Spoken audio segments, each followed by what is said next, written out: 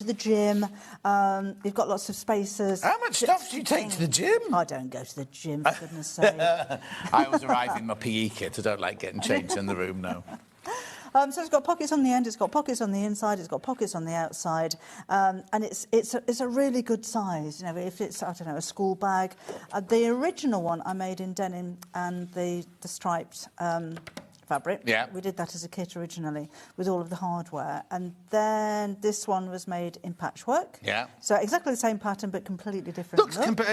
Looks absolutely different, doesn't it? It does, doesn't it? It looks like a different bag. How much fabric do I need then? Does it say on the front? I don't know. Oh yeah, look, all the fabric. No idea. 56 by 30. Oh yeah, but it's fine. It's, I mean, it's all there. So everything that you need is all listed on the front. So they probably a metre of the outside would cover it, and then half a metre of the contrast would be fine. But also you could patchwork it, because didn't you patchwork that one? I did, yes. So that was when we launched my cottage garden fabric. Right. So this is that bag, isn't exactly it? Exactly the same bag, just made a little bit differently. This used 38 of the 5-inch squares. So again, if you've got leftover scraps, you don't have to make it, you know, out of one big one. Yeah. Just piece them together, make it a little bit different. Oh. And of course, you can add more pockets to it if you wanted to as well. But it's got pockets on the side, pockets on the front there. You've got a big zip across the front there. Has it got pockets inside? Got pockets inside as well, and it's got an adjustable strap on there as well, which is really useful too. So you can wear it over your shoulder, or you can carry it with a handle. And is it all fully lined and everything like that? All fully lined with pockets on the inside as well. £9.99 your pound. Hannah's saying a good new bag for the new year, for your new project or the new gym kit that Father Christmas brought you. Wouldn't you be insulted if Father Christmas brought you a PE kit? A PE kit. Anyway, that's your pattern, £9.99 physical. We've also got it digital. So the only pattern piece is the end bit. Because it would be more expensive to give you lots of rectangles. Oh, yes, exactly. All the rest of it is. Oh, so you just give us the measurements of the rectangles we need to cut out? Yeah. Perfect. So that's the only bit that you need to cut on fold, and again, you've got lots of instructions. Is that the end then? That's the end, that's the end, crust? Yeah. If it was a loaf of bread. It is. Yeah. £9.99 there for your digital instructions. Right, so what interfacings do I need for it? I would use fusible craft fleece. And I've got that coming up? You've got it coming up, Just that's all I need? Yeah, because it gives it a nice firmness, but it's not making it too heavy and too stiff. You could use, that's the one. You could use HS30, HS40, but it'd be floppy. Right. But this gives it a nice firmness. Very limited. Is that enough to make one bag in there? Oh, probably more than that, yeah. There's loads. There's 2 metres by almost a metre. Oh, OK, then. Very single figures on that. You've been in and got it on pre-order. Wow. And the zips from earlier would work as well, wouldn't they? The zips would be ideal because you could put 2 siders on there to meet in the middle. Oh, yes, I couldn't do that, yes. Yeah. Exactly. And if you don't buy the colours we had earlier, if you want other colours, there are about 10 colours, aren't there, on the website? We haven't just listed them today. Right, do be careful with that one. That's going to sell out. That's going to sell out. Right, we're going to a chumley. We're going to a chumley, so... Oh, it's here. Oh. Squeak the mouse, right? Have I got a bundle? I have got a bundle. Right, been on once before and it's sold out. Now, is it everything I need? I suppose it is part of the embroidery thread. I've used little beady eyes, like the safety eyes. Oh, yes, You could put felt on there like with the other ones if you wish. Yeah. And you'll need pink and black embroidery thread and HT2. That embroidery thread? It's embroidery thread, and I put some HT2 on my fingers and just drew it through. You put what on your finger? HT2, glue. HT2? What's that? HT2. Oh, HT2, the glue. Not itchy 2. Itchy 2, I think. What's itchy what? HT2. Right, so you've got enough of your polar fleece here to make it. Yes. You need a bit of stuffing, something to do the eyes and the face with. Yes. Lovely. £13.49.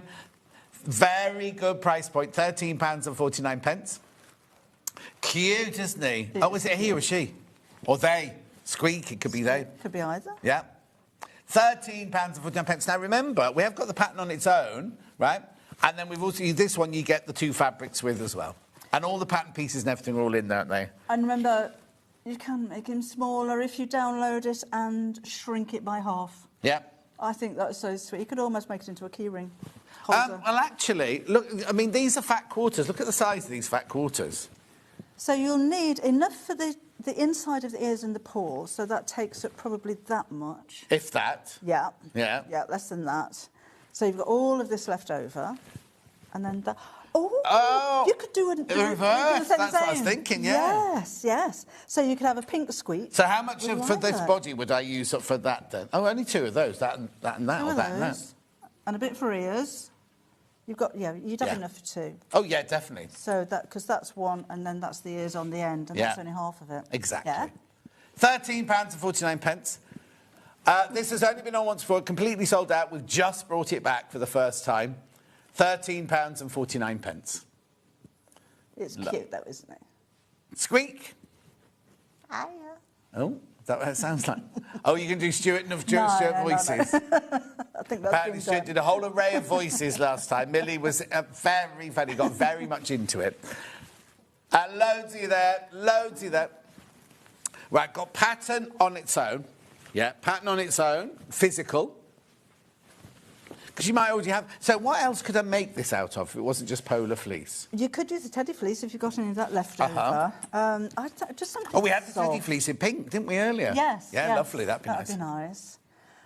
Jersey would work. I like it... You could make it out of cotton, but I like it to be soft and a little bit stretchy and a little bit fluffy, and it just makes him cuddly. Oh, there's the... Right, OK. I'm going to show this, but there, you imagine him made out of that, or then made out of that. Lovely, yeah. Gorgeous. Yeah. I mean, you could, if you went for the one of the kits that had that beige polar fleece, make a beige version. Oh, yeah. There was a lot of the beige left over, because that was just for the inside of ears, wasn't it, really? Yeah. Now, there's your digital pattern. That's your digital pattern. So make sure... You don't need to check out that. That's an instant purchase. The kit... Most popular way is getting the kit. These sold out the first time they were on, remember? £13.49. You get a fat quarter. I mean, they're big fat quarters. Fat quarter of the pink, fat quarter of the lilac, plus the instructions for £13.49. And there is a pattern in the back there. There's patterns for all of them. See, that was when I'd only made that many. Oh. Hannah thinks they look lonely. We were talking about people who sit and talk to their animals, and then Hannah's going, oh, they look lonely. Yeah, because there's nobody else in your house, because you don't invite anyone in, that's why. All these years I've known her, right? Yeah. I've never been invited into a house, right? Oh, no. And when we worked at... in Birmingham, in the studios in Birmingham, I used to drive her in and take her home every single day. One day we got crashed into, right?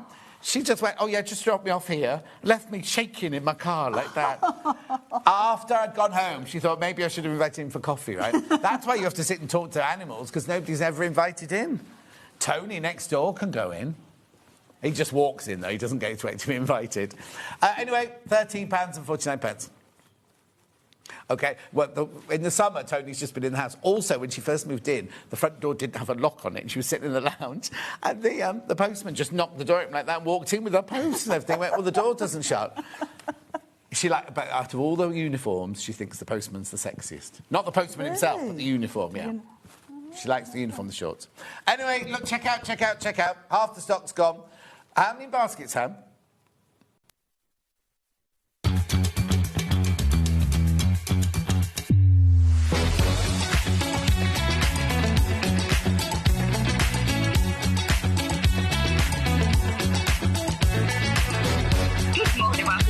Good morning. Good morning. Good morning, everybody. Good morning. 10, 9, 8, 7, 6, 5 seconds, 4, 3, 2, 1.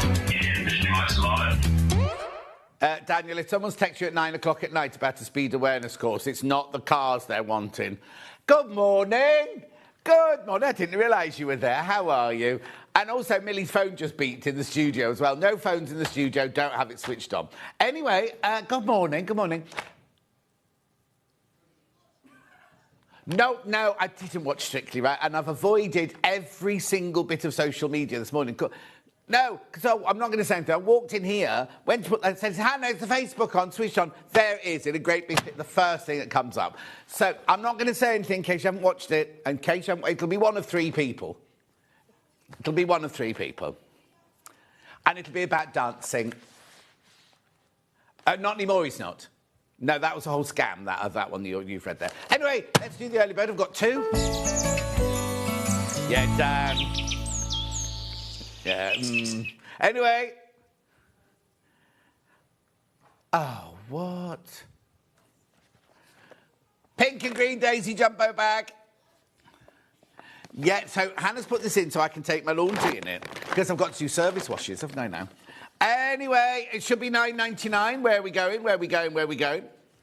£5.99. £5.99. Oh, Wendy's in straight away. Morning, John and crew. Going to be a good show today. Sharon says good morning. Lou says good morning. Love that shirt. The thing is, Lou, it looks nice, but it's made of those awful fabrics. If anyone stood next to me, we'd have electric shocks going between us, and not in a good way. Morning, says... Oh, Claire, got your parcel. Thank you very much indeed. It's huge, this bag, look. Now, when Kat Floor used to be our floor person, she used to get in this bag. She can actually fit into this bag and we can zip it up, Millie. So, if you'd like... Dan White could not do that. Dan White could not do that, but Millie could. Not Millie, Kat could. Millie's not even going to attempt it. £5.99, make sure you go through. Pink and green daisy jumbo storage bag. Keep your fabric in it. Keep your fabric stash in it. Keep all sorts of bits and bobs in it. Take your laundry to the laundrette in it.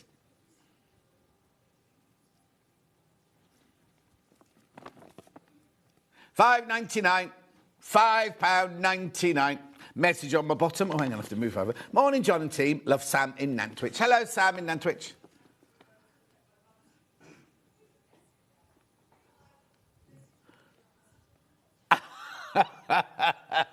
No, it's because the screen's in the wrong place. That's all. Nothing to do with my bottom. Yvonne says good morning. The other Jan says good morning. Looking forward to a great show this morning. Paula says, it's my birthday today. 21 again. Happy birthday, Paula, my love.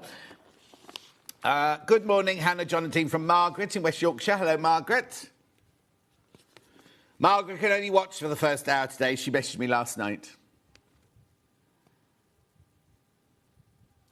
Dan's great-grandmother would have been 110 today. Wow.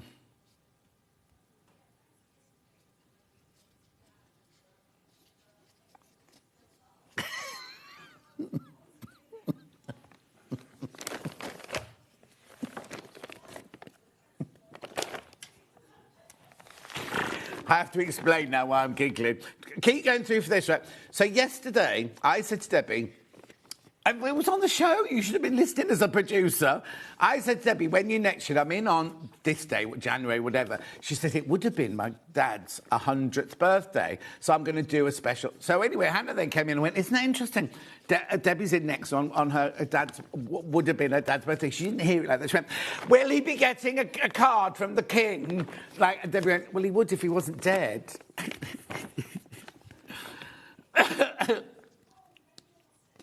Maybe they're not said. You can't request them anyway. No, not for dead people, Dad. You can do it for live people, but not dead people. Anyway, £5.99. I'm moving on. Right, let's do the Christmas one now. Good for next year. Oh, I haven't even thought about storing your decorations in the attic or wherever you store them. Under the stairs, you're meant to find them. Maybe you made a Christmas quilt and you get your Christmas quilt out, cushion covers, all sorts of things like that. Judith says good morning. Chantal says good morning from me and Jake. Now, we're going even lower on this one. Even lower, £4.99. Because you won't get it in time for Christmas now, will you?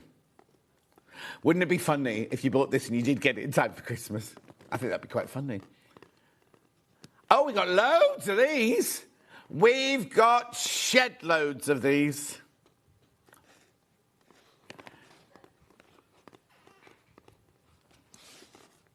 £4.99. Oh, Erica says, morning, John. Having a quiet morning after a hectic few days. Thank you for your company. Our pleasure, Erica. Our pleasure. Good morning, John and the team. Merry Christmas. Very happy New Year. Tina and Stephen. How are you? First Christmas as a married couple? Tina and Stephen. How's his cross-stitching coming on? Oh, these are flying out, these Christmas ones. £4.99. And you've got, yeah, you see, this is me, right? I just thought of Christmas next year. Actually, Hannah's right. Christmas decorations, Christmas quilt. We all make Christmas cushion covers that you don't want out all your... Yeah, perfect.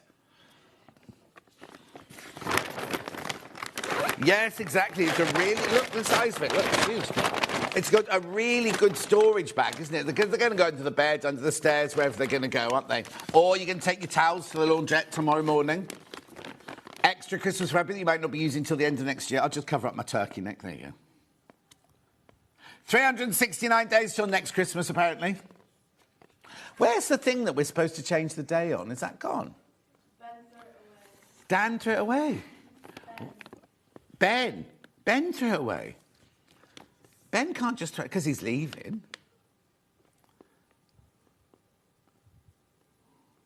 Whereabouts, Han?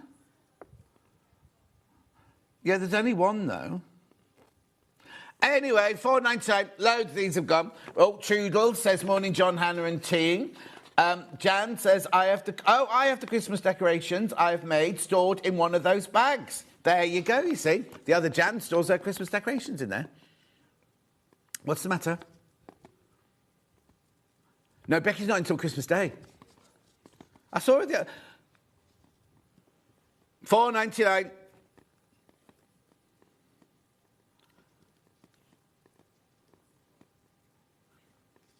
Yeah. Becky's back in Christmas morning, Shuddy told me. Yeah. People multi-buying, I'm not surprised at $4.99. Pauline says, morning, John. Looking forward to today's show. Love Pauline in Derbyshire. Roxana says, good morning, John. Watching whilst packing for a Christmas trip to Kenilworth. Oh, what are you going there for? I performed the nurse in Romeo and Juliet in Kenilworth Castle in 1979. OK, Dan's brilliant... Am I allowed to repeat this? OK, Dan's brilliant idea yesterday was at the end of a Christmas show... when they bow to the crowd, yeah? What, you should do a curtain call? Right, Dan thinks at the end of every show, the whole crew should come out and bow while you clap. Nobody claps at the end. They'll just go, thank goodness that's over. What's on the other channel? And from the new year, they'll be busy turning over at 1 o'clock straight away to watch Ben on Gem Collector. At 1 o'clock? Yeah, because we finish at 1. He starts at 1. OK, Gem Collector is 1 till 4 in the afternoon, and it's on the same channel that Jewellery Maker are on. So if you're watching Jewellery Maker, when they finish, when Carol finishes at 1, they click to the studio upstairs, and Ben will be on from 1 till 5. He only does 4 hours. And then at 5 o'clock, it then goes back to the repeats of Jewellery Maker. We don't go on repeat at all here. Yeah. No, they all do. $4.99. Yeah. Am I moving on? I'm going to move on. Now, before I do the menu, you've got to remember, right, Christmas... What date is it today? 21st? So 21st, 22nd, 23rd... There's only 4 left. There's only 4 more of these left. Right, today's winner is... If you recognise this... And I know this lady that's made this. Look, isn't it gorgeous? How good... Let me read the card. I'm just going to hold the card...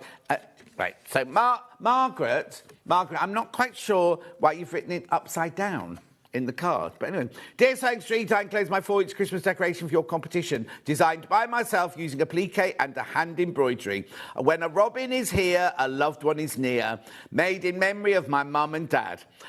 She goes on to say, I recently met John, Susie and Rebecca at the Bath Retreat and had a lovely time. Didn't we all have a brilliant time? Hope you like my original design for a Christmas tree decoration. I love making a new decoration for my tree every year. And I've made 2 of the robins, so I've made 1 for my tree and 1 for yours. The next bit said, I'd like an email to... So I bet nobody emailed you, did they, Margaret? Anyway, thank you very much. Oh, yeah, because now, Margaret, you'll get £20 in your account. Credit in your account. Anyway, let me put it on the tree. Oh, it's gorgeous, isn't it? I don't know. The tree's getting... They weren't makes. There you go. There it is. Looks good up there, doesn't it? Looks good up there. Right, do you want to see the menu? Here's the menu. Quilting, rulers and tools and fabric and clips and plastics. Where's my cup of tea? Oh, it's over there. Weird. Do the cameras first. They're more important. Roxanna's visiting partner's family in Kenilworth. Very nice.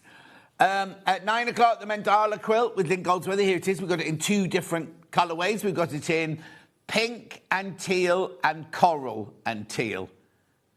Millie's is the coral and teal, and mine's the pink and teal, yeah? That's gorgeous, isn't it? And we've got that fabric range as well. We've got that brand new fabric range. It's a plique. There's templates as well. Thank you, Millie. It's templates as well. Rightio. Then, as we go back, in the beginning, one does... Oh, this is lovely. Those collections... Now, this is not a pattern, but Stuart's going to talk you through how to make it. But it is the fabric. So there's a panel with the squares on it. We've got the fabric, which creates the border. And we've got all the other fabrics too. All of that coming up at 10 o'clock. At 11 o'clock, we've got the Gone Fishing quilt with Lynn Goldsworthy. We can't show you a picture of the finished quilt because we haven't got one. One of Hannah's favourite patterns, this. One of Hannah's... Is it one of yours as well? No, not one of Dan's. Yeah, one of Hannah's favourite quilts, that. And then at 12 o'clock, we've got the best of Stuart Hillard with Stuart Hillard. Make 100 bags. We've got the quilts. We've got the 1, 2 and 3. We've got 1, 2 and 3 of those. They're brilliant. You must come in and get those. We've also got, how do I say it? Sierra Nevada. I've got loads and loads of stuff. Right, the 3 ways you get in touch. First way is by email. Here's the email, studio@soundstreet.com. Second way, Facebook Live. Janny Hanny says, what a great show today. Love it all. You haven't seen any of it yet, Janny Hanny. She loves it. Then the website, www.soundstreet.com.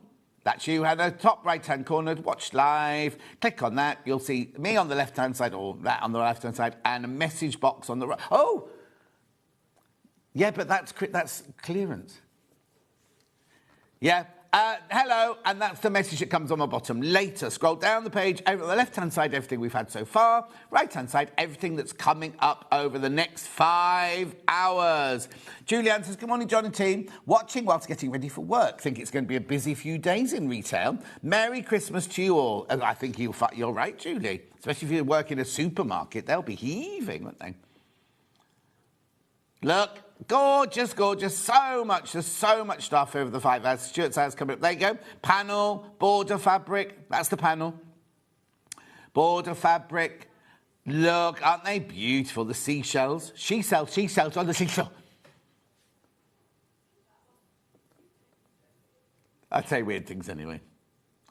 Oh, that's nice, isn't it? Lovely. Anyway, keep going.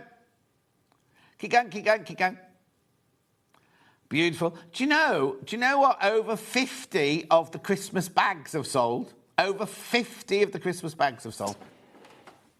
It's a great price, a fantastic Hannah price, that. And the fun that we have together, she says. Where's my trolley gone now? Anyway, I'm just going to put my stash in there. I didn't... Millie stole all the biscuits out of the box again today. There's Stuart's. Best of. Right, come on. Right, I'm ready now. I'm ready. Where's everything been moved to, Millie? There it is. Right, blades, 45mm. Oh, you get 5 in here. Now, I can't believe I've got any of these left. Every time we bring this on air, they sell out their titanium blades. You get 5 for $12.99.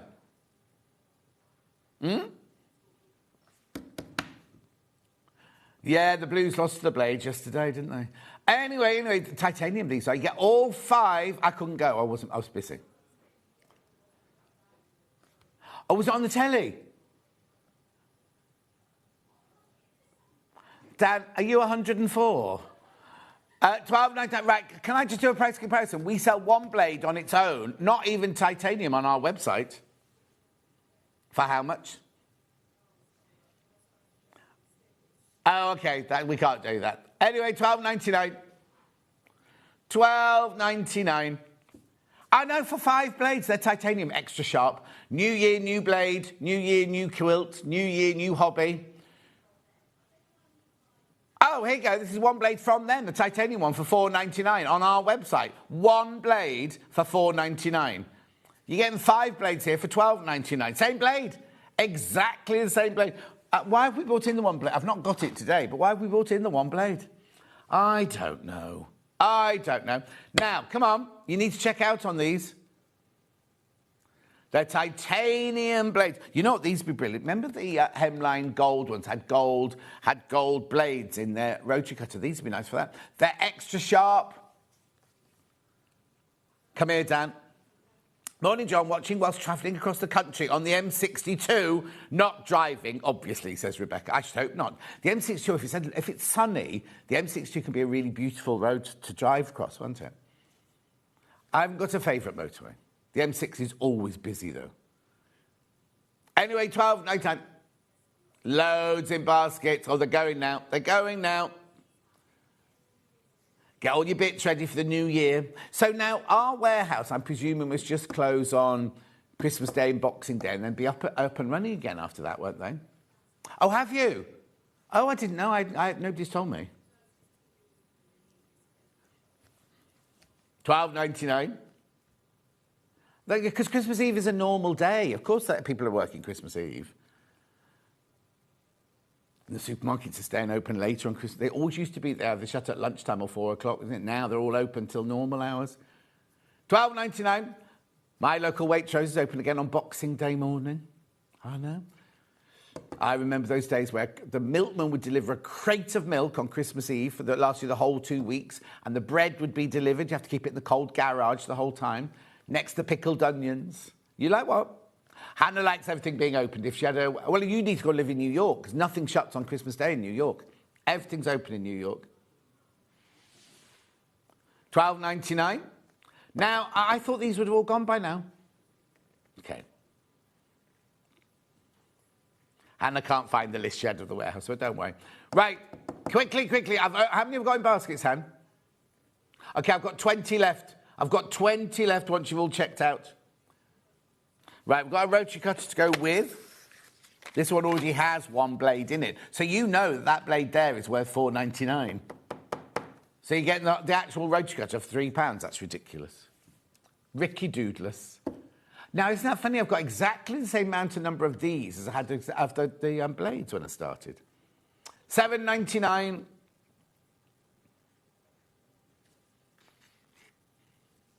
Well done. Keep going through for all of these.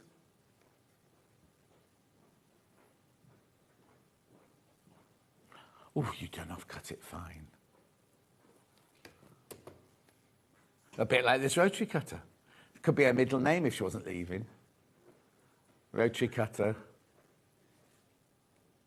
Could think of better nicknames.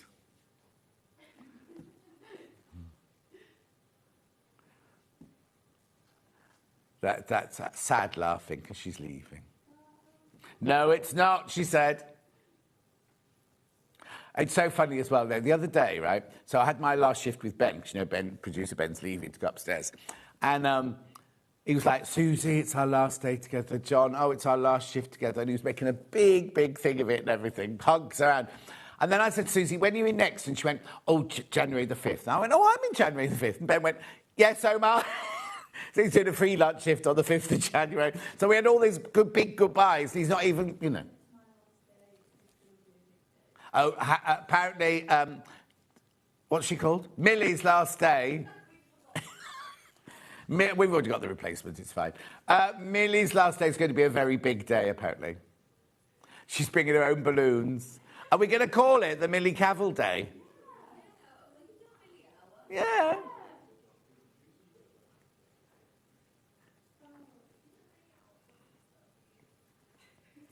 Oh, yes, let's make that last hour the most different. I'll open everything. I'll open every fat quarter pack. Yeah, little fastings will tip out on the desk and everything. She won't care. She'll just get in a car and drive off. In fact, I was quite shocked because the car wasn't there this morning when I came in and not parked in her secondary car parking space a mile away either. Because that one's quicker to get... Yes. So she wasn't in when I arrived this morning. 28mm. Oh, I've got blades for these as well, so I'll do the rotary cutter first.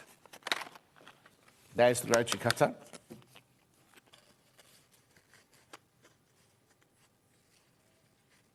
Extra long-lasting, extra sharp blade, $6.99. What's the matter?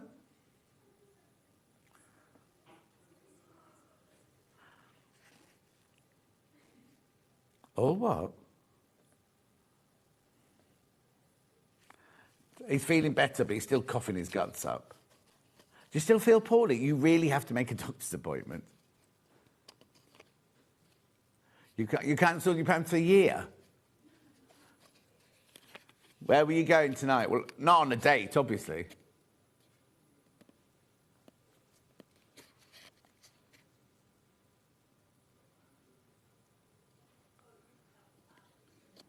Did you work in Sainsbury's at the same time as Barney Bear worked in Sainsbury's? Barney Bear, you know Toby's best friend, or used to be his best friend, Barney Bear? What? They're still best friends. They're still best friends. Barney Bear made a huge mistake at one of our Christmas parties at Roxco. I said, don't go there, Barney, but he did. And then she had a baby. Yeah. He went golf with that girl at the Christmas party, and I was like, she's trouble. Do not go there. But he was drunk, and he still went there. Not long, 9 months later, the baby came. Not the baby didn't come the next day because of that night, yeah. Anyway, Barney Bear worked at Sainsbury's in the data department or something like that. Anyway, and then I tell you, I also went to Sainsbury's. I don't know if you'll remember him, Hannah. He was from Rox & Co. and he was on floor and he started going out with a girl who also worked there and they had a baby as well. What was his name? Yeah, Hannah didn't speak to anyone at Rox & Co. Get 2 in here. So how badly did we lose last night to the Blades then?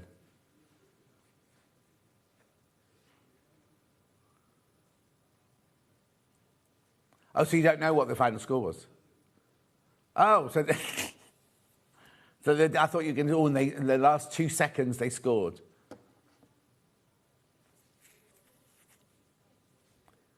$5.99. Have you not got that channel that you can watch sports on?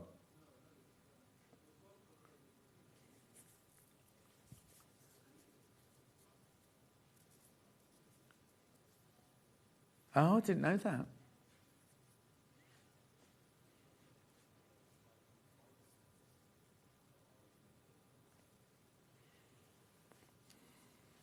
You don't want them what?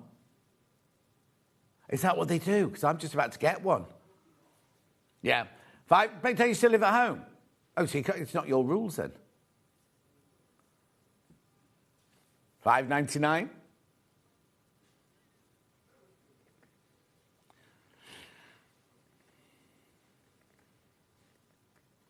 What? Yeah. Anyway, keep going through. Can you get ours on it, Hannah?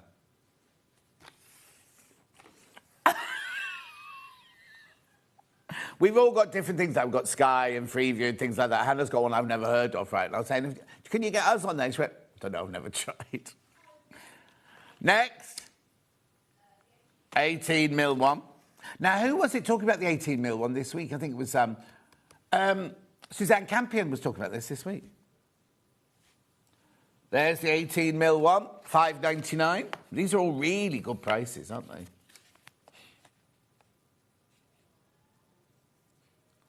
Lovely. I've also got the blade to go with that one.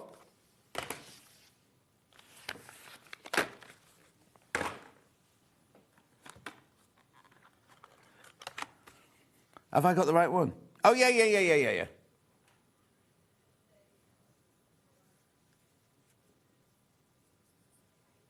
The scale's not right on there, is it? Because 18's teeny tiny. Now, if somebody sends you a save the date for a birthday party, are you meant to RSVP to save the date? See, I didn't think you did. So my friend Caroline is 70 in February, and she's talked about save the date, February the 28th, in London, party in London. So I thought, all right, so I'll put it in my diary, Caroline's 70th birthday in London. And then last night we have a friends group chat and everything, and she said something about the music that we're going to play, and I put, oh, can we have some 70s disco, right? And she went, oh. She said, you come in? She said, I was going to give your place to somebody else. And I said, well, I hadn't had an RSV. I don't know where it is even. Yes, so I've saved it, and Caroline's really, really posh, and her etiquette is incredible. So I put on the group chat, and then Cokie put on it. Cokie's the director who does the big films. She said, what date is it again? So I don't think the save the date thing has worked very well. So, yes, exactly. Yeah. Yeah, so I thought, well, I don't need to respond to this because it's a save the date. I'll put it in my diary. So, yes, I'm going now. February the 28th in London, not Notting Hill, Holland Park. I've already got several people who want to come as my plus one. You would be the most glamorous, sadly.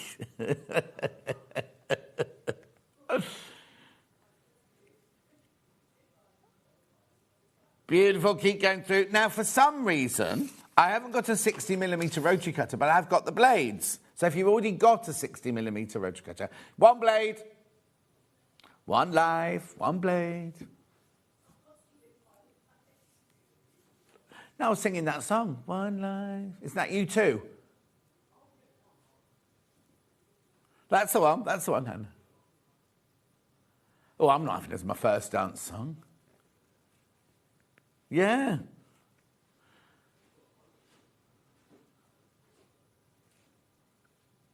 £6.49. You don't enough live a life, Dan, don't you? Yeah. He went to the U2 hologram show in Vegas. Oh no, I couldn't cope. All these people who love ABBA Voyage, right? And I sat down, I was so excited. And then it started, and they come out, and you go, oh, God, oh, wow. And then after about 5 minutes, like, yeah, I've seen it now. Now what? They're not real people. Don't clap. They're not real people. And people were jumping on their seats and dancing. I didn't like the close-ups, because the close-ups, you can tell they're not real people. Okay, the 45mm ones again. And then, that was a bit of mime, I was just saying. And then, because Vix used to be in an ABBA tribute band, all I kept seeing was Vix in my brain. Hi, John. Usually save the date with formal invite to follow. Thank you, Jane. I knew I was right. I'll photocopy. No, I'll record this when I get home. Catherine, good morning, John and Stone Street team. Looking sharp as always. Thank you. Or are you talking to Hannah? Or Dan? No, not today, not all week. These are $12.99 for 5. 5 blades. We sell these blades individually for $4.99 each. So that should be £25. You're getting them at half price, look. Okay, moving on. Little Earth and Irene bundles with bumbleberries. I've got a purple one and a hot one. These are both limited edition colours. Which one do you want to do first? Oh, the purple one. I've got the right one. These are limited edition. Oh, it's to me, not to you, Dan. Catherine's message. Right. Purples and blues, limited edition, 1.5 metres, £22.47. Aren't they lovely? Oh, they feel gorgeous as well. So I've got dark blue, which will be that one. I've got multi-purple, which will be that one. And what's that one then? Oh, okay, don't worry, because it's covered over with the... Good morning, John and all. Happy rainy Sunday. Is it rainy where you are? Delia, in Wigan. It's not. Is it raining here? Millie, is it raining here? Look out your window. Yes, it is raining here. Aubergine, that one. £22.47. I've only got 9 left. Single figures left. Yep. Check out. Then I've got these. These are very unusual colours, aren't they? I'll just turn it over so you don't see the label. There you go. Warm, this one. Warm. So you get autumn leaves, autumn red. No, hang on, that can't be right. Okay, I've got red and rust. I've got autumn red, and I think I've got autumn leaves as well. It doesn't matter. You get all 3 of them anyway. Princess says, morning, John and crew. Morning, Princess. No. I've got it in front of me, but what happens is the first one gets covered by the amount I've got. You know what I mean?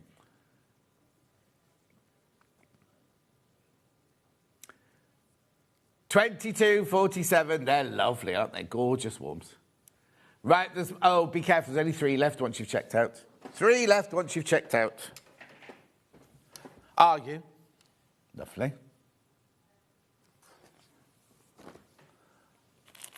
Yep, Sunny and Sunflowers by Camelot.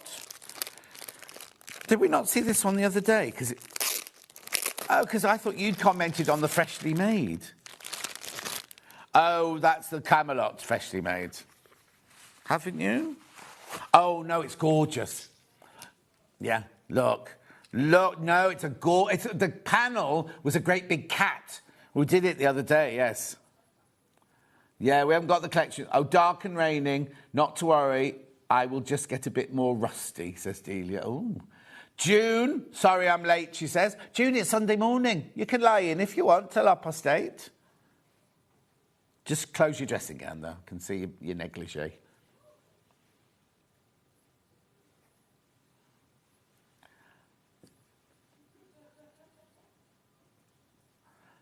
Morning, John, from up here, says Sandra. No Scotland.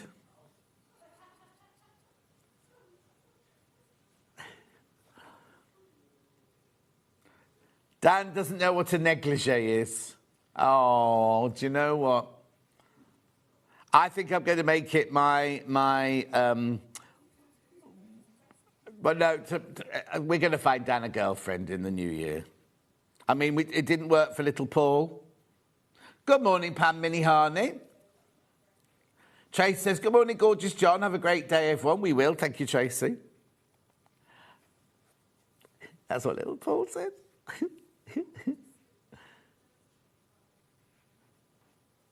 I nearly said that. Look. He likes the blue ones to go with his football team. Rona says, morning, John. Hope you're well. Happy winter solstice. Oh, is it the 21st today? Oh, do you know, I'll say summer's on the way. The days will start getting longer from tomorrow, of course. Haven't got used to John Scott talking football. Oh, gosh, yes.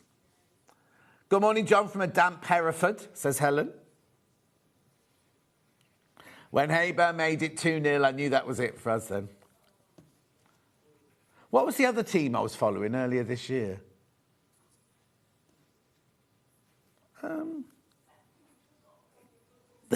Well, no, because I'm doing Birmingham now, don't I?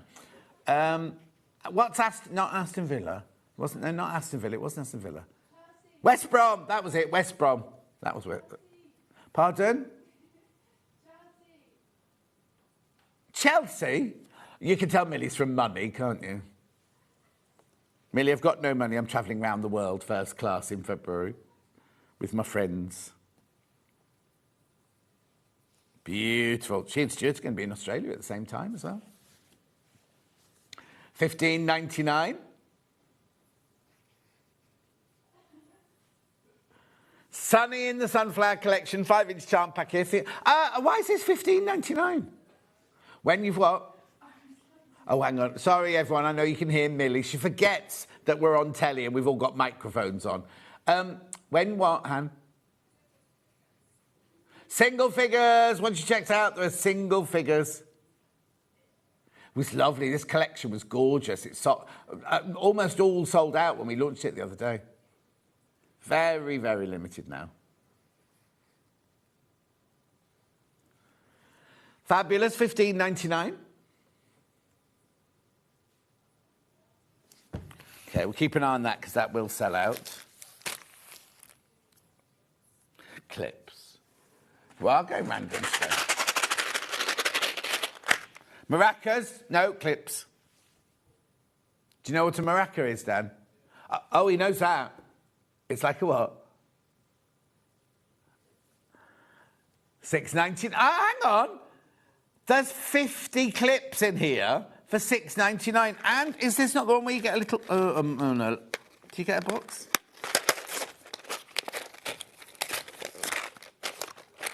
Amelia, I don't know how that happened. Look! You get, for $6.99, you get the box. Oh, I'll tell you what I did yesterday. Oh, no, you'll laugh at me now. So what I do is my Christmas cards, right, is I get pins, like map pins, and I put a ribbon coming down door frames, and then I've got little silver pegs, and I peg all my Christmas cards to it. I delved my hand into the bag yesterday to get the pegs out, and there was a map pin sticking straight up, so I put my hand out, and it had gone right in. It got right in deep. I know, it was really sore. And then I did it again and got it in my finger. What team will you follow when you move to that back to that there London? Oh, I don't know, Claire. Acton Town. Price comparison, not the same brand, obviously, but there's only 50 in there from our website, $32.99. Yeah, you can buy those because we sell those, but if you want to buy these for $6.99. Jackie, morning, John. On the 21st December, my Dave always said it will get lighter by 3 minutes from today. Always made us laugh. Oh, Jackie, that's really sweet. Yeah, no. The days are going to get longer from today. So hang on, where's Rebecca Reed today? Because on the solstice day, she normally goes to either Stonehenge or something like that, doesn't she? She'll be asleep in bed. Yeah. Oh, she does the summary ones. That's really good to know, isn't it? Everything's going to start getting light. There will be a patch of snow, I imagine, between now and then, but not been cold at all. There was one morning where it was icy cold. Anyway, $6.99. That's brilliant for 50 clips. Why am I saying 60? Oh, it's a bag that we sell has 60 in it, yeah. Yeah, the one that price comparison has the same match. I got confused, sorry. But an absolute fraction of the price, you're right. Lovely. $6.99. Check out. Sorry, Millie, about that box. It just fell apart in my hands. So they'll need to find a good home. Rightio, next. I won't be opening this. It's on split pay, though. Stripology, extra large, new year, new project, new you, new craft, new lover, whatever you want, $69.99. Lot of effort, all those things, trying to cram all those things into January. Right, look at the split pay. If ever you've wanted one of these. Oh, do you know what? If you do it on split pay and you put it on a credit card, no, I don't know how that works. Well, no, all I'm thinking of is the first... Oh, no, because it's at midnight tonight. When will the next bill be? You'll have to... If you're going to get money for Christmas, that's what I'm thinking. But no, it won't work. Ignore me. I'm getting a bit complicated. I'm not going to make it complicated. It's too complicated. No, I'm not a financial advisor.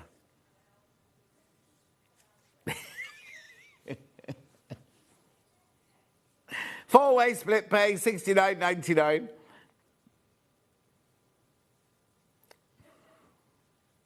Is that what you did then? Oh, pfft. I don't understand. I really don't understand Bitcoins and all that, so I'm not even going to go there. Keep going through. Keep going through for this. You've got all your marks on there. You've got your slots on there. You've got your non-slip grip on there. You've got your little film that you can go and watch how to use it and everything like that. Put your rotary cutter into the little teardrop and slice it up. You get perfect cuts every time. There's a lot of people got this in their baskets. Lots of you got this in your basket. $69.99, four-way split pay.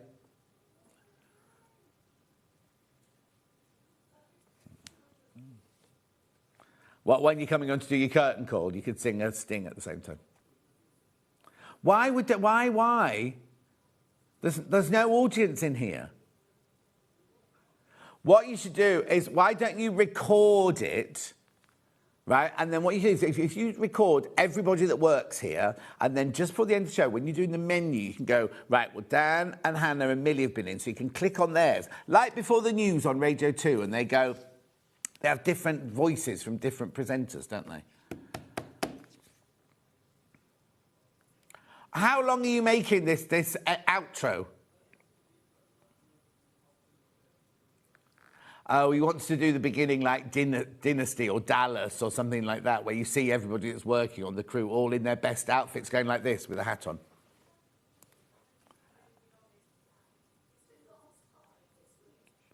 What do you mean we've not been on it today? Moving on. I've got the extra large, Stripology extra large. No, this is Stripology squared, sorry, yeah.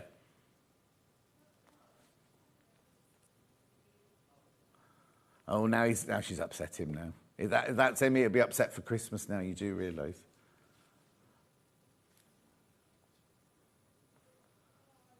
Oh, have you fallen out? Oh, OK. Apparently, you're using my words now. Oh, Dan, what have you done? Oh, OK.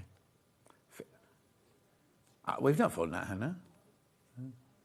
Thought we had yesterday morning. When you arrived yesterday morning, you had such a face on thunder, and I thought, I can't read this face. No, I could, but neither me or Debbie, we couldn't read your face at all. Yeah. Oh. But you soon perked up. Did you have Dan's lurgy? Oh. Oh! Who was that? Who's on Gems this morning? And Lynn doesn't know. She'll have a look. Oh, Millie's having a look. Lovely. Then I've got a Stripology Mini. Oh, I did have a Stripology Mini when we prepped. This one, there it is. It's a squared Mini, this one. It's who?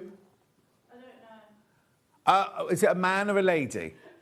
Is it Rachel Hatton? I think it might be Rachel Hatton. $39.99. Oh, now. Try that again?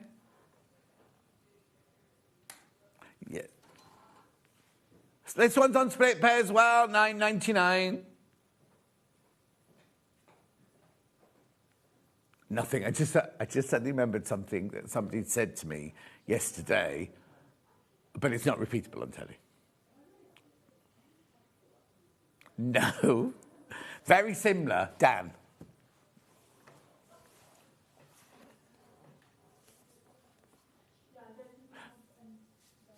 What? No, it's not. Nothing to do with that. Oh, honestly. Oh, no, but there's a development there, isn't there? Lovely. Moving on. Oh, you're going to wear a Christmas jumper?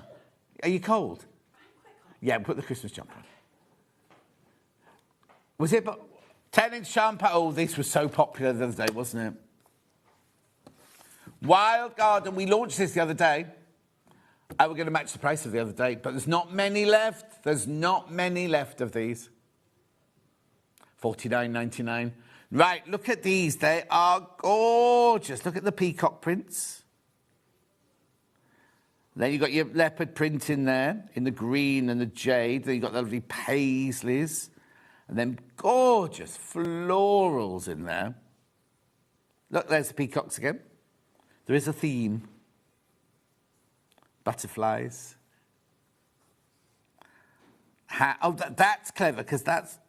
You see, is that flowers or leopard print? Yeah, but there's flowers in there as well. Oh, you think it's... Oh, sorry.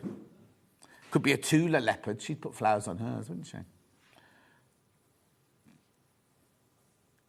That's a peacock, Hannah. Leon? Isn't it Leon? Leroy? What noise does a thingy make?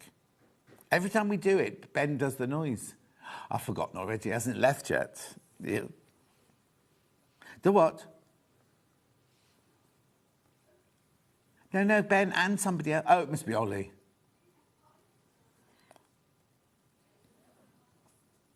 Yeah. New year, new gimmick.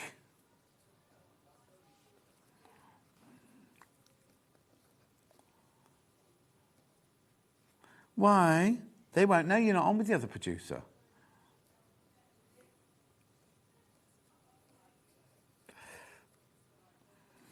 Why? Why change a habit of a lifetime? Beautiful. At what, though? $49.99. Lots of you there. Lots of you there for that one. That's your 10-inch charm pack. 42 of them in there. Beautiful, isn't it? What are you going to make out of that? Something very fresh.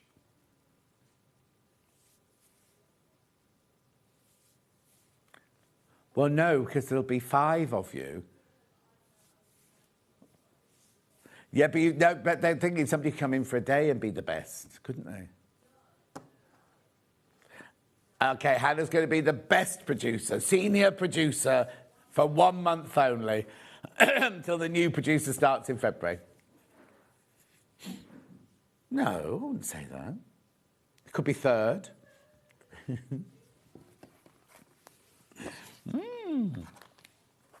Now, the same fabric, but in a 5-inch charm pack. $17.99. Oh, what? This goes to $14.99. No spoilers, says June, but the Advent calendar has been fabulous so far. Oh, thank you, June. You've only got a couple of days left, haven't you? Has the Christmas advert still not dropped? Christmas Day advert? Honestly. Took me ages to do that. Yeah, Monday in time for Wednesday. What day is Christmas Day? Oh, okay. It's Thursday. Don't say don't know, Hannah, because we're both in. Will you be able to get an Uber on Christmas morning? Oh, okay. Maybe Dan could pick you up on the way. Yeah, you're not buying a flat, Dan, so you won't be moving coming from your flat.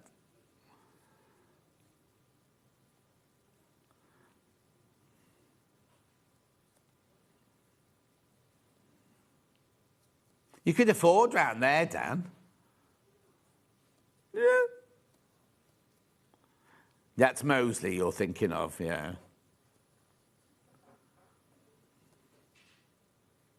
If you buy one that backs onto the park, you get a key to the park.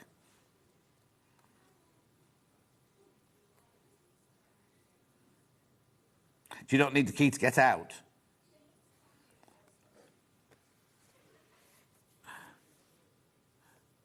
$14.99 this, $14.99. Oh, I know. Oh, no, I like that building as well. Yeah. Yeah, yeah. Is it still, though? I thought it'd been taken over by somebody else. Oh, is it? Okay. Or was it something else that it turned into that? Yeah. I remember the signs all changing anyway. Dan, you come on my cruise. Still for sale.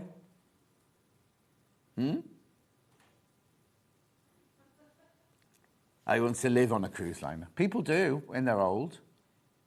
No, you'd hate it. Lovely. Moving on. Yes, you have to be in a, what's the special box? Yeah, next. Peppermint sprinkles now. Is this Christmas?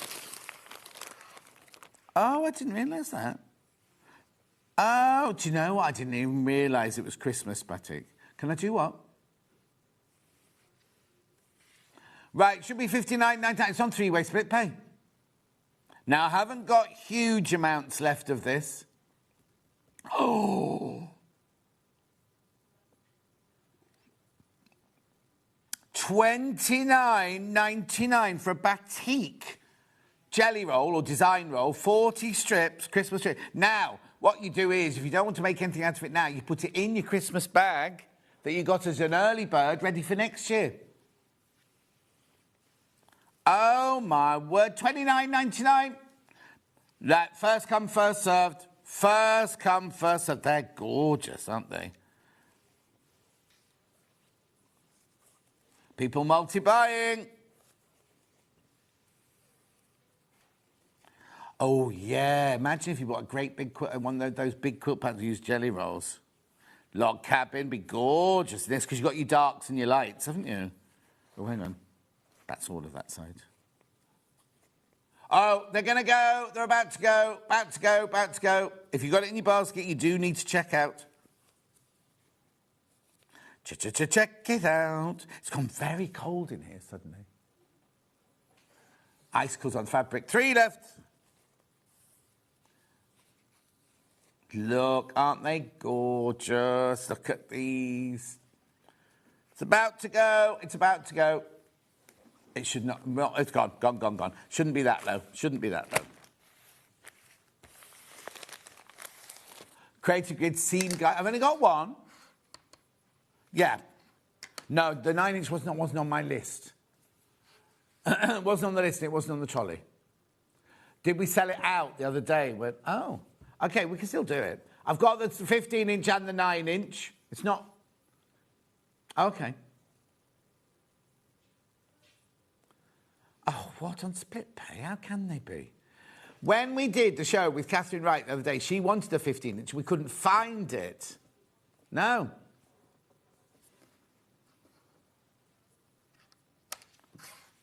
Yeah, thank you. Dan doesn't want you to see this. This one hasn't been in for 2 months, a 15-incher.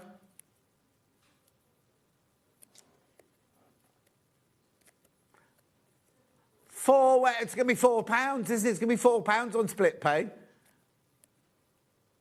Crazy Lorraine says, morning, John. Hilary says, morning, John. Watching you and crocheting a snowman.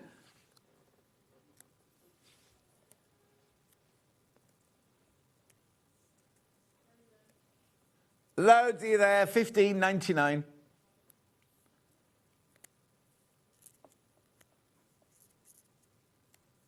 Well done, loads of you there. The way you use it, let me just explain how you use it, right? So you've got, yeah, if you're not using it, sorry, I'm not doing my job properly, am I? Right, okay, so say you want to cut, if you're making half square triangles, right, what you do is you get you wouldn't do it with 2 the same, but it doesn't matter, I just put that over like that, you put them like face to face. You'd iron them, right? And then what you do is you match that up with the corner to corner, draw down either side, and there you stick, that's your stitches line, and it's a perfect 1/4 inch from the centre of the thing. I know, absolutely brilliant. Oh, there's your 10-inch shampoo, sorry. There's 15 people up. Oh, 15 people in baskets, 15 people in stock, you said. So people gone in the warehouse and sitting on the shelf waiting to be sold. Let me turn that way. There you go. So that's the fact. That's the 10-inch charm pack up there, $49.99. This is the seam guide there. Wild in the aisles. Since I took the label off, wasn't it? Millie, the 9-inch one definitely wasn't on our list, was it? Or on the trolley? What? All the money her family... Yeah, no, all the money her family paid on her education, right? Millie's on trolley. What? She's decorating... Oh, no, she'll be taking all the posters down now she's leaving, won't she? In Finn's office.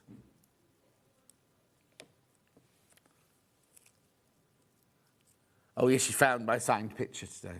Not for her, I didn't sign it for her. But there's something gone wrong with the printer, I look very orange.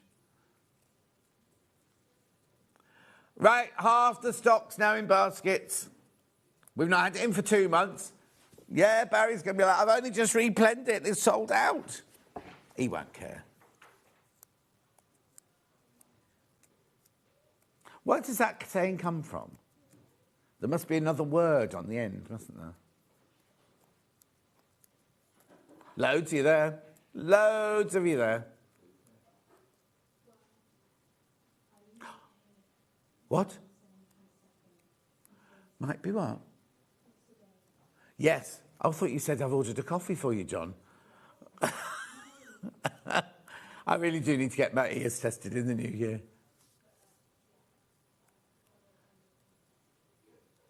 That was a bit slow. Well done. These are going to sell out. These are going to sell out. You don't like what, Han?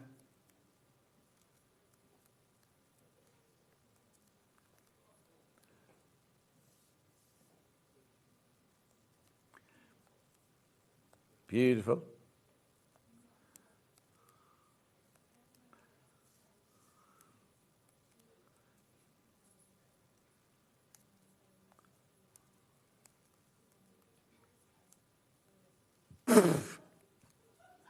I'm not reading that one out. Please do not Google, where does the saying... Oh, you don't know what the saying is that Dan said. That's fine. I'm not even going to go there. I'm not even going to go there. I'll ask Lynn in the break. She'll know. She's not got that kind of mind, because she used to be a lawyer. So do I. The thing is, we use a lot of these sayings, don't we? Right? Not knowing where, like, did you know where Gorblimey comes from? It's horrible. It's really horrible, right? But we all go, Gorblimey. But actually, if you look at the source of it, it's actually to do with being shot in the war. I know.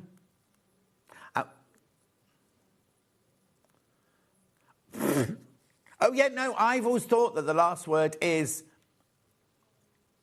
yes. Anyway, look, we need to go on. We need to move on. Are we recapping anything before I go to the break? I haven't got the little one, but I could go like that and pretend it's 9 inches.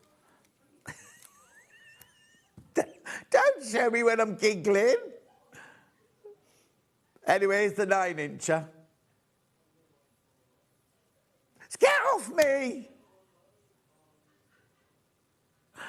Dan, you don't...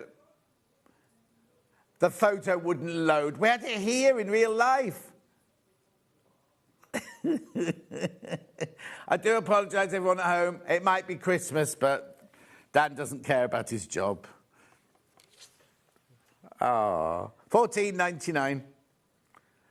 Loads. I've not got as many of the 9 inches I had of the... That's because Catherine might have the 9 inch this week, so she'll have sold a lot.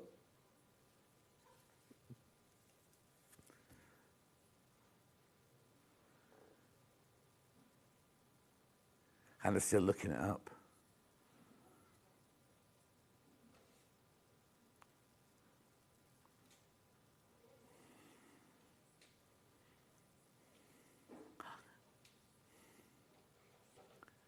Why is he in every scene? I'm just watching the Hobby Maker advert. Yeah, look, look. Yeah, no. I'm saying look to you. What advert is that then? Oh, Munch is doing a takeover day, right, on Hobby Maker. What day is he? He's doing it? Oh, Christmas Eve, right? Wait till you see the advert, right? All I'm saying is obviously never known Clearasil. Right. No, we all get spots, but not if you're being filmed. I had to put some there's loads of makeup in the cupboard outside. He could have gone... He sits next to Katie Elliott. He could have just got some... I'll put him on the other side and Julie on that side. Exactly. Right, we're going for a break. Lynn's up after the break doing this gorgeous, gorgeous quilt. We will see you in 5 minutes from now.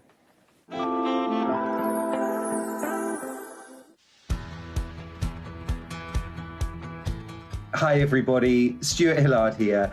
I hope you'll be able to join me for a showcase of the best of Stuart Hillard 2025. My 5 best-selling patterns of the year, all in one place, right here on Sewing Street.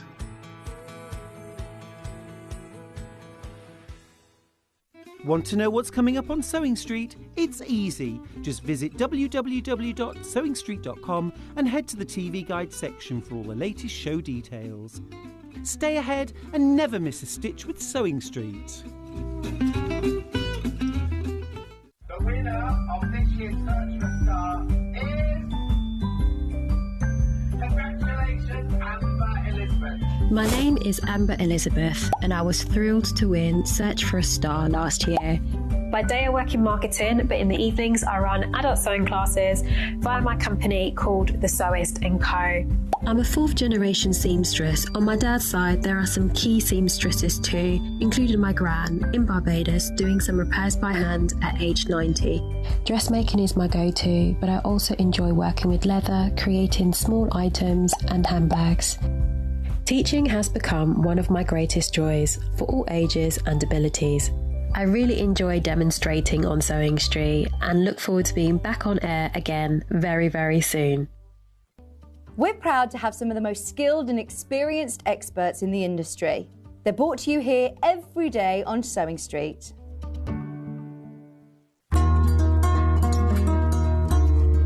Please don't forget about the notches when you're cutting out your pattern pieces. Every notch on one piece will match up with a notch on another piece of your garment, and they'll make the whole thing go together so much more easily. This is how you do it. Your notches might be a small little line or a double line, or they might be a triangle. When you cut them out, I recommend that you cut a small triangle outwards rather than cutting into your seam allowance.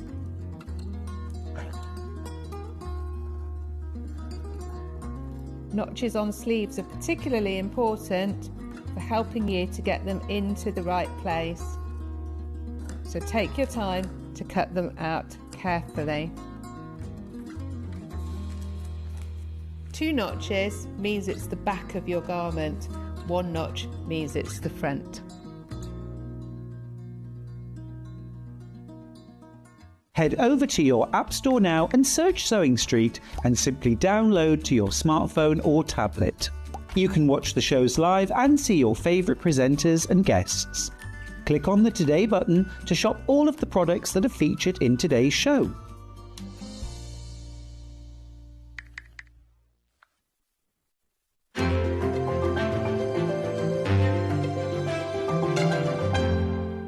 Christmas video, scene 1, take 1.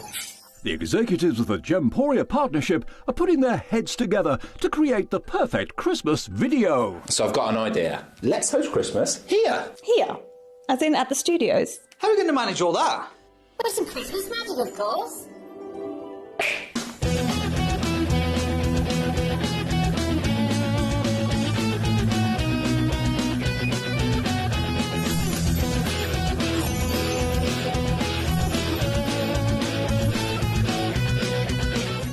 This year, Christmas is happening at ours, and you're invited. From all of us to all of you. From behind the scenes to your screens. The Christmas elves have been working hard behind the scenes to bring festive joy.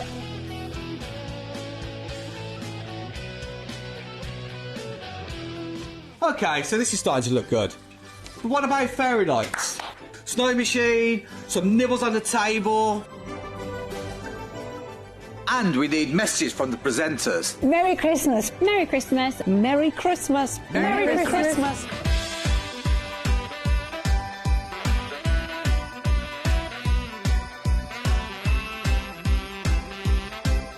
Well, this certainly looks like Christmas. And we get to share it with them. Wait, look, it's snowing.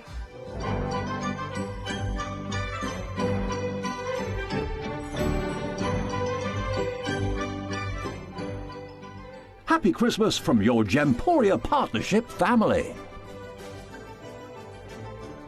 Join us here this year for Christmas.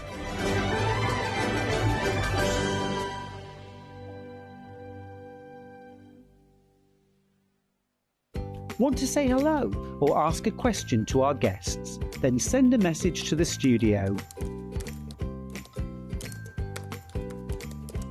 You can also keep in touch with our social media pages. All the latest news, events, product launches, and much, much more. Search Sewing Street.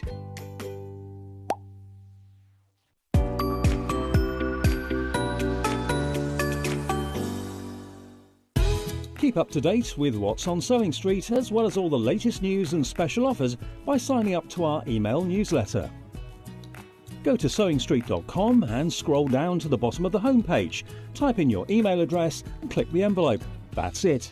You'll never miss out on the latest news and special offers ever again.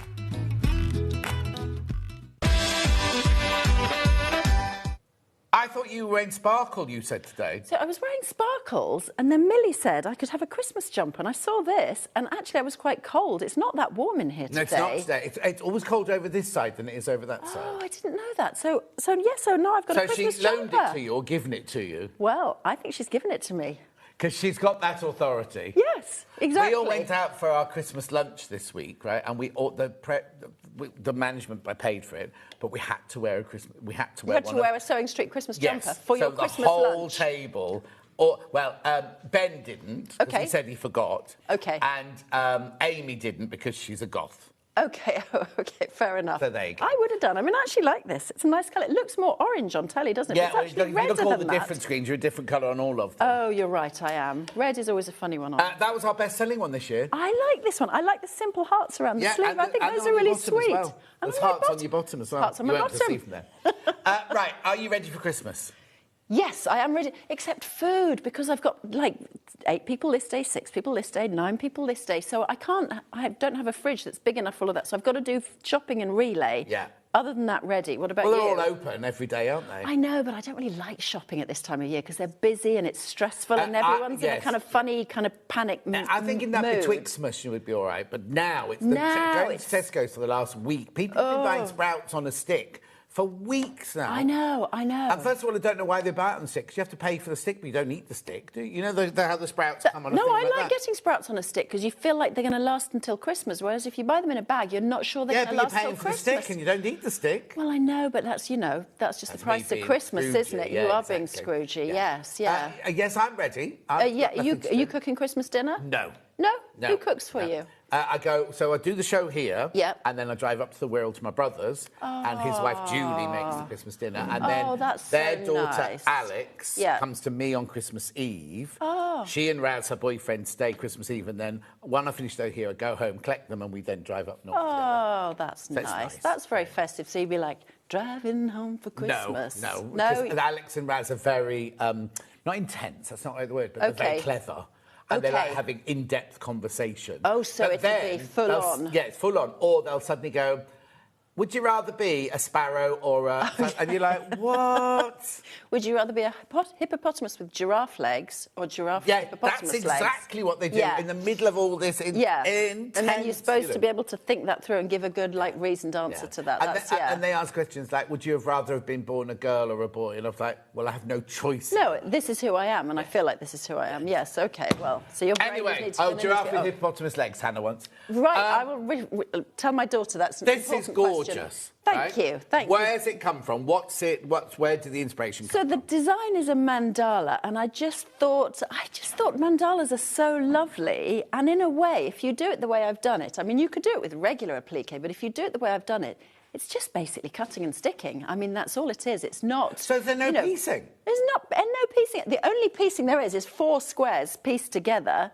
The rest is cutting and sticking. A primary school child could make this. It's not a patchwork quilt. Well, it's not a patchwork, no. I mean, these are patches, I guess. So it's the same as if you did a sort of needle turn applique quilt. It's the same thing, except it's the cheat way, where you just stick them on and Well, no, because some people don't like patchwork. And this is an ideal way of getting a gorgeous double bed-sized quilt with not 1 ounce of patchwork in it. No, you don't really need much in the way of skill, even, honestly. Great beginner quilt. Hannah was just saying, I know you like your crosshatch and everything, she would get her quilting rulers out and do practice on this. Not practice. Totally. Have a good go.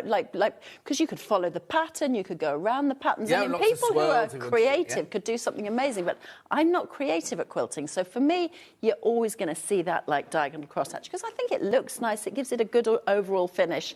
And it's, once you know how to do it, you know how to do it. I don't know if I'm allowed to tell you this, but we've got Westerly rulers in the new year with Angie Atwood, lovely Angie Atwood. I'd love to have a go with those. I've never had a go with those. Because you have to get your mindset round them. Yeah. Because you look at a ruler and you go, how can that shape make that feather or that wreath? Yeah. And then you follow the pathway. I've seen people doing it on YouTube, but I've never done it myself. It looks fun. Right, so this is the one that's on the wall. This is on the wall. Your background is your Macawa linen texture fabric. No linen in it. It's a linen texture. I think it's linen colour as well, this one. It's kind of a creamy colour. I think it's their palest cream one. Oh, is it? I thought okay. So it's cream background. Then that's your binding. Yes. Then these are all from, obviously, your pattern. Now, why is the pattern so thick? There's pages and pages. Because we'll come to why. Basically, I'll show you when we get there. Yeah. You make this big fold-out thing that you lay all your pieces on. That's how it's so neat, because you've got something to...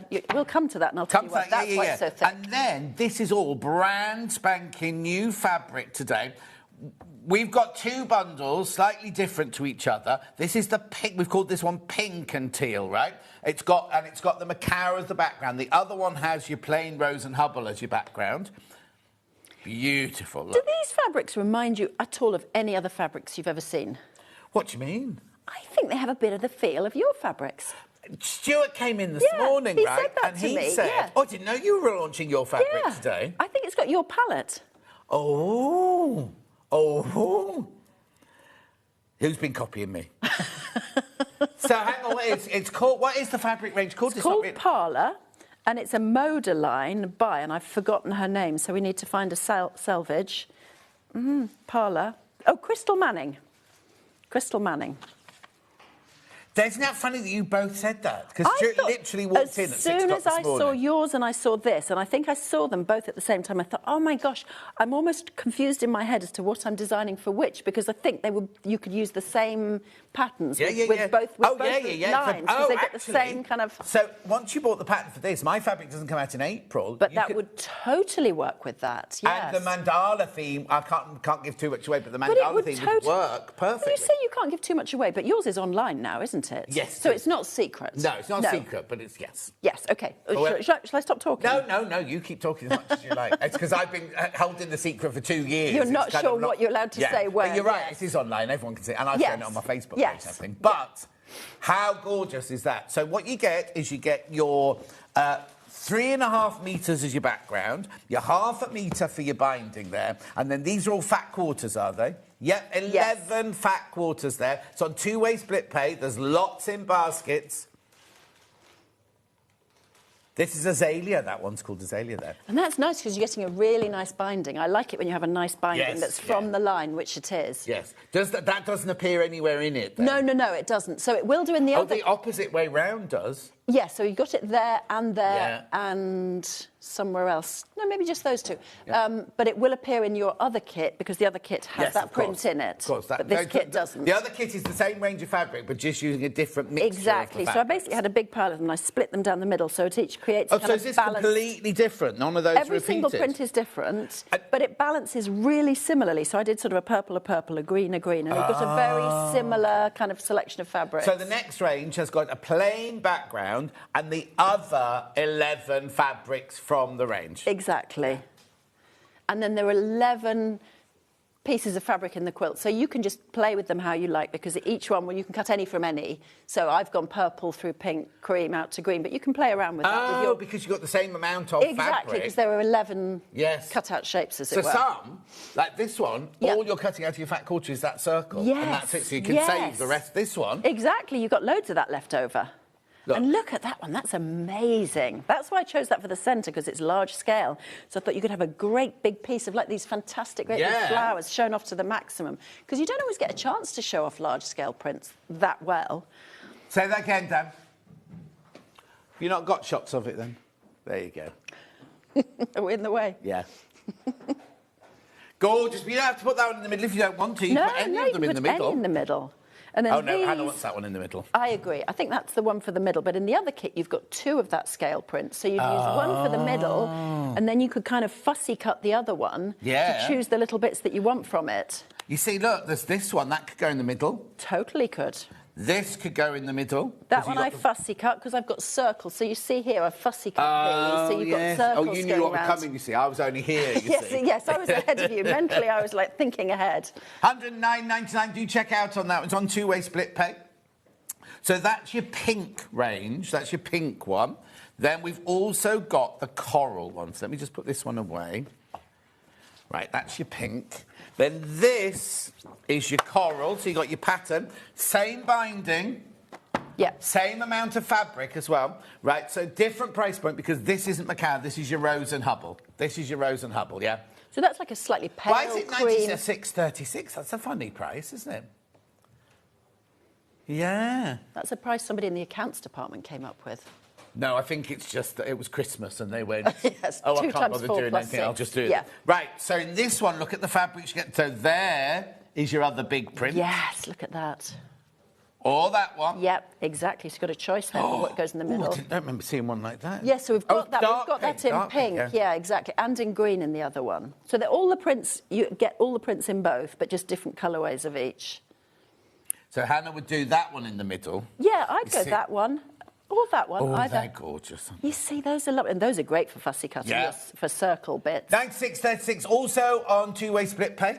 Also on your two-way split pay. And if you're thinking, why is that one more affordable, it's because the Macawa fabric is more expensive than the Rose and Hubble fabric. Make exactly the same size. They'll look identical, apart from this background has got a bit of a texture in it, whereas this background that you're getting now is a complete plain cream. Beautiful. 96.36. Absolutely stunning, aren't they? Stuart's the only one who's read his emails and has stuck to what we're supposed to do. We're supposed to wear our lanyards all the time now. Really? Yeah. No, I meant us in here. Yeah, not me. Not me. I don't have a lanyard. No, because from tomorrow, you won't be able to get, not even through the front door. Without a... Well, you have to get through any door, to get to the toilet, to get to the office, to get to anywhere. They've all got locks on. Oh, did you not know? They've all got locks on them. So how do us guests go to the loo? Are we even allowed to go to the loo when we're here? You have to go to this one down here. You can't go to the posh one at the front. Oh, OK. So well, once you're in this bit here, you're in this bit here. Locked in and you can't go out and go to your car? They are planning on giving everybody one of those. OK. Well, I did not know that rule. No. I also didn't know you're not allowed to circulate freely around the building. Apparently, I'm restricted to small quarters. Are you? Yeah, apparently. Apparently, according to Stuart, I said I'm going to go to the coffee machine. He said, no, you get arrested if you go to the coffee machine. Well, they have taken away the coffee machine room. A quarter of it has disappeared because they've built Scott's office. So now you walk in and the corners... It was a big coffee room, honestly. It was, you know... Oh, you've been in it then? I've wandered the building freely, not knowing I could get arrested for that. No, you can't. By the long arm of the law over here. 96.36. 96.36. He doesn't want it. He wants to say where he was. Look, two-way split pay. Two-way split pay as well. Which one are you going to go for? The coral or the pink? To say, which would you go for? Oh, I don't know. I have a feeling this one. And the thing is, I love Macawa linen texture. I love Macawa linen texture too, but I'd also love these. Yes. And that's gorgeous, that one. I mean, they're all gorgeous, aren't they? We have got, if you're loving the fabric, we have got the whole fabric bundle as well coming up later. So, that's that one there. That was not there. Right, have we got the pattern on its own? Oh, do templates first. Yeah, of course it is. Templates first. So I've got those here. I brought in my set of open so that now, you don't do I have have to buy the templates? No, you don't. So the pattern has the templates in, but... The paper templates in. A paper template, so you could be tracing your Bondaweb shapes. Right. But personally, if I was going to be tracing 16 of a lot of these and 32 of a lot of these, I'd find it a little bit quicker and easier. There's one more in there to trace around these. So what you do is... Oh, that's not a very good shot, is it? Hang on, how am I going to show we need to put them on something where they're visible. Yeah. Hang on. Dan, what's the best thing for them to go on? Yeah, I'll just rustle that one up. Oh, is it a particular print? Are we going for a particular print? Green. They'll go well on green. OK. Right. In this envelope, no, that's even worse. Well, we can kind of do this. So there are four. Yeah, we have to keep them moving. I just need to tell you, though, there are no instructions whatsoever. Try that, Millie says. Oh, OK, yes, yeah. No, that's even... Anyway, fine, you know what they are. Right, there are no instructions in here. Literally, they are the four templates for the four different shapes that you need. Exactly. So you've got this one, which is the quarter circle. That I'll show you in a bit. You'll trace around that 4 times because there's no point having a huge, great big piece of plastic. It would make the template set cost way too much more. And then you've got the circle, and you'll cut 16 of each of those in each print. You've got this leaf shape, and then you've got a little square. It's actually a 1.5-inch square, so you can cut that using your rotary cutter if you want, and your ruler. But this is quite good if you want to do any kind of fussy cutting. It's great to have something like that, and you can kind of place it around on the fabric and see where you want to go. So actually, makes your life easier if you have the templates. Can I just be a little bit naughty here? Because in the last hour we didn't show it, but we had the 1.5. Is that 1.5 inches? Did you say? It's 1.5-inch square. We had the one. How much does our 1.5-inch ruler cost on its own? Right, because we sell a square ruler. I'm just going to show how good value ruler that's these like are. this. Exactly the same as that. Right, from Creative Grids, right? Okay.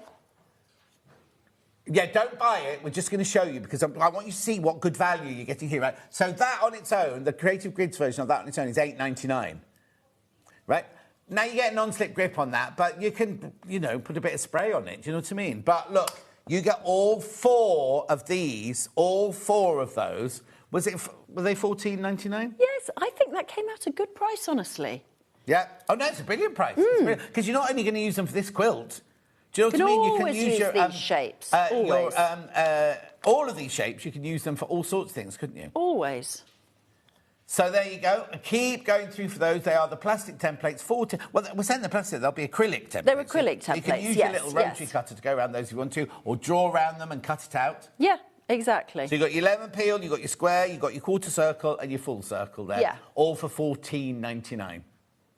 It just makes it quicker and easier when you're doing a lot of tracing, because you do have a lot of shapes to trace in this.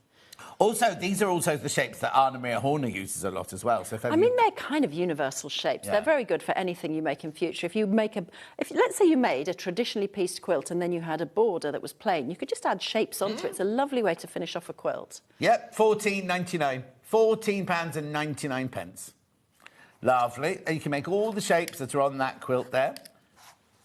And also it says on the packet, Lynn's going to cover this later, needle turn or raw edge applique you can use for. Lynn's going to show you the difference for that. It'll work for both. Right, pattern on its own now.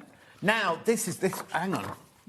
There's so many pages. Why is it only $9.99? This is the $14.99 one. Look at the pages in here. You'd normally pay $14.99 for one of these. There's a lot in there. There are a lot of templates because it helps you lay the whole thing out. It makes it so... And look, do you remember you told me? Yep.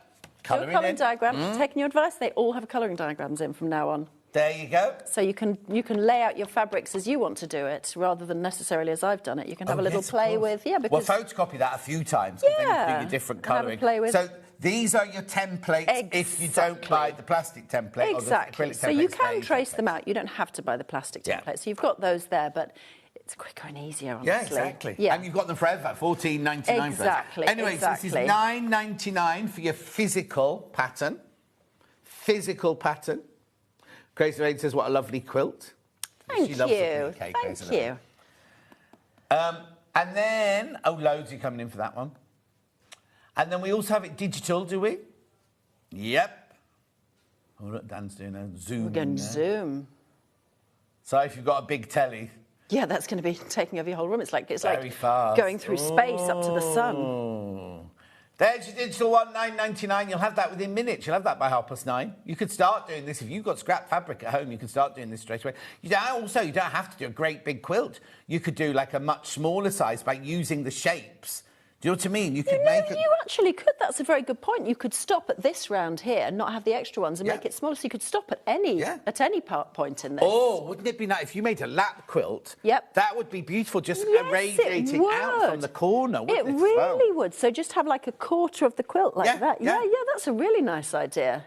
You could do so much with it, absolutely so much with it. $9.99 for your digital pattern there. Right, are we going to do a demo now? Yeah, I will introduce the mega bundle later, but let's get on with Lynn's pattern now. So where do we start? So which one are you working with, bundle-wise? Which one? I mean, I can work with any or either. It really doesn't matter because I've got bits of everything. So I will probably work from the one I didn't make it from, just because it's nice to have a change. No, that's fine. Just so Hannah knows which graphic to put in. Yes, OK. So let's work with the one that I didn't make it from. Now, the background I have, I've only got this background, so that'll be my background when I come into that. But the main fabrics will be... From the second bundle. From the coral. So we're going to be using the coral bundle, but we happen to have the background for the pink one, that's all. Right. So your starting point that is not your starting point. We'll come on to that afterwards. Your starting point is to get Bondaweb, and I've got a piece here. I don't have a full roll. I know you've got a full roll for sale, haven't you? Yeah. And that is enough to do the whole quilt. I did some calculations to make sure. This whole roll? You can do. If you buy that will do the whole quilt. $23.99. So it's 30 by 5 metres, isn't it? Yes. So Amy and I had a chat before, and I kind of calculated how it would all... I mean, don't go crazy. Don't give a massive border on each piece you cut out. You've got to be a little bit sensible with it. But so let's say you're going to start with one of each shape. Let's trace one of each shape around onto the fusible web. And you can do this one of two ways. You can either... For example, let's say you're cutting the circle, which is a 3-inch circle. You could either firstly trace on the Bondaweb, then fuse to your fabric, or another thing you could do is cut out a 3.5-inch square, which is what I'm going to do. And I'm just going to do that roughly. You really don't need it to be accurate. Basically, you're just cutting a square that's big enough for this circle to go in the middle pretty much. So it's not the kind of thing that you need to worry about measuring it particularly. And then what we can do is then fuse this. So let's say you've decided to use this fabric for circles on the quilt, which I did in the cream on the one behind me, because, I mean, it's kind of made for it with these lovely circles all the way across the print. Then you're going to get that piece of Bonder web and you're going to fuse it to the back there. And then when you come to do your kind of, as it were, fussy cutting, you can line this up, and you can line it up perfectly on the circle that you can see through the bottom. You probably can't see it that well on screen, but we can see through the template and through the Bonder web, we can see the back of that circle. So then you can do that with all of your fabrics. So if you've got, you know, fuse where you want to go and trace either before or afterwards, it really doesn't make any difference. What I wouldn't do is cut the perfect circle out of the Bond web and the perfect circle of the fabric and then try and fuse them together. Oh my gosh, don't do that. Don't ever do that. No, what you do is, even if, let me trace it first and show you, because that's the other way you can do it. You never... So now, if I'm needle turning, do I still put Bonder web on? No. So if you're doing needle turn, what you would do is you would have, I don't know, let's say a friction pen, a gel pen, whatever pen you want, and you would trace that shape onto your fabric, and then you would cut out with however much seam allowance you normally use for needle turn applique. Some people it's 1/4 of an inch, some people it's 3/8 of an inch. It just depends. It's personal preference. People know what they do. And so these shapes are your applique shapes. Some people will trace with a specific pen on the top of the fabric, so you've got a guideline to follow as you're folding it under as you go around. But you can still use the templates. There's still plenty of fabric to do it needle turn, so you can do it that way if you want to. But you don't, if you do needle turn, you don't need to have the Bonder web. You don't need to do this step. You don't need the Bonder web, and anybody who's done needle turn will know that they. But yes, you're right. You're right to point it out. But if you're doing it raw edge, so raw edge, if you haven't done it before, what you do. Let's start by tracing this shape. So you'll trace. For one print of fabric, you'll have 16 of these circles. So you can either trace them, if you're not fussy cutting, just trace them all onto one big piece of Bonder web. If you are fussy cutting, it's probably better to cut lots of 3.5-inch squares, and then you can kind of place them over your fabric. And then you fuse that to your fabric. And here's where most people go wrong with Bonder web, is they don't know that actually you need to fuse it for quite a long time. They kind of think, put the iron on, it's stuck on, that's enough. I think you hold your iron on. Oh, let's untangle this from here. For a good 10 seconds, I mean, obviously you want to watch that the fabric isn't going to singe, so you do need to keep an eye on it. But I can see I've got my circle right slap bang in the centre there. And you kind of want to hold it on for about 10 seconds, because what you want to happen is you want the glue that's in the Bonder web to fully melt into the fabric. And what you'll find is if you don't fuse that for long enough, when you try and peel your paper off, it brings the glue away with it, and it makes it really difficult to pull it off. You've got the iron on number 2. Can I go to number 3 on it? Yes, yes. I literally pulled it out from under there. No, you're right. If you're, number 2, I'll be here for half an hour. Hopefully that'll be long enough. You can tell because it's ready now. OK, so it's just gone up to 3, so I don't want to singe this, but I'm just going to leave it for a little bit longer, and I'll trace 2 or 3 more so that I'm not... So then the next thing you want to do with Bonder web, I'm kind of not very well organised here. The next thing you want to do with Bonder web is to let it cool before you snap the papers off, because if it's not cooled properly, again, the glue isn't going to have soaked properly into the fabric. Yeah. So I'm just going to cut this out roughly first of all. So you're still not cutting it on the line yet? Well, I'm only doing that because it's easier just to manhandle this piece of fabric rather than trying to cut it. So some people, you might use paper scissors. If you're a paper scissors person, you might want to use paper scissors here. After Stuart told me it makes no difference, I've given up with the whole paper scissors, fabric scissors kind of thing. So yes, at this point, while the paper's still on the back, you're going to cut round your shape. And this is the perfect job to do sitting in front of the telly, because you can sort of do it mindlessly. But you can see why this is basically primary school work. As in, if you're a complete beginner, you can make this quilt. Exactly. Because you trace the shape, you fuse it onto the back of the fabric, you cut it out, and then once we've stuck it to the background, and I'll show you how we do that, you just go around the edge with, if your machine's got a machine blanket stitch, that looks really nice, and that's what I've done on my version. You could do it with a zigzag, you could do it with any fancy stitch. You're just kind of securing it onto the background and securing the edges. Oh, Hannah, apparently the digital service isn't working. Can you check that for us, please? Oh, Alison, where are you buying? You can never buy a digital on the app, remember. It has to be on the website. OK, no, Lisa, the templates are... I'll show you the graphic in a second. You can buy them. Well, I'll show you. Look, we'll put the graphic in for you now. So, yeah, they're still in stock. Right, there you go. Look, templates only, $14.99. Get that code there. It's LB4L06, right? That will get you there. It won't. She's saying when she goes in, she only gets the little ruler. No, you get the whole lot for $14.99 then. Oh, no, Alison's trying to buy on the website. So we'll have a check. We'll have a chat. There's nobody in today, but Hannah will have a look for you now. Right, sorry, Kate. OK, so you've let this cool, you've cut it out.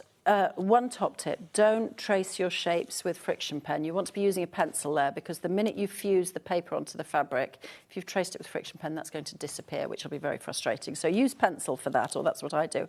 And once your shapes are all cut out and it's cooled down, you'll find that it should just almost make like a crackling noise and peel off really, really easily. If you find it's not peeling off really easily, then you haven't fused it for long enough. So go back, fuse it for another 10 seconds, let it cool down, and then have another go, and it should snap off quite easily. You shouldn't really be having to wrestle with it and make your piece fray, because you really, ideally at this stage, don't want this piece fraying too much. So that's our first piece that we're going to stick to the background. I'm also going to show you how I would use the quarter circle to cut the big circle. So basically, the quarter circle is going to make a 10-inch circle for the centre of the quilt. Right. So I would start by cutting and, roughly, it doesn't need to be really, really accurate. I'm just going to use this mat to roughly cut like an 11-inch square so that that is going to be big enough for my, let's have a look, where's 11 on there? 9, 10, 11, OK, so I want to go about there. So that's going to be big enough for me to trace this circle onto. Let me just cut that with a little bit more vim and vigour. Alison, it is other people are managing to buy it. If you're in trouble, ring the call centre and they can sort it out for you. We can't do anything from here, I'm afraid, but we checked and other people have bought it. So it's not working on us. So just check ring the call centre. It's completely free. They're upstairs and they'll be able to help you with that. So what I've done is so I've got this 11-inch square of Bondweb I've cut out, and I've just folded it in half and in half, and that's going to give me the guidelines for tracing these quarter circles. So that way you can trace I had a pencil somewhere which I've managed to vanish into the ether. I wonder if it's caught up in all of this lot. Gosh, it was just here. Where's it? Oh, there it is. OK. So you're just going to line it up against those lines that you've folded in the paper, and that's just an easy way to trace this big centre circle that is your big fussy cut, if you want it to be fussy cut, sort of central motif on the whole quilt top. Oh, so, I know what you could do if you were clever. Oh, go on. What could you do if you were clever? Oh, I know what you're going to say, but say it anyway. Join 4 bits of fabric yes, together. Yeah, that would be lovely. And these would be your seam lines, and then that would be so nice if you did it like that. I think that would be gorgeous. So you could have almost like a sort of patchwork centre. Yes. Yeah, no, I think that would be brilliant. So that's your centre circle. And again, let's say you wanted to, I think this was Hannah's choice, wasn't it, for the centre circle. Let's say you wanted this as your centre circle piece. Then you can pick whereabouts on this whole fabric you want that centre circle to go. So you might want to pick like this gorgeous, great big kind of bouquet of flowers here, which is the coral bundle. Yeah, which is exactly what I chose before. And again, we're going to fuse this for.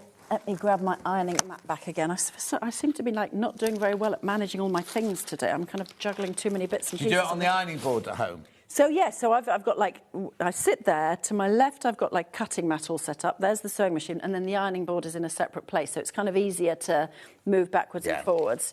But actually, later on, when we come to the bit where I show you how you fuse the bits to the background, I actually do that bit on a table. Because anyway, I'll tell you. Yeah. Well, I'll tell you now. Yeah. So what you're going to do, you're going to have these 4 squares, and you're going to fuse all of these bits to one of the squares. Now, you won't fuse the bits that are on the join. You'll only do those last, and that applies to that centre circle as well. But you'll fuse all of those, all of those, all of those. So what you do, and I'll show it to you now because we've got to this point, is you're going to have you have these templates in the pattern. And I'll show you the layout because I can unfold this for you, but also there's a picture of the layout in here. So that's how you put them together. So you put together A2 to A3 to A4, and you make what is going to be the sort of template for you laying this all out. So you don't need to worry about measuring how these go, where they go. You're literally just going to lay this under your fabric. So you've got this great big piece, and what I do is let's say the kitchen table is a good place for it. On the kitchen table, lay out 1 or 2 towels be careful. You know, if your kitchen table is something like an antique or something, maybe that's not the place to do it because you don't want to be ironing onto it. But, you know, if you've got just a common or garden kitchen table like I have, or on the floor, on a carpet or whatever, big flat surface, so you lay that out, then you'll have this big, I've only got the leftovers of this, so I haven't got a great big piece, but you will have cut one of these squares out. You then lay that over this, pin it on in a number of places. You'll leave, and it says this in the pattern, so you don't need to worry about remembering this, but you'll leave kind of a 1/4 inch seam allowance around the edge of this template. But you can see that then, you can probably see this on the screen. Yeah. Through this, you can then see all of your shapes. So as long as you've got it all pinned in place, you can then take it shape by shape. So, for example, this circle that I cut out before, you would put on there. You can fuse that in place. You could lay these little squares. Do I have to watch what sellotape I use? Did you use this one on yours? I did, and you know what? It didn't even occur to me to watch what sellotape I used. Well, no, and it hasn't come to any harm. No, exactly. So it must not matter at all. Yeah. No, that didn't occur to me. I didn't even think about the sellotape on here, because really, if I'd have thought about the sellotape, I should have put it on the back. But it hasn't come to any harm at all. Oh, yeah, I mean, but I just kind of thought, my iron, no, my luck. Yeah. But maybe it doesn't, because you're going through two fabrics. Maybe because you're going through 2 layers, and maybe because also when you're fusing it on... Yeah, I know. Set the whole thing on. Maybe because when you're fusing it on, you only need to fuse it enough just to kind of hold it in place. Yeah, 'cause it's not like the bonder where we're melting glue. We're just literally... Well, it is melting glue, but it is, but you're just holding it in place, because actually what will hold it in place permanently on your quilt is the blanket stitching that goes around the outside. So all you're doing at this phase really is just getting your shapes in place, and it's later when you blanket stitch around them that they get held in place properly. Yeah. So, you know, you don't need to do the full 10 seconds. You're almost kind of putting it in place, pressing that one, put in place, press that one, and just laying them all like that. But that's why I have that laid out on a big flat surface, because if you're on the ironing board, everything's kind of flopping off either side, whereas having it all big and flat like that makes it really easy just to place everything out, fuse the bits in place, and as I said, along the edges here, in case you didn't catch it before, and again, it says it in the pattern, but you've got that, which is only a 1/4 circle at this point, and those which are only half circles. So you won't fuse those at this stage. Right. Those come on later on. So when you get to the point where you've made the 4 sections and you've sewn them together, you can then lay this back down underneath just to give you a rough cut. You can actually eyeball it, because it's sort of equally, you know, from here to here to here. I eyeballed those. But you could lay this back down underneath if you want, and then you can put these on. Do I make all 4 quarters identical? I don't have to... I'm just trying to think now, because you're going round, but actually you just make all 4 exactly the same, don't you? I made all 4 exactly the same. I mean, obviously, you might want to do this at home. You might want to do it, for example, scrappy, so you could throw anything and everything in, or you might want to play around with your bundle and mix the placement of the... Oh, no, I think your coloration is lovely. I was just thinking, you know, sometimes you have to, when you make a quilt that goes round, you're doing opposites. You've got to do... You haven't got to do any opposites. No, luckily it's symmetrical in, like, every direction it can be symmetrical in. So you so just literally make 4 of these. So you make 4 of these exactly like this. Yes, exactly. But don't do any of the ones that are half over them. No. Or it's actually only these 3 and that, isn't it? Exactly. And it's along each of the seams. And the reason you don't want to do those at this stage, I mean, the seam hasn't been done, but you do all of that blanket stitch because you're only sewing on a smaller piece, because doing blanket stitch on a great big piece, you're kind of wrestling it around. Yeah, so this is the biggest piece you're ever going to use until you put all 4 of them together. Exactly. And it's fine. It's not hard to wrestle through the machine because it's not quilted or anything. It's not like multi-layered, but it's easier to do it on a smaller piece. So when you do your blanket stitch, you only do this bit to this bit. There's nothing. You don't put wadding underneath it or anything like that. No. So literally just. So let's do a little. Let's fuse this piece on. So let's imagine that we've had this here. That piece is fused on, and then we're going to blanket stitch it. But you'd put. You wouldn't do one and go to the blanket stitch, one, go to blanket stitch. You put all of those pieces all on and then go to the machine. And what you'll find is, because you're manoeuvring it and sort of moving it around, sometimes these will peel off a little bit. Just press that back on again and you know, but carry on. But yes, so basically what you can do is, with these fabrics, you probably get away with a pink thread and a green thread, pretty much, possibly a dark purpley one if you want. And then I edged, you see these cream fabrics, I edged those with a heavy pink stitch, so that gives it a nice definition, so those don't sort of bleed into the background, if you see what I mean. Because if you use cream, you can kind of lose that shape a little bit, so to give it a bit more shape. So I think I used 3 different threads. So basically, you're going to do like all of your pinks, and then you can change thread to all of your greens, and then change thread to like these purples. I mean, you might want to do pink on those and green on you those. You totally could. You totally could play around with the colours. Yeah. Absolutely. Gorgeous. In fact, I've got pink in the machine and I'm about to edge a green one, so let's see how that looks, because I think that would actually look really pretty on that, because there's loads of pink in it anyway. So you come to, if your machine has blanket stitch, for me that's one of the basic requirements of a machine. Like, all the machines these days have a gazillions of stitches, and they almost all have blanket stitch. If it doesn't, choose another decorative stitch or a zigzag stitch. It's not essential to have blanket stitch. It's just my favourite for this job. And I think most machines come with blanket stitch now. If you've got a machine from like the current time, it'll have blanket stitch. But I think, you know, some people work on Singer machines or on machines that are older and have only got a zigzag, and you can still make this work totally fine on a machine that's only got zigzag. You know, you don't have to have blanket stitch, but I just think it sort of finishes off the edges really nicely. Nikki, yes, you can sew it by hand if you want to. Yes, you can. Absolutely. But you have to do needle turn. I mean, no, you could do. I mean, people love doing hand blanket stitch. Oh, so you could. There's a lot. There's a lot. I mean, that would be a. But you know, some people love the slow process and are happy to make a quilt that lasts 6 months. So yes, if you wanted to, you've got 2 ways of doing it. You could fuse it all on, and then hand blanket stitch around every shape. Or you could do it needle turn. There you go. Collector in Cheshire saying exactly that. I'm not very accurate with the sewing machine. Could I hand take? Yes, you could. Yes, you can. And actually, it would be lovely because you could. These are quite big, decent-sized pieces, so you could do quite big stitches. And I was going to say on the machine, when I go to pick the length and width of the blanket stitch, I choose the biggest one I can get away with, really, because it makes it quicker. Another thing you want to do is if you've got a speed dial on your machine, so this one's got like a tortoise and a hare. Turn it down quite a bit so that you get a bit more control and you go a bit more slowly, because going round a 3-inch circle at speed is difficult. And if you don't necessarily have good foot control, definitely turn the speed dial down. That's what I do. Laurie says, Lynn, I love your quilt. I always enjoy your demos. It's like having a friend visiting my home. Merry Christmas to all. So nice. Merry Christmas to you too. I love it. You know, when people write in nice things like that, it's so nice. It really makes a difference, doesn't it? Thank you.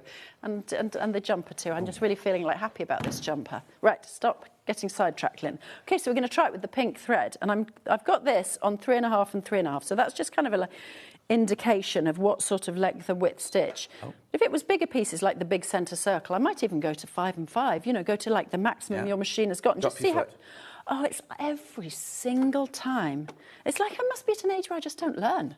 Like my brain is like frozen. You've got a lot of things going through your brain at the same time, because you have to remember where to put it, what to sew, what to say, what to... Don't worry about it at all. Thank you. I appreciate that you let me out of that one. If you were at your house and still doing it on your own, then I'd be saying you get old. But don't you find, like, if you've got a new machine, your brain is very quickly trained to the new machine. It's like, do you wear varifocals? Yes. So your brain is trained to move your head in a different way. It's clever, isn't it? But this I have not learnt. The other thing is, I mean, this is just... I don't use my needle thread on my machine because my muscle memory is I don't even have to have my glasses on and I can thread the needle. No. As long as I'm sitting down, I can't do it standing up. But you do it almost as you've got like a sort of... Yeah. Oh, my gosh. No, if the needle threader goes on my machine and I kill them all the time, I'm lost. Oh, no, it's not only one thing I can do, but it's just something I can literally just do. Yeah, OK, well, that's... No, I can't. Britain's Got Talent. Thread a needle without your glasses on. No, I think that's one of the great inventions is a needle threader. You see, I'm going really slowly here. I will be honest, if I was at home, I would be going quite a bit faster. But I think if you're not used to doing this kind of thing where you're constantly turning the fabric underneath and the fabric on top, start slow and you can always build up to more speed afterwards if you want. But it's much better to find that you're sort of sticking to the lines and that making yourself feel that you're doing it accurately, than kind of running away with yourself, and then it starts to get a bit sloppy and you might think you want to unpick it. I mean, you know I'm not a fan of unpicking. I think if it's not perfect, you never notice. But, you see, when it started, it wasn't very happy, but then it's got into its groove. Look, it's like at the beginning. Yeah. But there, look, it looks lovely, doesn't it? It actually looks really nice with pink on there. I wouldn't have, I'll always do the colour that is the fabric, if you know what I mean. Oh, Except when I want to stand out like that cream one. Yeah. And also, the other thing is, don't worry if you don't have the exact perfect match. If you have something that's in the ballpark... I was going to say, as long as you've got a green, a pink, a purple, a magenta... every all colour. interchangeable. Here has got every colour going. Exactly, you can use them all interchangeably. And here's a little tip. If you want to know, you'll know this from your sewing, you know, your costume making.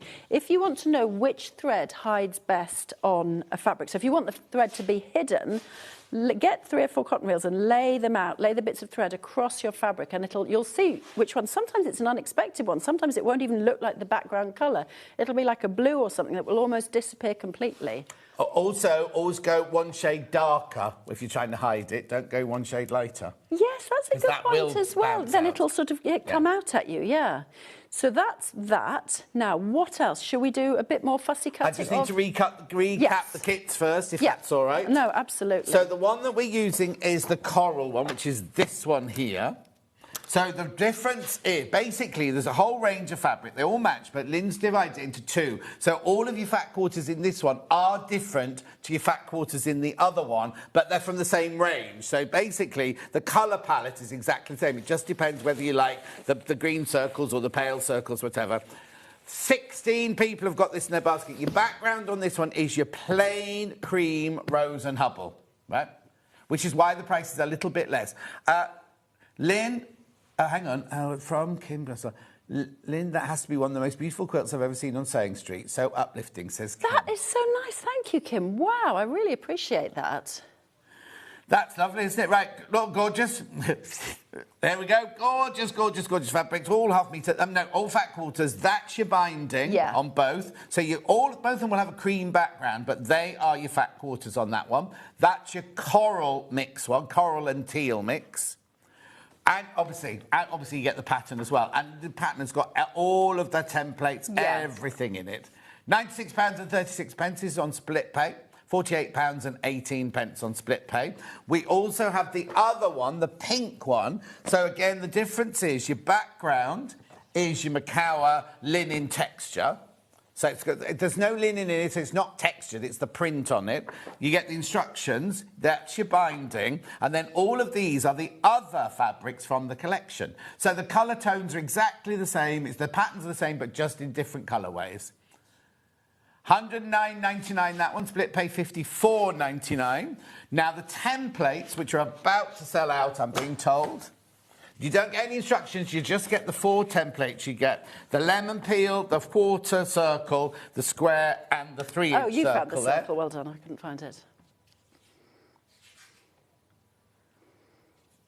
At £14.99. There's only 6 left. 6 left. Not essential, but they will make your life a lot easier. And also, you'll use them for so many You can always other reuse quilts. them, absolutely. Yeah. They're universal shapes. So that's that one. That's on pattern on its own. Very popular. This is the physical pattern where we actually send you the pattern. So actually it's bulky because there are a lot of templates, but the pattern itself is quite simple. It's a simple quilt to make. If you feel like doing a sort of quick and easy make, if you like, you know, cutting and sticking rather than complicated piecing. Exactly. June says, Lynn, I think demoing on TV must be like patting your head and rubbing your tummy at the same time. It is. You're right. It absolutely is. Sometimes you're talking and then your brain is telling you a different thing and you realise you're doing something completely different again. And Kat says she absolutely loves this quilt. Right, so there's your pattern. That's your pattern, £9.99 physical. Digital one coming in now. Lovely.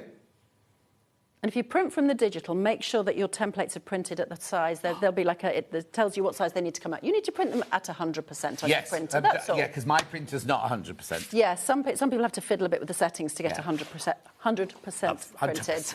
Difficult to say. Right, what else have you got to show us then? What other demo can you show us? So that's basically everything, but we could do a little bit more fussy cutting. We could cut out some lemon peels because we haven't done any of those, and those are kind of pretty. Yeah, keep checking out. There's lots of you there now. Should we cut from this? So we can play around a bit with fussy cutting from this because this is just amazing. So that's the same as the purple one in the middle here. Exactly. So on this quilt, there's only one of that really large scale print. The others are all small scale. Yeah. Whereas when you've got the second... The pink one.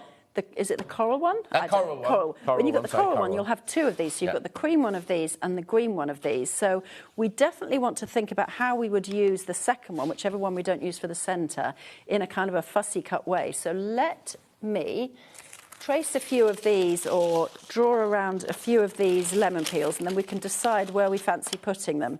So what you can do is you can... Oh, let me just get my pencil going. So I always use a mechanical pencil because they never go blunt.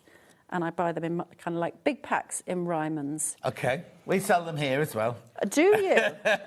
Big packs on Sewing Street is where I buy them. I mean, they're so useful. Mechanical pencils are so much better than the old school pencil. We never had these at school, did we? Oh, I never did. I think it was more of a posh item in those days. It was like, if you had one, it was made of steel. Do you know what I mean? Yes. And had your name engraved on it. You probably had that. Claire Shaw would absolutely have had that. Well, she won't be watching today, so we're not slagging Claire off today. Oh, no, I wasn't slagging her off, saying no, she would have fancy. Me. Oh, OK. Yeah. She normally sends me a message going, I heard what you said. But she is... This is right, OK, this is our mutual friend, Claire, the international fraud lawyer, right? Yeah. Who has just taken up quilting, right? Like, having laughed at me for being a quilter all my life, she's suddenly become obsessed. But prolific, right? And this just shows, right, as a beginner, she bought the Riley Blake coverlet, which isn't the easiest quilt to make, right? She's finished it already. And gifted, I don't know if she's gifted, though. I mean, all her friends and family are all getting the most... It's just unbelievable. She bought the Georgetown quilt, which was quite a... There was a lot for... Not impossible for a beginner, but there was a lot of work in it. There was a lot of different techniques. There was foundation paper piecing, there was curved paper. She made it all, gifted it to her niece. I mean, she is basically, we can say this because she's not listening, she's basically buying up all the fabric in the country. So if you want any fabric, get there ahead of Claire. She's like basically Bramble Patch's best friend now because she's there every day of the week pretty much.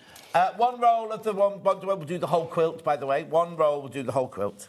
So let's go for it. Let's pick it. You see, for example, we could pick that lovely, I don't know what flower that is, I'm not very good at knowing what flowers are, so we could pick that flower. Let me get the ironing board out and we'll fuse a few of these on. Here. So what you can do is you can, trace a few of these out like that and just cut around them roughly, and then you can get your fabric. And this is, like I said before, this is if you've decided that you want to fussy cut some pieces.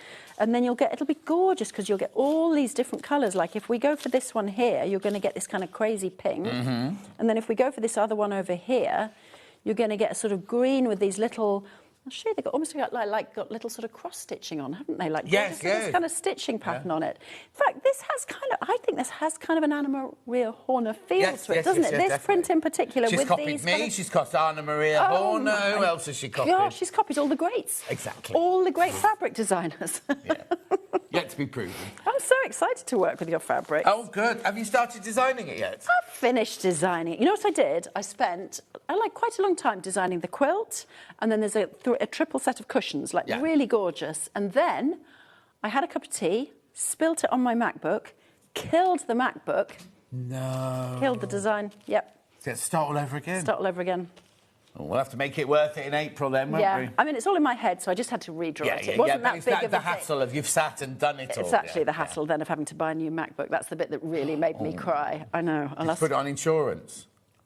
No, I didn't, because I have a really high excess on my insurance. So I just, it's like here, when cried. Sarah Davis knocked my iPad on the floor and I had to buy a new one, it wasn't worth putting it through the insurance. No, it never is. And the thing is, if you do put it through the insurance, they make you pay for the next 17 years. Like, your premiums go up, and sometimes they'll even refuse you insurance. Also, don't get onto car insurance, but now I watch 999 Police Interceptors and Motorway Cops and everything. The amount of people who don't have insurance on their cars, which costs us more money. And the thing is, if they hit us, we are then completely stuffed because we lose our no claims. And that's happened to me before, and it's not fair. No. Don't do it, criminals. Yeah, criminals. You criminals. They'll watch us on a Sunday morning. They're all in bed now. Talking of criminals. Counting the money and watching Lynn. My mum once, so I had this K. Your mum's a criminal? No, my late mum. So I had this... Don't do that. Sorry, I've done it to you once already. I'm never going to do it again, I promise. So I made this quilt for it. It was a Kay Fassett quilt. She was driving up to see her mum in the Lake District, and she said, I'd love to show it to Granny, but she said, I just don't want to risk somebody, she said, it's worth a fortune, somebody stealing it out of the back of the car. Like, what is the profile of a criminal that at a service station steals a patchwork quilt, that person does not exist, Molly. I can tell you that for nothing. Well, You've invented that. If you met the ladies at Festival of Quilts, they'd kill for one of your quilts. There's quite a bit of pilfering at the Festival of Quilts. People get stuff stolen from their stands, which I think is awful. Well, that's why Jane Greenough has all of her cross-stitch books on chains now, because somebody literally lifted... And you'd think we're a quilting and sewing show. Everyone will be like, oh, it's beautiful, it's beautiful. No, I'm having that. But also, it's really like, you know, it's not like you're stealing something that you can go and sell on the sort of, you know, black market, whatever. You're selling like an actual quilt or quilting stuff. Anyway, we've really got sidetracked now. I've just been happily pressing onto these. Cut some of them out so we can see what they look like. I will do. I'll get cutting some of them out. Only because we haven't got 2 minutes left. Yeah, well, I'll cut as fast as I can. So I've just like picked the really, really pretty bits of this fabric, and it's, I mean, you know, like you can't really see there, but if I flip it over, look, you can have that amazing sort of red and pink. The colours are so gorgeous. The bloom, Hannah's saying, like she's in the bloom of youth. Bloom, exactly. Like I really picked out compared to me, you're in the bloom of youth, Hannah. Yeah, and compared to me. No, unfortunately. You're not old. Thank you. John said I'm not old. I do have a senior rail card. How old do you have to be to get one of those then? 60. Oh, okay. Yeah, I know. You know, I'm kind of quite proud of my senior rail card. Do you know, I get my official pension next September. I even know how much it is. They've sent me a thing to how much it is, yeah. Not to be sniffed at. Well, no, it's not, but it's an old age pension. It's like... I know. It's the fact they put old age at the beginning. That's the hard bit. In here, you're still 35. Yes. 37, I was going to say. 37, yeah, but same ballpark. And I've got the body... Well, yes, I've had all my blood tests, I've had all my muscle tests, I've had everything. Yeah. I've got the body of a 28-year-old, apparently. No, that's incredible. The health of a 28-year-old. And I did boxing last night. He was coming at 7:30 last night. That's incredible. And he was just like... I was like, why is he here? Anyway, he said, we're going to do more fighting at 7:30 at night time. He said, you're really punching the... Really? So that's your time? That's your fighting time? Yes, and today I'm having all the gym equipment delivered for the garage. Oh, my gosh. So the whole... I don't know what I'm going to do when I need to put things in the garage, but... You're really going for it. What equipment are you having delivered? I don't know. It's a surprise. What do you mean it's a surprise? He's bringing it all round tonight. You've paid for it and he's not told you what you're getting? I'm not paying for it. You're not paying for it? He's bringing it round. It's not fallen off the back of a lorry. He's not nicked it. He's just bringing it round so he doesn't have to keep bringing it every time he comes round. Wow.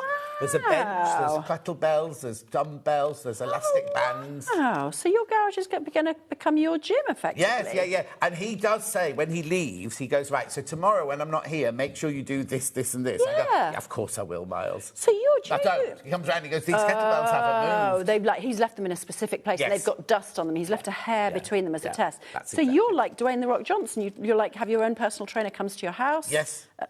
That's impressive. He lives in the village, only a street away. But... Nevertheless. He even said to me, what day do you want me this week? And I was like, well, it's Christmas Day this week. He went, it's his birthday on Tuesday, so what time do you want me on Tuesday? No. And I was like, no. And then he started saying... And he's got a little baby and everything. Well, it's a year, the baby now. But, yeah, but nevertheless, I mean, if you've got a little baby, maybe you want to get out the house, honestly. That's hard work. Yeah. So look how pretty are these. Like, when you fussy cut these, they are so gorgeous. I'm actually really enjoying just standing here doing cutting just out. standing, cutting and chatting out. Yeah. Right, please check out, that's the 9636 one there. That's your coral and teal. That's one that's got the plain cream. So many people in baskets, right? So many of you got it in your baskets. What I'm going to do is I will remind you in Lynn's next hour of all of these two bundles, right? So that's the one that's in there then is the pink coral one, which is this one we've been using. This one here is the pink one, which has got the Macawa linen texture, as the background. But I would say if one sells out and you feel disappointed you didn't get that one, they are as good as interchangeable. These two kits. Yes, exactly. Yeah. There's fewer of the pink one left, though. There's fewer of the pink one left. Right. Yeah, because some people just want exactly what you've got there. And I get that. I totally get that. I know it's more expensive, but I love that. I know it's cream, but it's got that little... I love Macawa. I know, I do. I love the texture of linen Macawa linen texture. Shall I do this very quickly before we go? Right. Here's the mega bundle. You've seen all the fabrics, because this is the whole range. Yeah. 1/2 metre of everything. OK, we're taking some money off. Taking money off. £10 coming off. So these are all your gorgeous prints. Remember, 1/2 metre each. They're Modar Parlour collection. Beautiful. Look at that. I know I'm rushing. But look, aren't they just... Aren't they gorgeous? Absolutely. Those colours are so rich. Look at them. Yeah, I know. And those large-scale ones are magical. Yeah. Look at that deep purple with those flowers on. Which is what you used in the centre of yours, isn't it? Yeah. Beautiful, $184.99. It's on mega. I was going to say it's on mega split pay. Mega pay. It's a mega bundle on split pay. $61.66. They are going already. I haven't. Oh, another one's just gone. It is beautiful, isn't it? I'll bring all of that back in Lynn's next hour because she has to go now because we're going into Stuart's hour. So we'll see you in an hour's time. Yes. And in 4 minutes' time, Stuart's here with this beautiful in the beginning fabric bundle. We will see you in 4.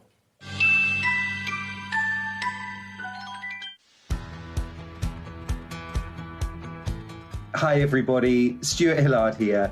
I hope you'll be able to join me for a showcase of the best of Stuart Hillard 2025. My 5 best-selling patterns of the year all in one place, right here on Sewing Street.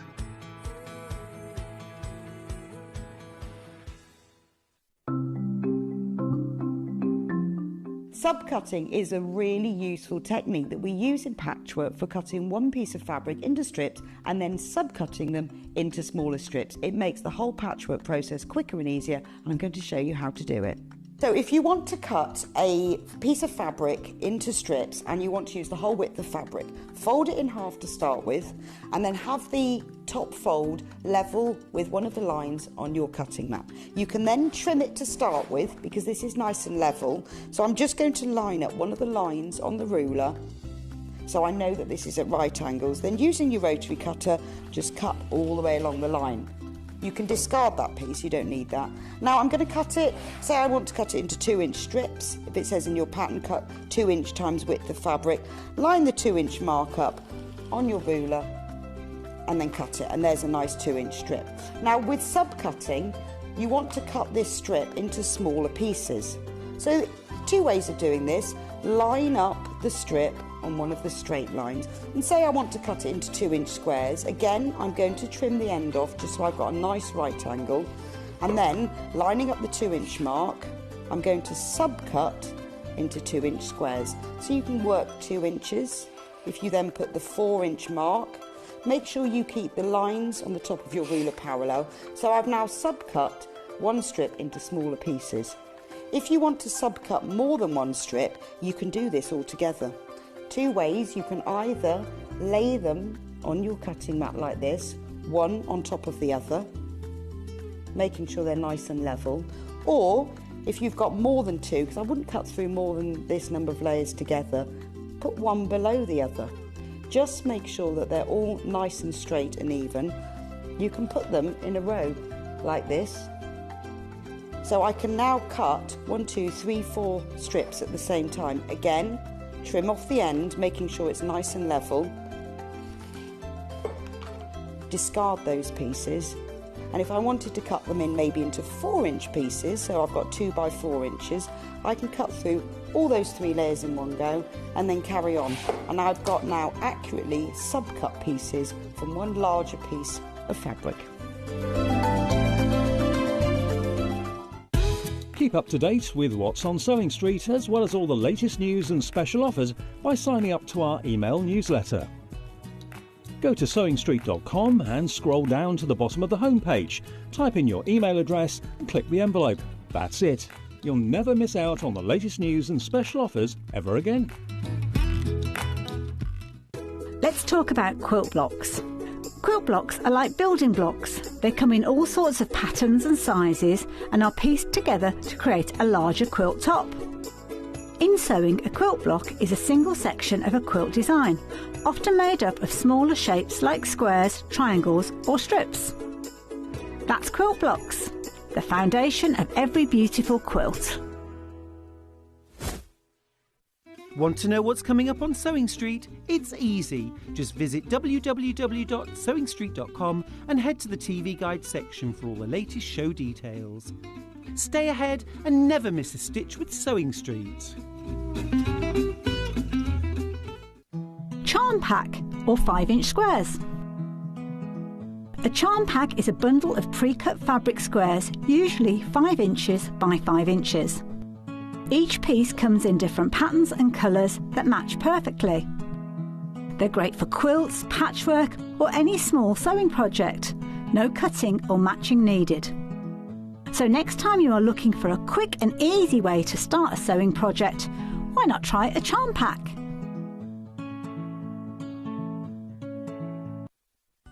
Never miss a show by watching on the go with the Sewing Street app.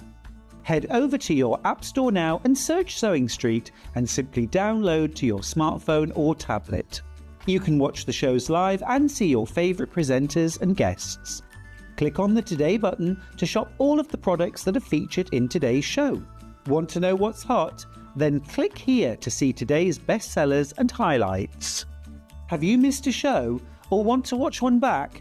Then click the schedule button and you can go back 7 days to watch and shop, and you can also see what's coming up over the next 7 days. Want to say hello or ask a question to our guests? Then send a message to the studio. You can also keep in touch with all the latest news, events, product launches and much more by clicking here for our social media pages. Never miss a show by watching on the go with Sewing Street.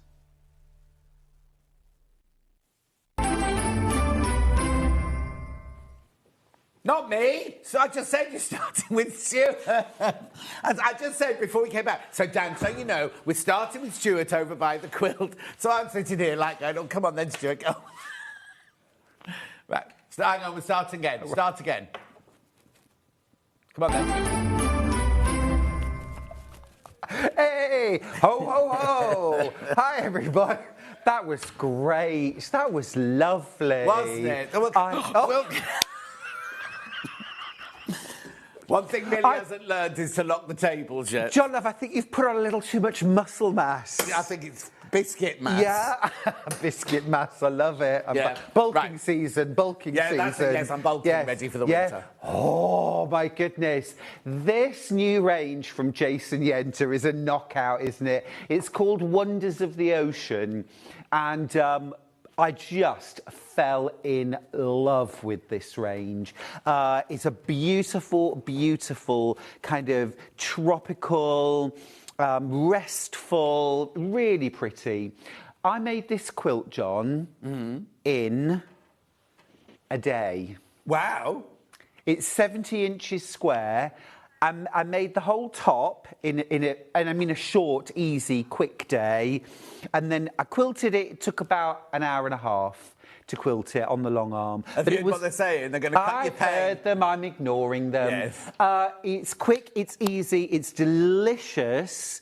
And that border fabric, my goodness me, really beautiful. Now, there's no pattern for this, but I'm going to talk you through how I made it. Yep. I'm going to give you the dimensions. I'm going to talk you through it. It's really easy.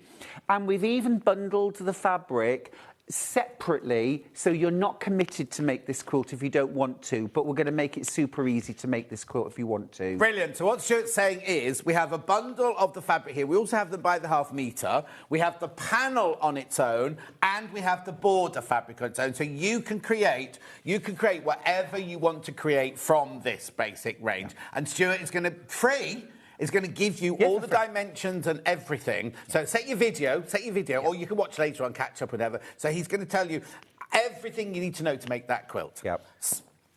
Panel first. Yep. You see, the panel is so lovely, and you might want to make bags from it. You might want to make some cushions. You might want to do the quilt, but, you know, smaller wall hanging.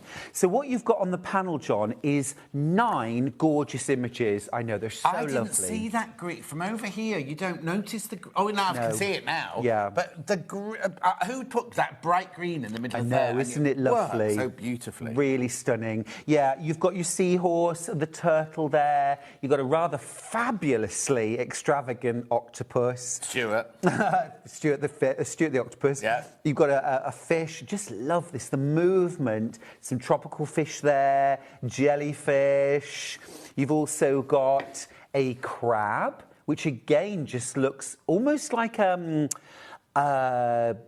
Pacific sort of tattoo style, aren't they? I was about to say tattoo style, yeah, exactly. Yeah. I think they're absolutely stunning. Now, the good news is Conch shell, is that conch shell? Yes, no, and I then the missed angel that. fish there, yeah. Yes. Now, the good news is that these are, it's all digitally printed, so they're very accurate for a start, which is fab. But fabric does move. But you're going to cut a 12.5-inch square for my quilt. And you can easily get that out. You don't include the blue border. If you wanted to, and say you're just making cushions, you could cut it 1/2 inch outside of that blue line, add a little border, and, you know, Bob's your uncle. But to make my quilt, you're just going to cut out a 12.5-inch square. And centre the design as best you can. You do not need to labour over it, but I'm going to show you how to. Also, if you want this, half the stock went like literally like that. Oh, there's more people in baskets now for this panel. There's more people. If you want it, if you definitely want it, please check out, because you are going to miss out on this.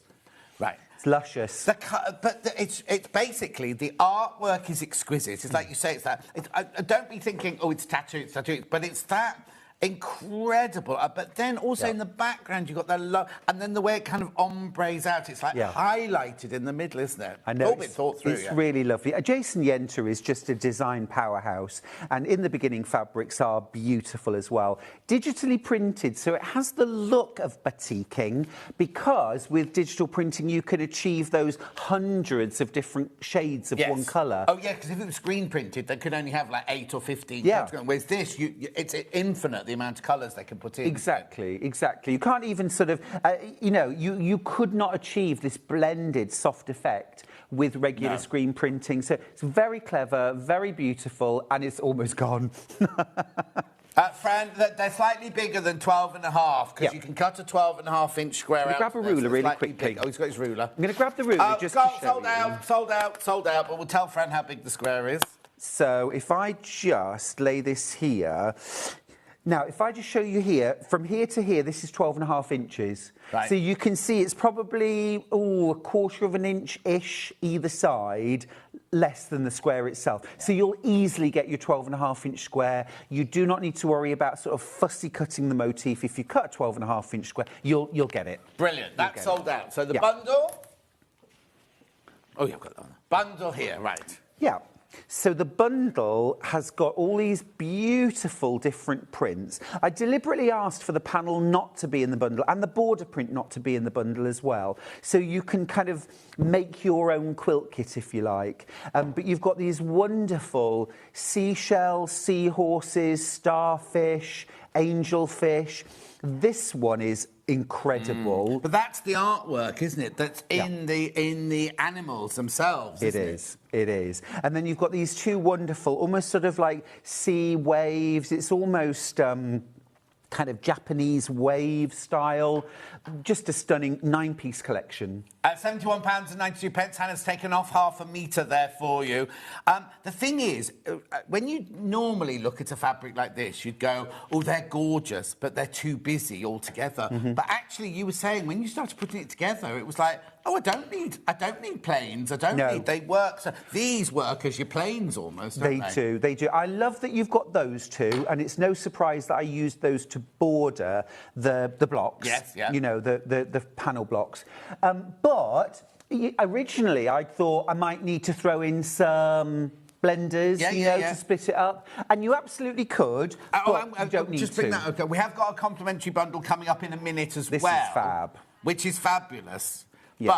Yeah. But what I'm trying to say is, it's Christmas. We're all watching our pennies at the moment. If you could buy that bundle and create, like what Stuart has, create a most beautiful piece from it. But by all means, in a minute, come in and get that if you want to. But don't be frightened by the patterns. What I'm trying to say. No, absolutely. The other thing that I found really cool about this range is that when I came to do the sashings in between the blocks, I wasn't going to have enough of this one. I picked this one first of all, and I thought, oh, that would be lovely to sash the blocks with.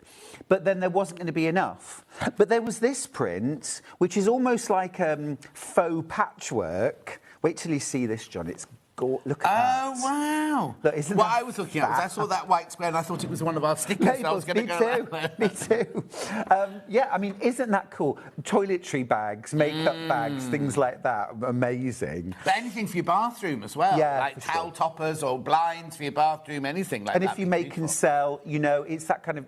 But I just use them both. So I use the shells to sash in the sort of middle of the quilt itself, and then these to go around the edge. Now, I think when you look at the actual quilt, you would barely know if I'd use the same fabric or different for the sashings. So that's really clever in a way, that you've got that kind of option there. Yeah. Where's this on yours then? So I didn't. So a couple of them I didn't use. Oh, I say. So they're at home, are they? Stashed away at home in your stash cupboard. They certainly are. See these two. Yeah. Beautiful. I thought, you know, some bags would be beautiful out of those. You know, like this one. I used for the cornerstones in between the sashing, so I only used a little of this. Yes, isn't that funny? Because you've been very clever. So actually, in the sashing, you've got 3 different fabrics. Yeah. You've got that as your cornerstones, and you've got both of those. Yeah, both of those these. two, yeah.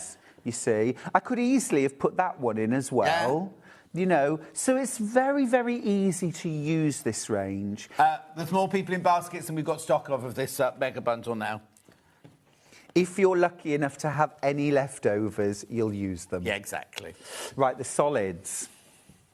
Beautiful.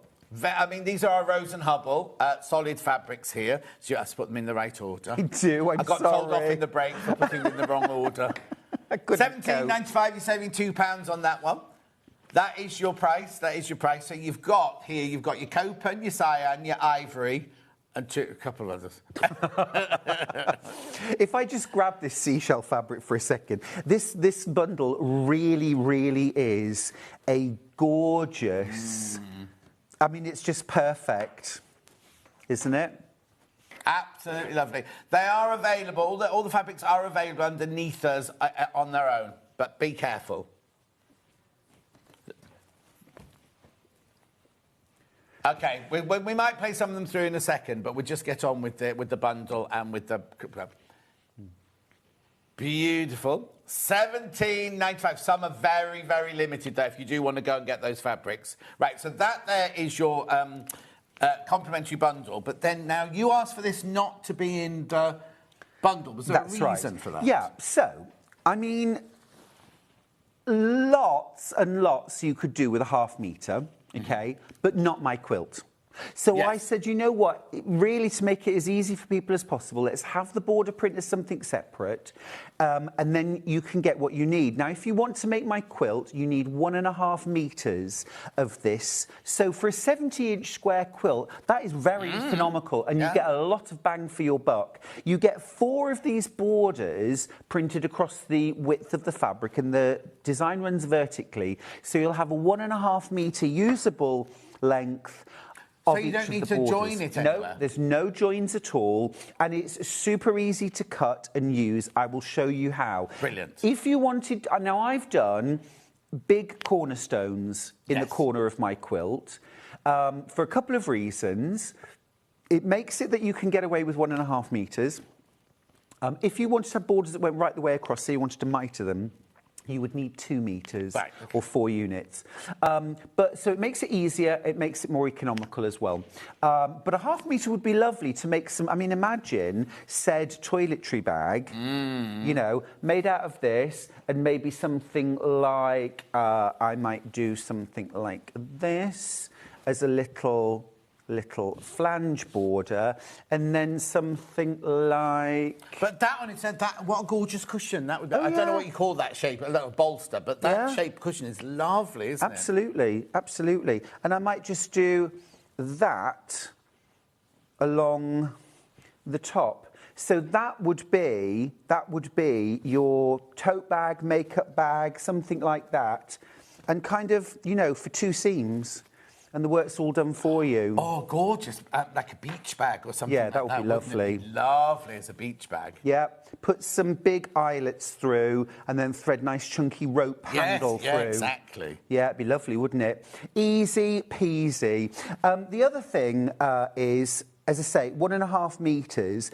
And that then allows you to centre a design. I centred it here. You Right. might centre it here. Oh, It depends where it's cut. Oh, yes, I see what you've done. Yeah. Yeah, it's just, I'll show you when I show you how to cut the border fabric, but really this adds so much impact, and it's literally just a 10.5-inch wide strip that you cut and sew on your quilt, and suddenly your quilt's 20 inches bigger. Yeah, no, I'm just going... I can't believe... I mean, whoever's drawn all of this and created all this, there's so much detail. I was just looking at those starfish there and thinking, it's not just a starfish, there's a border, there's the imprint, there's a little... So many things going on in there. Well, that's the other thing that's really clever about this border. It's a double border because, if I just move those out of the way, because you've actually got, your sort of main feature border, but then you've also got this secondary border. Now, of course, there's nothing to stop you cutting that off and using it in isolation. On a bag, I might use that as a shoulder strap. Yeah. And then you've got this usable border. You could separate the two out. Also, something that Jason does himself in a lot of his quilt designs is he will use this border and then fussy cut tall triangles. Yeah, because we're used to seeing things like this from him where he's made his hexy patterns or pinwheels or whatever, Yeah, exactly. Kind of 8 of those.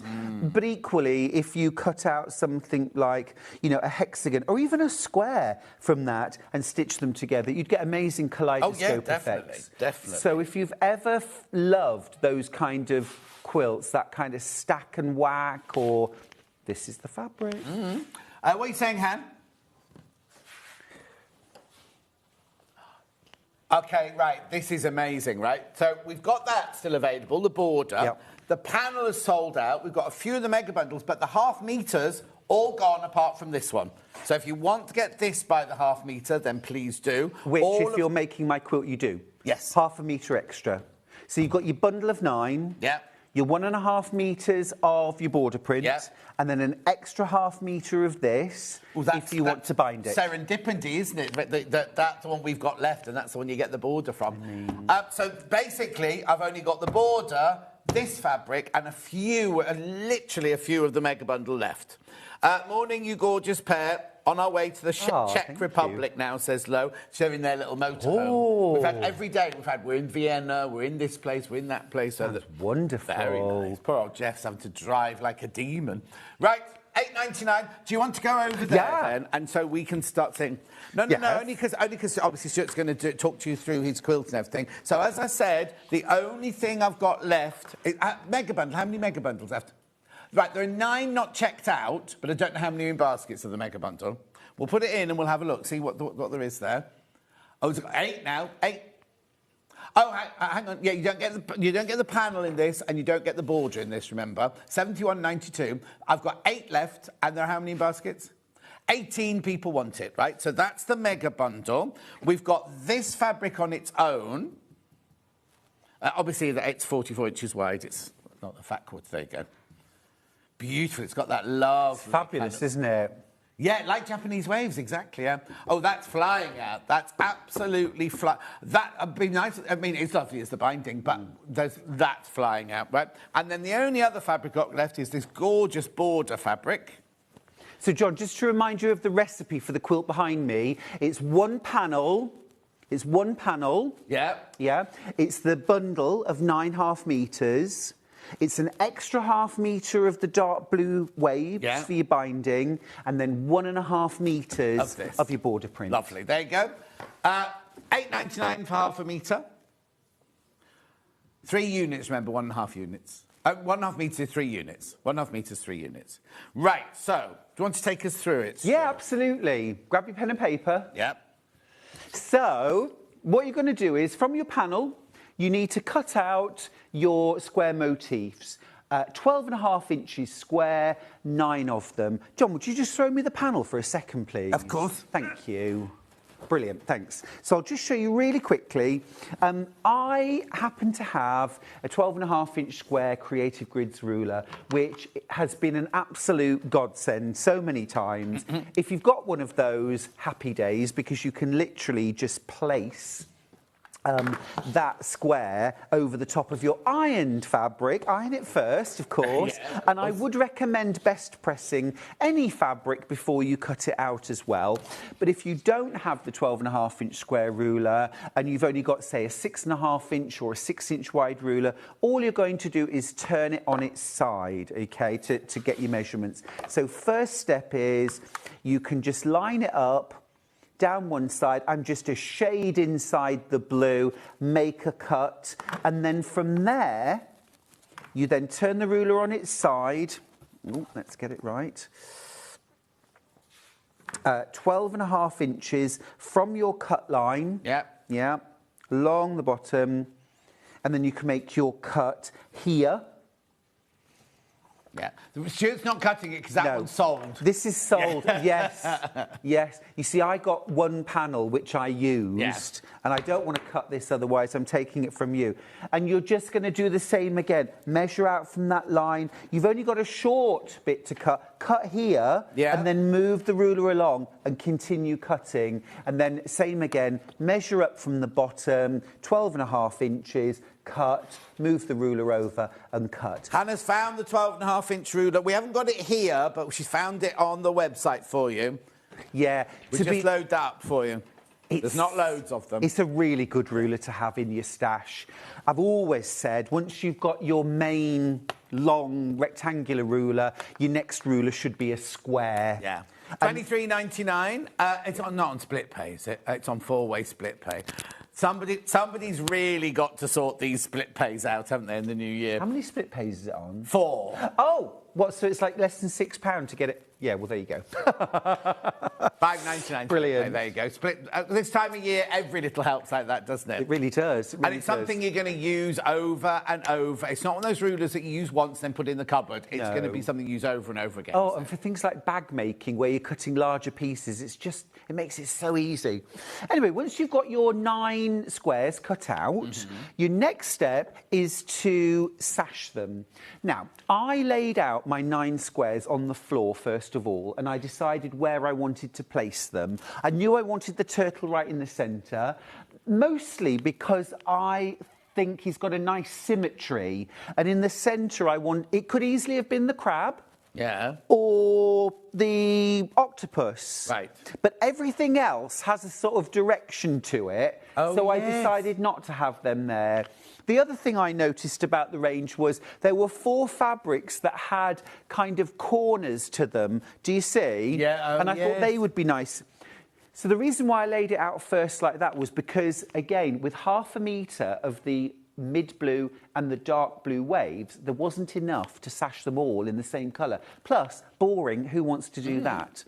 So I did the outer 4 in dark blue and the centre. This is 1.5-inch wide strip by 12.5 by 12.5, 2 of those, and then 1.5-inch by 14.5 inches, 2 of those. And you sew the 2 sides on, press, top and bottom, and press. So this block here then is 14.5 inches square.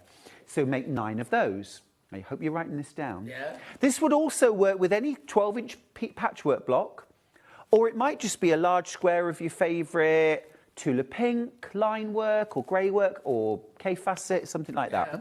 Right, next up, you need to cut your sashing. Now again, it's partly economy. I've got 1/2 metre of each. Neither is enough to do it all. Yeah. But also I think it's more interesting as a design feature to use more than one fabric. So I've cut my sashings. These are 2.5 inches wide by 14.5 inches long, okay? And you can ask how many we need now. How many do we need, Stuart? 1, 2, 3, 4, 5, 6, 7, 8, 9, 10, 11, 12. 12. Right, 12 in the seashells. Yeah. And 12 in the patchwork. Right. Yeah? You'll use your 12 here in the sort of centre of the quilt, and then your 12 patchwork ones round the outside. And I've also used the little starfish to cut 16 2.5-inch squares, and they're my cornerstones. Are they 2.5-inch finished, or did you cut them at 2.5? No, 2.5 inches cut, so 2-inch finished, because this is 2.5 by 14.5 cut. Okay, so you piece your quilt centre together, and that should measure 50.5 inches square. Now, I say it should. Right. You know what I always bang on about accuracy? As you're sewing these pieces together, cut them accurately, sew them accurately, measure them. So when you've sewn 2 blocks together with a piece of sashing in between, measure that sashing. And if it doesn't measure exactly 2 inches, you've got to stop and ask why not. Don't just think, it'll be fine. Aye. You know, I mean, the thing is, you can cut the borders a different length if you need to, but I like to make things easy. Yeah. So once you've done that, you are almost finished. Like I say, I pieced this in a day. It took no time at all. Because it looks like it's so intricate, doesn't it? All the lines and everything like that. Fabric does all the work. Yeah. Fabric does all the work. So last thing then is to cut your border fabric and your cornerstones. May I borrow the border fabric, please, John? Border fabric. That's the one. Thank you. Right. So, again, before you start cutting this fabric, you must iron it. With best press? Yeah. And can I just mention... Oh, yes. He was quite particular about this morning. I grabbed this. This was supposed to be on Lynn's hour, and I said, no, it's much more appropriate on my hour. Caribbean Beach. Yeah. Come on, if you're making this quilt... Yeah. You've got to iron it with Caribbean Beach. Oh. It's Caribbean Blue. Enya. In Caribbean Blue. Do you remember it? No. It's not called Caribbean Queen. That's Billy Ocean, isn't it? I went to see Billy Ocean once in concert. Did you? I didn't want to go. I said I didn't want to go, and Charlie got me a ticket anyway. Oh. And I was like... The best night ever.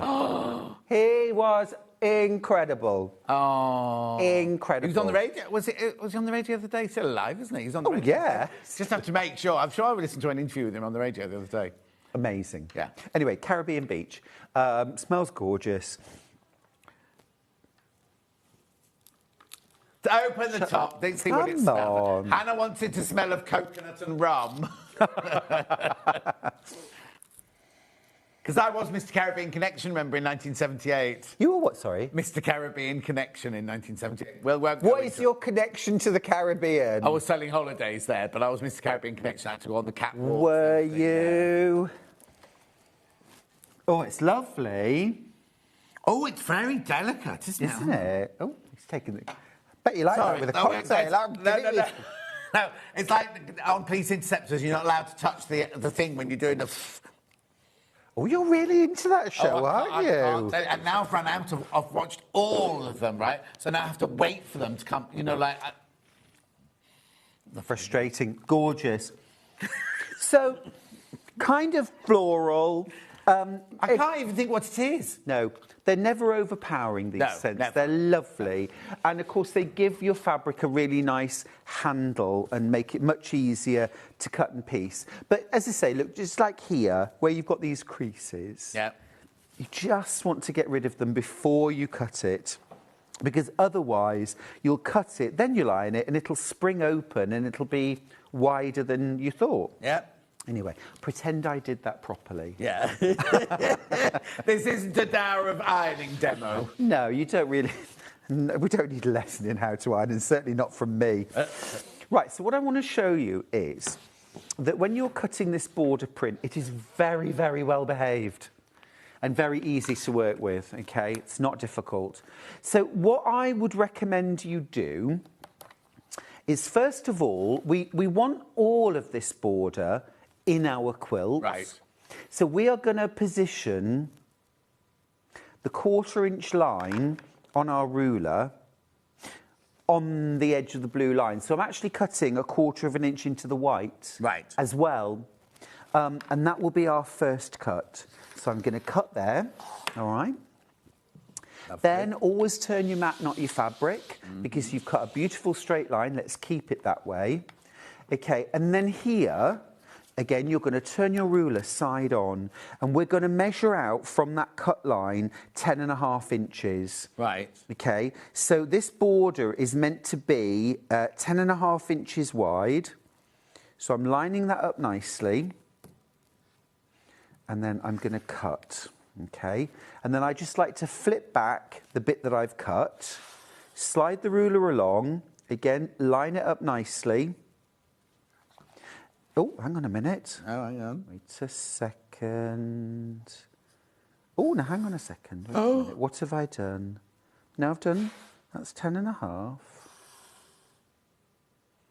What was that big gasp for, John? Stuart Hillard made a mistake. It's like somebody had taken your peppermint tea away. Millie doesn't make us drinks anymore anyway. No, I'm not surprised And she the way definitely people ask doesn't for go to them. Starbucks anymore. So there you are. There's your 10.5-inch border. Yeah. Okay. Now, I'll come back to this in a second, but I just wanted to show you, on the fabric that's left now, can you see I've actually got more than 1/4 of an inch of this white fabric? And that's so that we can genuinely cut 10.5-inch wide borders, 4 of them, from one width of fabric without, you know, painstakingly measuring and trimming between the rows. Because he could have just done it exactly 10.5 inches every time, and that would have made our lives difficult. So that's your little bit of waste. Yeah. And then you'll do your next one. So you're going to treat each border as if you're cutting the fabric afresh. Yeah. So same again now, 10.5 inches. Again, line it up and cut again. And you do this and do a single layer at a time. Don't be trying to fold your fabric cleverly and try and cut it straight, because you won't. There you go. Lovely. Now, this is also what you would do if you were, say, buying a couple of meters to do a gorgeous kind of stack and whack style quilt. Yeah. And what's clever about this is that because you've got 4 repeats, and they're identical repeats across the width of the fabric, you can really easily layer this fabric together. Now, I'm just wondering if we've got some pins, and I can give you an extra little Millie, bonus. we've got the pin cushion there. If we've got some pins, I'll give you an extra quick demo. But all you would do if you're bordering this fabric now is find a centre motif. Now, when I cut my borders, this was roughly in the centre. It wasn't exactly in the centre by any means. And so what I did was I folded the fabric in half. Thank you, Millie. Made sure that the edges were straight top and bottom. And I got this motif, and you can see through the fabric quite easily. Yeah. So this shell was right on the edge there. And I folded that.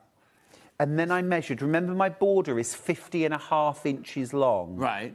So what I did was I measured out from the centre crease 25.25 and made my cut. Now, my ruler's 24.5. So how do I do 25.25? Yeah.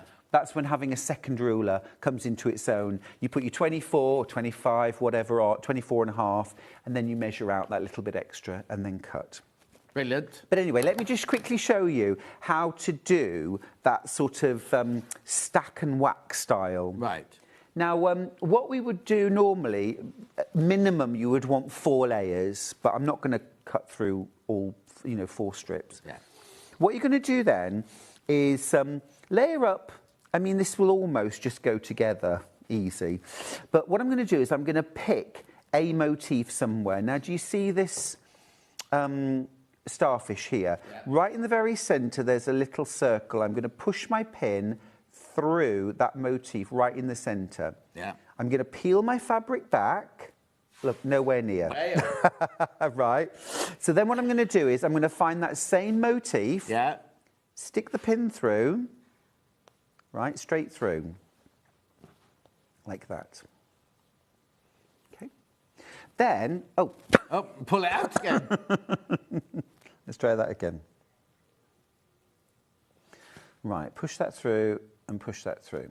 Right, once you've got that like that, what you want to do is have it literally like vertically through the fabric. Mm-hmm. Yeah? Can I just show you how holding it out like this? That's it, right through there.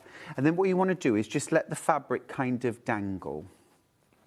Right. Then grab another pin and find a different motif. So look here on this shell, where this curls inwards, I'm going to pick right the very, very last point of that, push the pin through, and then again, find exactly the same place on the next one. And then obviously if we're doing 4 layers, we would go and the next one and the next one. Yeah. And then when it's through vertically like that, again, dangle the fabric, and the fabric will now start to fall together, okay? Now, when you've done that over numerous points along the border, then grab some more pins and pin through the fabric, just as you would normally pin fabric, through all the layers, and then you can take those vertical pins out. Right. Once you've got everything layered like that, you can literally then just cut squares. And don't try and, you know, do them exactly. Yeah.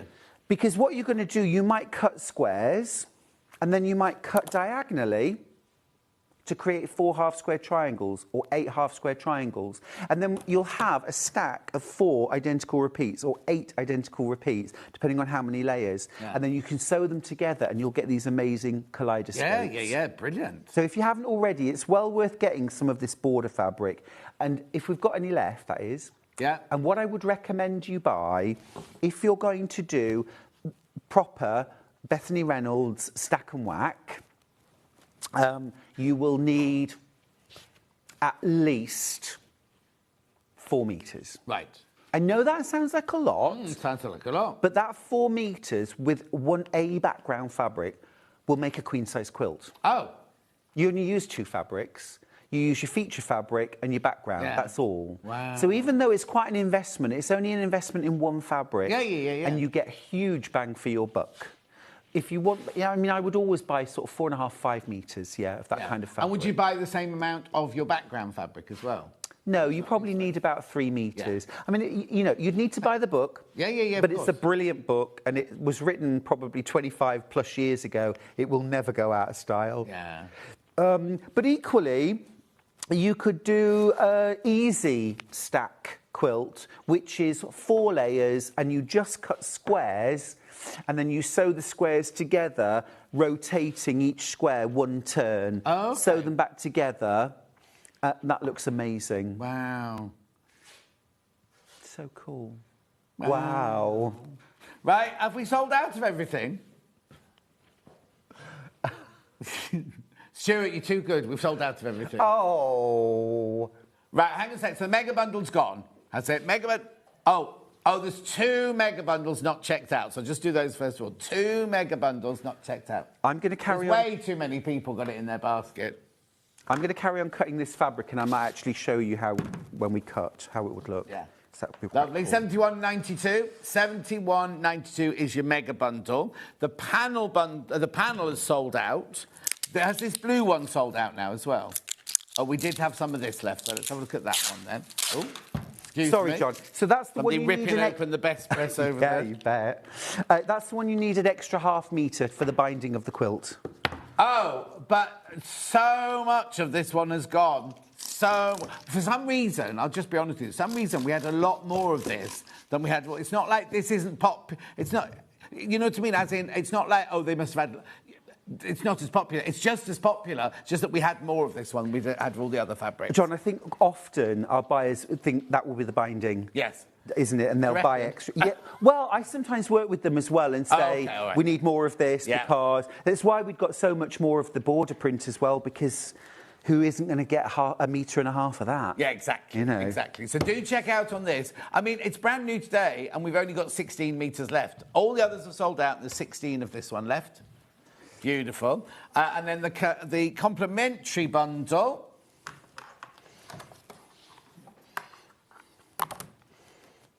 Blimey, that. So demanding. Well, it's because it's never in the same place 2 days in a row, is it? Anyway, 17.95. Anyway. Saving £2. Ooh. Keep going through for this. Keep going through. Very popular. Beautiful colours, aren't they? So, John, can I ask, are you ready for Christmas? Yes. And can I ask an interesting Christmas question? I haven't got the board print show because he's cutting it up. Oh, Interesting question. sorry. What? So what's your favourite Christmas song? Oh, no. It was really weird because when I came in on the radio this morning, they had... You came in Paul on the radio? Bettany, the actor, was doing Thing Years of My Years. You know, Yeah. He's got a very big house Tax in of Vermont. My He's got room Years. for 40 people to sleep over. Wow. Hannah says she's a wife and 3 children, Hannah. Oh, there you go. Perfect. Ooh. Perfect. Yes. They said to him, what's your favourite Christmas song? And he chose the... Streets in New York one, that one. Right. What's it called? No, not Streets of Philadelphia. Fairy Tale of New York. Fairy Tale of New York. Right. Streets of Philadelphia is not a Christmas song. Anyway, I don't know what my... I don't know, because I love a traditional, but I also... I don't want Slade. That gets on the nerve. Well, I was just going to say, what's the one Christmas song that you would happily bin and never have Slade. played ever again? So This Is Christmas, only because it's overplayed. Same. Oh? I would ban that record. No, I wouldn't ban it. No. But I would... It's kept Noddy Holder in a lovely lifestyle. But if I could put it in Room 101, I would. Yes, it's that... It's Christmas. Yeah. It's like, oh. No. And yet Noddy Holder's such a lovely man. Anyway. So hang on, I'm not doing that. I'm doing the board print, which I haven't got. Stuart's cutting it up. Sorry. That's all right. There it is. SARS. So what are you going to show us now, then? What I'm going to do, I've got all 4 cut out now. So I was just going to really quickly pin them together. Oh, brilliant. Yeah. And then cut them, just so that you can see... you know, the kind of effects you would get. And I would really recommend... I mean, any fabric with a really large-scale print can be used for stack and wax. Yeah. But these border prints that have very obvious and deliberate repeats on them are just almost heaven sent for the purpose. So I'm just going through every layer there with my pin, okay? And just give it a little bit of a shuffle. Yeah. And then grab another pin and pick another bit of a motif. And you do this in, you know, numerous points. You want them sort of every maybe 3 inches. And what you find is, after a very short while of putting pins through, your fabrics are so nicely stacked on top of each other that you start pushing the pin through and it's like it's already where it's meant to be. Yeah. So I won't do loads of this, but I don't want to cut it badly. No. And there are 60 people got this fabric in their basket now. And no, be careful though, because if you all want a metre and a half, there's not enough. Well, I was going to say, you know, half a metre would be lovely to make some toiletry bags, something like that. But if you want to really have fun with this, I think you need a good metre and a half. Well, there's not enough. To metre and a half, there's not enough to go around. And if you're bordering my quilt, you definitely need 1.5 metres with cornerstones. Those cornerstones, by the way, are just 10.5-inch squares of one of the other fabrics. You pick. Doesn't have to be the same one as I picked. Or if you want to do mitered borders, then you need 2 metres. And sometime I'm going to show you how to do mitered border, because it's really easy. And it gives the most amazing effect, but I think a lot of people are rather scared and intimidated. Yeah, but it's quite an easy job. Okay, so I've pushed that through now.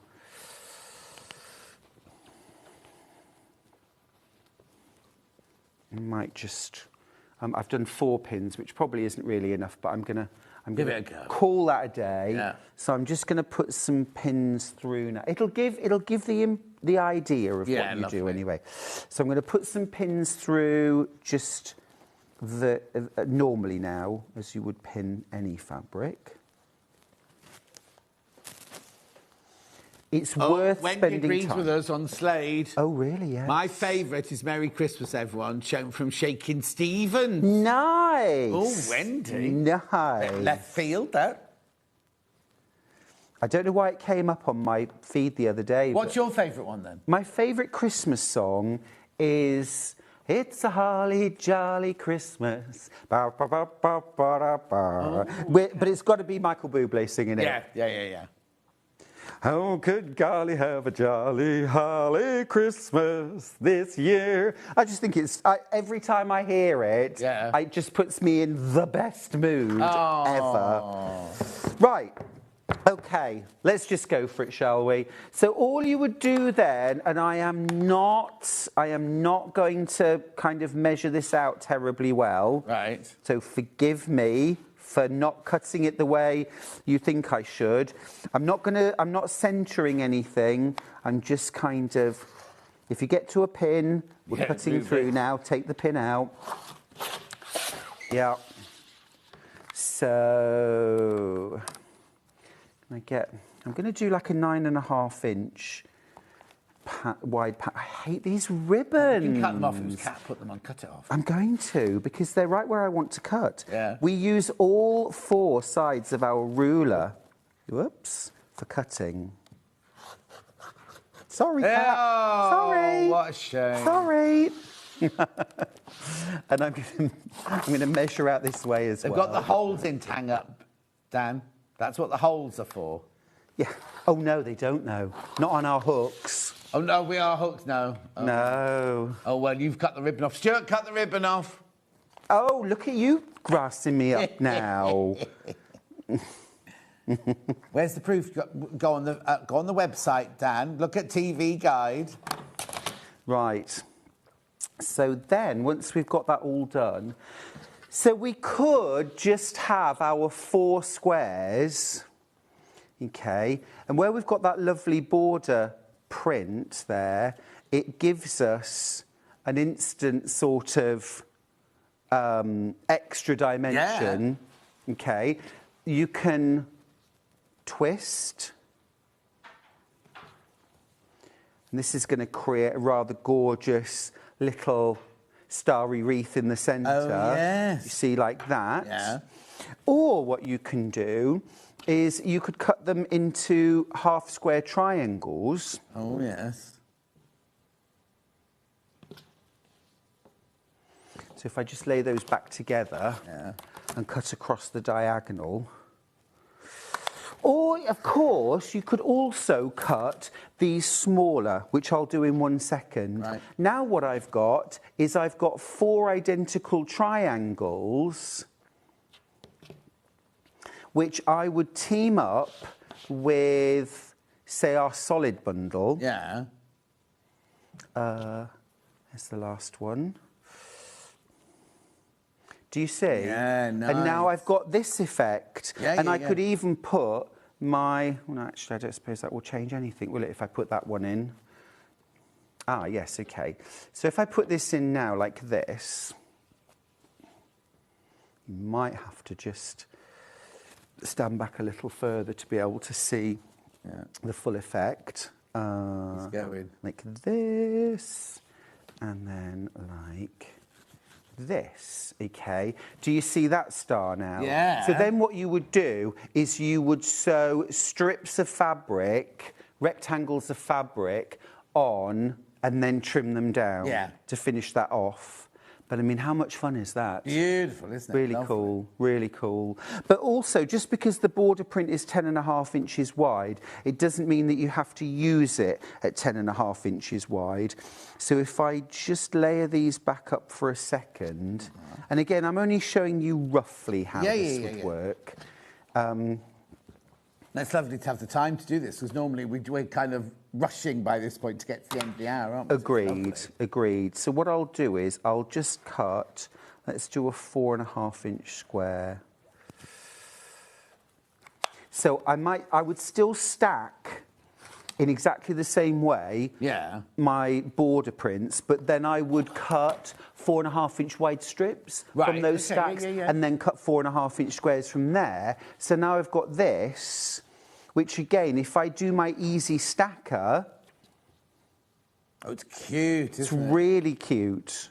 Really cute. And you've got all of that, and it's just 4 squares sewn together. I like it the smaller, because it's got kind of more impact, hasn't it, really? Exactly, exactly. And if I take the other larger squares, and what's really cool about this technique is that you could cut out 30, 40 different blocks from this fabric, and every single one would look different. Wow. And the trick is not to try and fussy cut. Yes. I know it's tempting to start lining your ruler up with motifs, but ignore them. Just cut it out and see how they look because you will get these serendipitous, beautiful designs that you just never saw coming. So again, I'm going to cut a 4.5-inch square. Yeah. And put those together.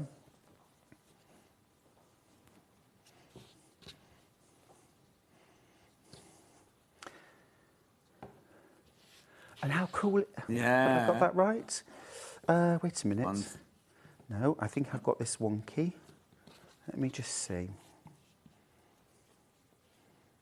Ooh. So we'd 1, have an ice cream 2, cone at the beach, 3, 4. Right. So there's. Wait a minute. I need to press it. It's curling up. Yeah. Yeah. All right. Hannah's very judgmental, isn't she? On the sly. There we go. That's better. Look at that. I mean, how cool is that? And this, to me, these look like snails. Oh, snail. With a shell and the little head crawling around. But I mean, completely different. You look at that one, and then if I put the other one next to it, and the other thing, John, is that you can rotate these blocks 4 times, so you can get 4 different designs out of every one. If I just, while this is still here, if I turn. If I turn every unit 1 step around, different. If I turn it again,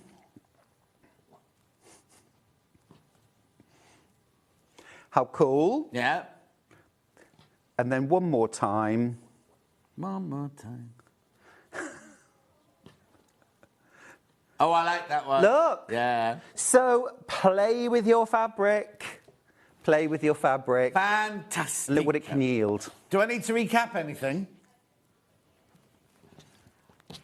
Okay. Right. So, of the border print, you're saying for the quilt you need 1.5. 1.5 metres, 3 units. If you want to mitre the corners and have the border going right off the edge, 2 metres. Yeah. If you want to do... Like you want to play like you just played. I would get yourself at least 1.5 metres. If you've got the budget, I would go 3 to 4 metres. Yeah. And then you And will a have plane. yes, and a plane. And, oh my goodness, how much fun. Exactly, exactly. Right, Stuart will be back in an hour with the best of Stuart Hillard. But now Lynn's back with, I can't remember what it's called, it's Gone Fishing. Gone Fishing quilt. We'll see you back here in 4 minutes from now.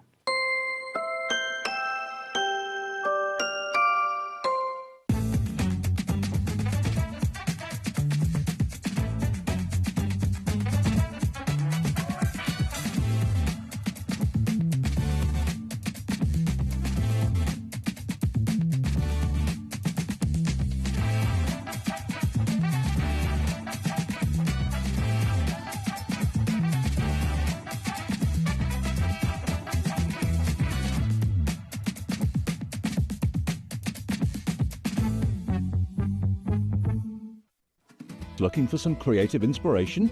Head over to the Sewing Street website and click on the SS Hub. It's packed with ideas, tips and projects to spark your creativity. Plus you'll find the latest news and information on sewing machines and overlockers. Get inspired with Sewing Street. Christmas video, seen one? Take one. The executives of the Gemporia partnership are putting their heads together to create the perfect Christmas video. So I've got an idea. Let's host Christmas here. Here? As in at the studios? How are we going to manage all that? With some Christmas magic, of course.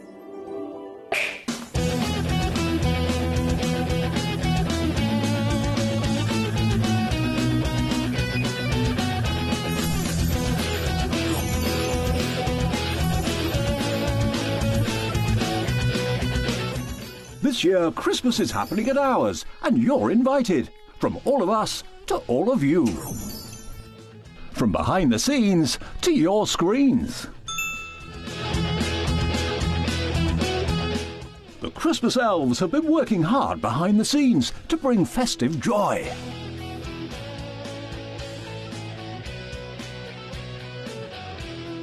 Okay, so this is starting to look good. But what about fairy lights? Snow machine, some nibbles on the table. And we need messages from the presenters. Merry Christmas. Merry Christmas. Merry Christmas. Merry Christmas.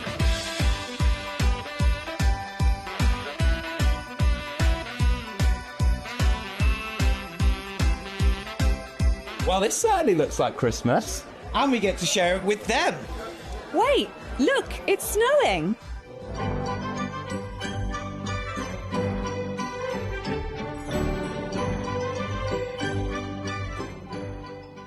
Happy Christmas from your Gemporia Partnership family. Join us here this year for Christmas.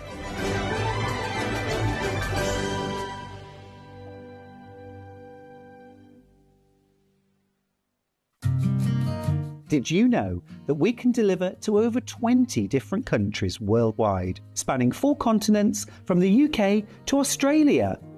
Check out our website for the list of countries and delivery costs. Sewing Street, stitching the world together. We're proud to have some of the most skilled and experienced experts in the industry. They're brought to you here every day on Sewing Street. Not only is Sewing Street live from 8 a.m. till 1 p.m. on Sky 670, Freeview Channel 73, YouTube and the Sewing Street app, now Virgin subscribers can watch on Channel 754, which means there are more ways to watch your way with Sewing Street. Shopping with Sewing Street couldn't be easier. You can shop via our website at www.sewingstreet.com, where you can watch our live shows and see all the products from that day. We also have a huge amount of products on our website, from your sewing room essentials to fabrics, sewing machines and much more. You can download and shop on the go with our Sewing Street app. Simply head over to your app store and search Sewing Street. Alternatively, you can contact our UK-based call centre 24 hours a day on 0800 001 4433. Shopping made easy at Sewing Street. Want to say hello or ask a question to our guests? Then send a message to the studio. You can also keep in touch with our social media pages. All the latest news, events, product launches, and much, much more. Search Sewing Street.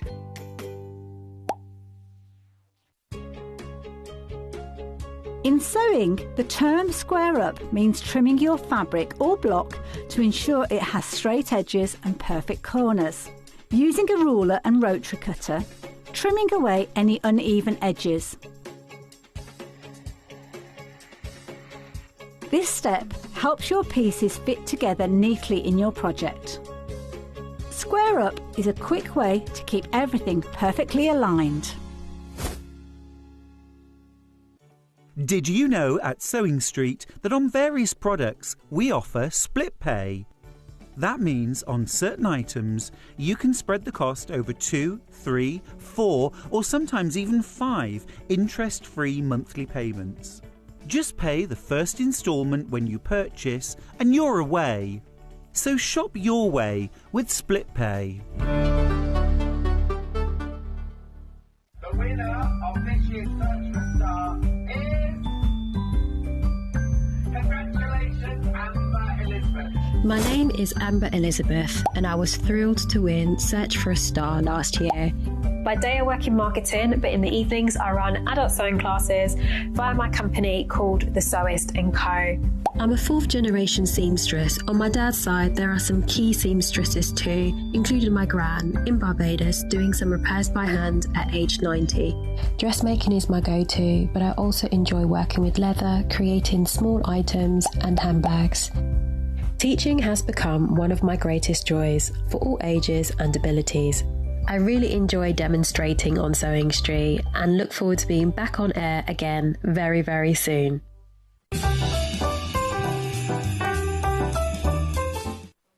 Derek says he's just joined us. Sorry for the late arrival. Got no power this morning. Was trapped in bed by 5 sleeping cats all snuggled in, so he couldn't get out. OK, fair enough, understandable. If you're stuck with cats. I didn't say no pants. I didn't say no, I work... I didn't even say pants, right? It just goes how their brains work in there. I have no idea what's going on, luckily. What? I've got no idea what's going on, Just luckily. as well. And they go, oh, wouldn't it be good if we gave the guests talk back? The guests would be like this. I wouldn't cope at all. No. I wouldn't cope. There'd be too much information. I don't know how you do it. No. And, we've got a code word now. What's the code word? Well, apparently, I was on air one day, and they were making so much noise in the gallery, and I went, shh! Yeah. And for somebody sitting at home, it looked like I was telling the guests to shut up. So Hayley said I have to have a code word to say to the gallery. Keep them quiet, Keep them quiet. So I said, what kind of thing, Hayley? Yeah. Hayley thinks I should say, is the kettle on? And that will make them go quiet, right? So imagine if you're busy making a quilt and I go, is the kettle on? It's even worse than me going, shush, isn't it? Yeah. It's still rude, isn't it? Anyway, we just get used to it. Yeah. Right. Gone fishing. Gone fishing. Oh, hang on. And we've got to put up with the coffee as well. It's coughing? Hannah. It's like that, what was that, Steptoe and Son, you know, when that dad used to cough? Yeah, that's what you're getting in your ear. Yes, right. It wasn't Hannah, not Hannah. No, not Hannah. Somebody else. No, Hannah's busy talking about the wildlife she found in the ladies' toilets earlier. Right. What wildlife? Earwig. With earwigs? Oh, OK. Nothing like a frog Earwigs. or a rat or anything. No, nothing really scary. I thought earwigs were extinct now, aren't they? I don't know. When I was little, we used to go and play with them. I used to see earwigs all the time. Yeah. And when you were a kid at school, they used to say they would go in your ears and like... Well, earwigs? Yes. Yeah. I don't think... I mean, I don't believe that must be true. You grew up in the countryside, all the weeds used to have like, I don't know what kind of spit we used to call it. It's like white fluff. Yes. And then you used to think, like, it was full of little spiders. Yes. And then there were all those, like, apocryphal tales about somebody who picked a scab and then all these spiders all ran out. bursting out. The nightmares we used to have from all of that stuff as kids. I know. Well, we didn't have the internet. No. They probably have different nightmares these days. Millie doesn't have nightmares. She's too rich for nightmares. Right. OK, right. Where are we going first, then? Pattern on its own, please. Right, so let me see where... Let me move this out where I don't want to burn you with the iron. Here you go. So, this pattern, RT Skill Level 3 Confident Piecer. Is it all piecing or is there any applique on this? It is all piecing, and I genuinely don't think that is... I think they're overstating it a bit. I think there's kind of one technique in here, and once you've mastered that, you can do the whole quilt. You just have to go step by step. So when it says confident piecer, that sounds to me like somebody who's been making quilts for a couple of years. Oh, I thought you were looking at that one. Sorry, I thought you... Well, let's move this one because I'm going to open it, yeah. I don't think you need to be, it's one technique in this quilt, basically. I think you need an organised mind, though. This is the main thing I'm going to say. You need a system for this quilt. 100%. You need to go step by step. It's like... approach this like you would approach making a Lego set or making an IKEA piece of furniture. You want to know what you've got. Other shops are available, happy doing yellow bags. OK. You want to know what you've got, and you're going to do it step by step.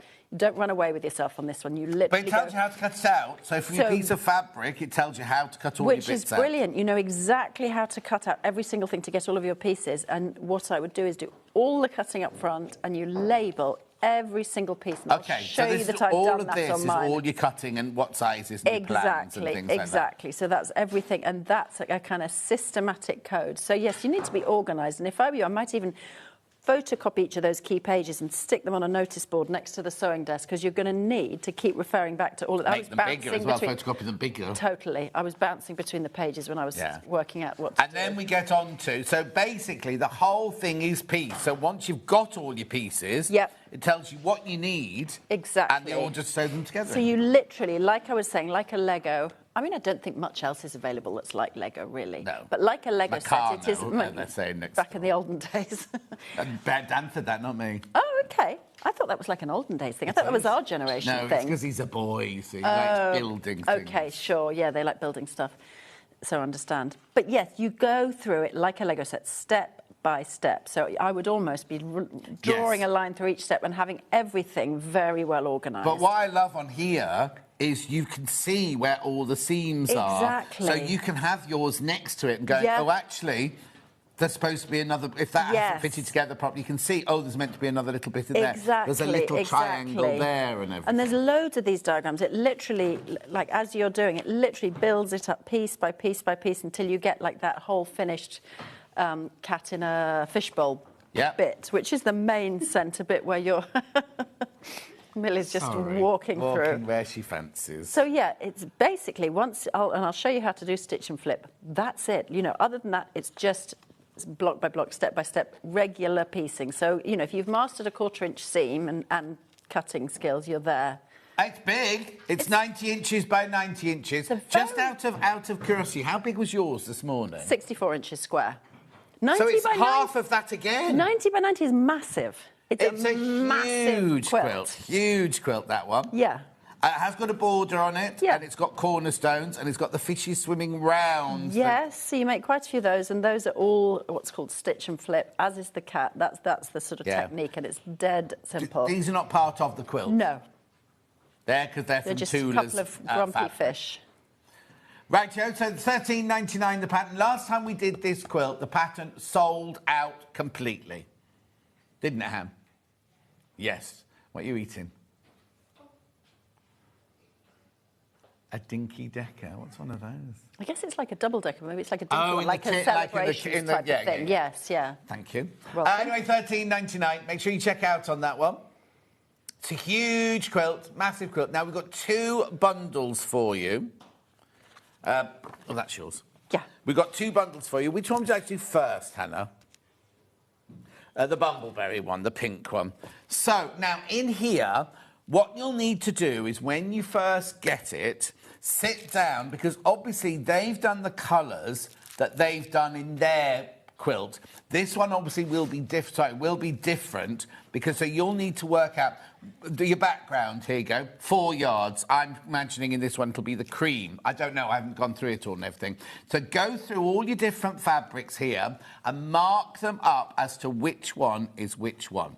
Is that right, isn't it? That's exactly what I would do. What I would do is I'd get an A4 piece of paper and I would create a swatch chart. So you know that this is number A, this is B, as corresponding to in the pattern. Yeah. Because you've got this when you get to the cutting pages. You've got, you know, this is background, da, da, da. So if you know which is which, again, I would say have this all up next to you. You need to be really organised for this. And a swatch chart, just a little 1-inch square of each piece, and then which fabric it is, and then you know what you're using for what. OK, you're saving £20 on this quilt kit. Saving £20. Because these are all gorgeous bumberries. So you get half a metre of that one. That's... Oh, that must be your background. So that's 4 metres. So I wonder if that is basically where the fish is swimming. Yes. And then maybe this is the background in the fishbowl, for example. You would say this again? Well, so I think this is the background. So that's the background, which is, yes, so that's that bit there. And then this one, I've got this one, 2 metres 2 metres, so 2 metres... So it could be a mix... Oh, there. Part of the fish, 2 yards there for the fish, 1.8 metres for the fish. OK.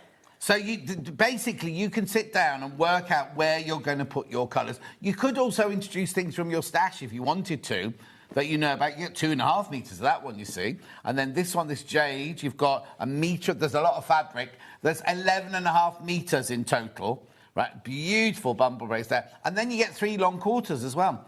Now, the only thing you don't get in this is you don't get the black, because you need the black only for... the fish's eye. Cat's eyes. You need almost none at all. 2 tiny little pieces. Yes. So any kind of dark, strong colour you've got in your stash would be fine. It doesn't need to be black. Anything dark that just contrasts with the colour. I think I'd use whatever they Totally, you could use anything that's dark. There you go. There. I think I might use that. Totally, you could. That would work really well. You just need something to contrast with whatever the colour is of your cat's... Cat. Yeah, forehead. Cat. Yeah. So it doesn't need to be black. Gorgeous. So there you go, £130.26. This is on split pay. They're going already £65.13 on split pay, that one. But you just sit down and work out where you're going to put each colour. Exactly. That's going to be lovely, that colourway, isn't it? Right, so that goes there, that goes there, that goes there. Right, now we've got one that's called warm. So I think your background on this one is this lovely... Oh, you're right. Cream. Just sneezing, excuse me. Or your ivory there. Oh, I think it's cream, isn't it?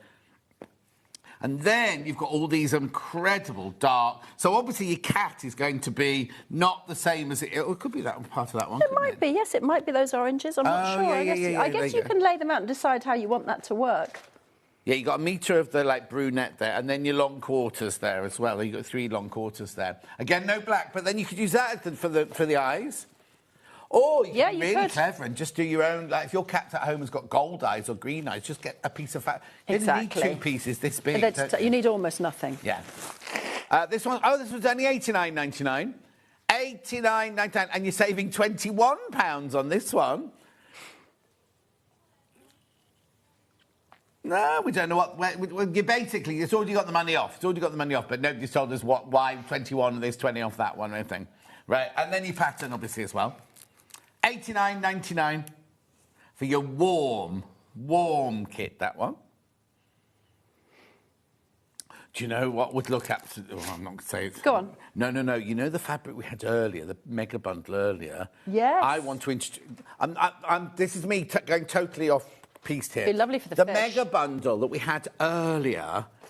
I think that would look amazing, wouldn't it? With all the fish. Totally agree. It would look amazing. So I'd use my solids. Yeah. I'd use my solids for the main, for the cat and everything. Fish, yeah. All the fish and the extra bits and bobs. That would be stunning, wouldn't it? Or even if you're not going to buy the mega bundle. Oh, they've been flying out the mega bundle. Even if you don't buy the mega bundle, we've got all of those by the half metre. Just pick some of those as your other... I'm sorry, that was just me being... No, I agree. I would throw in... I mean, for the fish, you can really play around with the colours and the... Because, you know, throw in stuff from your stash for those, I would. Did you hear what Hannah said? She said exactly the same as you did. Right, I'm thinking cave, right? If you've got some bright cave, all different cave fish going around the outside and everything. Or Liberty. Oh, the Liberty. Oh, right, OK. On what day was the Liberty Takeover day? Friday, I had that box that I think it completely sold out, right, of 30 fat quarters in a beautiful purple Liberty box and everything. Or we sold the fat quarters without the box as well, but they would be amazing, wouldn't they? Because you've got every single colour of Emily Bell that there is. Wow.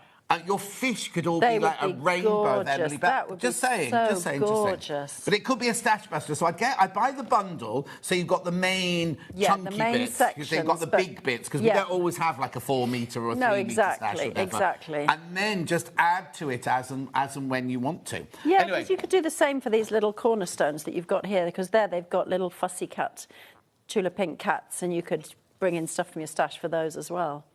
Beautiful. That's the pattern, £13.99. You see, you could just buy the pattern and just do it all from your stash. And you don't need, it's only the background there and the border that you're going to need quite a bit for, isn't it? And then all the others, I suppose that bit there, but all the rest is just going to be your stash, isn't it? Yeah. £13.99. Well done. Right, so... what are you going to show us then? Well, let me start with the fish, because I mean, let's quickly talk through it. If you're going to be doing this, let's talk through it just a little bit. Oh, yes, you're right. Yeah. We're just going to talk through a little bit about... never look at the top one, always look at the bottom one. The top one is what the viewers at home see. And the bottom one is where they want us to go. Yeah. I see what you're saying. So I'm looking at the bottom one, seeing that's where I'm going to go next. OK, gotcha. So the thing with this is you have to be unbelievably well organised, which is fine. Being organised is not difficult. But you want to get ahead, and the thing you will do, first of all, is to cut out from your background, the fish bowl and the cat bits, all of your main pieces. And it's got these really detailed cutting sections here. So, for example... Just as an example, if you were cutting this fabric, you'd start by cutting the whole strip the size of the M piece, and then all these pieces you then kind of go and subcut in the way that they've shown you, and that way you get all of the pieces out of your fabric so that you know for certain, which is, I think it's great when they include a cutting diagram like that. And then as you work through, every single step of the way will have these little illustrations that show you, for example, this is D, this is C, this but is even D. in the colour that it's meant to be, obviously you'll have your own colour. Yes, which is why you might want to have, like I said, like a swatch chart on your wall, and then you know which colour you're using. I mean, you'll soon start to remember if your cat is in a certain pink. You'll remember that, but it's kind of useful to do that. And then there's this chart here, and it shows you all of the pieces. So I've not cut all of the pieces for all of this quilt, but what I've done is I've cut some of the pieces, and every single one I've labelled. So they've got a code in here. For example, those squares are going to be AA, and I've put the dimensions on. You don't need to put the dimensions. I do that as well, because it might be that there's, it's double, you've done a double whammy, haven't you? So you know that it's AA, but you also know what's... Exactly, you know what sizes you're working. Yeah. It is a safety net, exactly, and that helps you as you're working through to have every single piece you cut labelled. And if you've got, say, 20 or 30 of one piece, just put those like in a little envelope or something with the label on there, so that you've literally got a systematic. And when it says, as if you were building a piece of flat pack furniture, and it says, at the very first step, the very first thing you do with this cat is take piece capital F, and then the two small f pieces. Then you'll go to your pile of fabrics, and you'll take those out. And you will literally do that step before you move on to the next step, before you move on to the next step. So take it one by one. Don't try and run ahead of yourself, because you'll get completely lost and confused. So it is a bit like an equation, isn't it? So you do that bit there, then you know that's just a straight piece. Then before you sew that, you have to add all of those together for it to then fit onto that one there. Exactly, and then carrying on like that, and then you've ended up with this sort of chubby cat face before you come to the next bit, and we add a few little bits of whiskers and a bit of a chin there and that sort of thing. And basically all the steps are one of two methods, either direct piecing, so in other words when you put a square piece up against a square piece and you line them up and then sew them together, or this stitch and flip, and the fish as well are stitch and flip. So that's what I'm going to start with, so we can, if you haven't done it before, you will see how easy this is. So for the fish, you will have a body piece and a tail piece. Oh, they're quite big. They are quite big, on the picture, you think they're going to be quite small, but then the quilt's 90 by 90. It's massive, yes, exactly. So your fish are going to be pretty big. So that's your body and that's your tail. And then what you'll have, and I'll show you a picture of the fish sort of in the kind of piecing section of the book, where you get to piece the fish. You'll see there, I don't know if you can just about see it, so let me go there, and then I'm centre of your screen. So you've got that piece there, and it's going to have these 4 triangle corners added, and then that piece there is going to have these 2 triangle corners added. And then as you come down, you'll see that then turns into, here you've got 2 fish sewn together. But that's the main body of the fish, and that's the tail of the fish. So that's how those bits together You're doing the together. 2 in the centre, aren't you, there? Because the 2 here, they're kissing. Yes, exactly. They're kissing, and then the others are following round. Exactly. So you make all of the fish, and then it shows you with some of them you'll add a bit on the top, with some of them you'll sew 2 together. So that you'll come to after that. So that's a separate step. So it's very good, this pattern, in terms of taking you step by step. As long as you work through it step by step, it's a very methodically written pattern. Are the little yellow stars things that we need to watch out for? Right, so when you've got a yellow star in the pattern, what it means is there's some sort of matching going to go on. So she's got a method for matching where she, and you can read it in the pattern, she will put the 2 pieces together, she will glue them together, and she will then do a basting stitch, so a long stitch just over the section she's pieced, open it up and check if it's matched perfectly, and if it has, then she'll do the full seam. I have to say... Why the glue? Oh, it's too much work for me. I would say what I would do is, I don't know if you were watching Stuart on the hour before, but the way he's put a pin through a starfish in the same spot, what I do with these kind of matching seams is put a pin through the 2 points where you want it to match, hold that, pin it, and then sew it. I mean, if it moves a millimetre, in the finished quilt, nobody is going to notice. So I would say, if you want to do the glue method, do the glue method. But for me, that's a little bit laborious, and you might get bogged down in... Well, especially as you've got 90 by 90 inches and thousands of pieces. Well, so many pieces in this cat. But it is worth knowing that each time you've got a yellow star, that means you are going to try and match up, for example, bits of the cat going together. So try and match them up as best you can. Oh, yeah, exactly. I wouldn't lose sleep over it, that's for sure. Right, now, I need a pencil. And I have a pencil. So, with stitch and flip... pencil this hour? I have so many pencils. And I put one in each basket, so I knew I would have a pencil for each... So Organised. I am organised. So I can get rid of these labels because these pieces are all going to be used at this step. Obviously, if you're just using one of your pieces, then you might want to keep the label for the rest of those pieces. Yeah. But I do think it helps to be kind of super methodical on something like this. And on here's how stitch and flip works. You have a square and you draw a diagonal on the back of it. So like that. And that's going to be the line you're going to sew along. So I'm going to draw for these fish. You'll see that there are 4 that sort of frame the body of the fish, 4 of these triangles that are going to go on all 4 corners, and 2 triangles that make the fin section. So that's 4 for the main body and 2 for the fin. So for each fish... Fin, he's not in now till after Christmas, don't think, is he? It's actually not a fin, is it? It's the tail. Yes, the fin. These fish don't have fins. Because the fin is on the top and bottom, isn't it? I'm just getting confused. Yeah, Finn's in tomorrow. He's just not on with me until the new year. So who's Finn? Is he one of the... He's the equivalent of Millie. So okay. Oh, I don't think I've met him. You'd know if you'd met him. For a long time when I first came here, it was Dan. Dan, the guy with the long hair who did lots of gaming. Yeah, he now works in engineering. Right, now. OK. Angry Dan, yeah. Is he angry? Yeah. OK, I'll move on.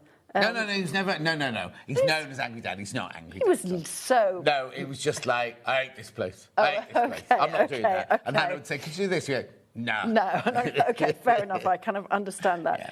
So what you're going to end up doing, so you've got these diagonal lines, and you're going to sew along that diagonal line, and then this will flip over, and you can see that then that starts to make the triangle shape.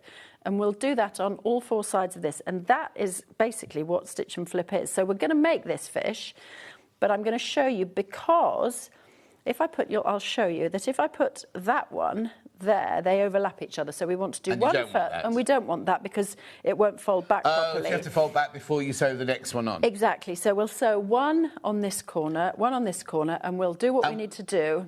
We sew on the line, do we? So you sew, here's the thing. Yes, in theory, I'm going to tell you sew on the line. What you actually want to do is imagine you're sewing just very slightly, almost like touching the side of the line, sort of towards this corner. So there's your line, and you're almost going to sew next to it in the direction of the corner. And the reason for that is because just the amount that the seam takes up and the fold of the fabric, what you want it to end up doing is folding so that you're getting this nice half-square triangle like that. So that's the kind of ideal, perfect way of doing it. Don't overthink it. You're going to end up with a triangle that's going to look completely fine, and your fish are going to look amazing, even if you're a millimetre out. So that's the kind of principle of what you aim for, is just to the side, get to one side of the line. Okay. But don't overthink that. I really wouldn't. So now I'm going to go for a normal stitch. Zeros. Do you want 1/4 inch or no? Just normal. No, just normal. Oh. Naught? I'll tell you what you do. Oh, that's a good idea. Off and on again. There you go.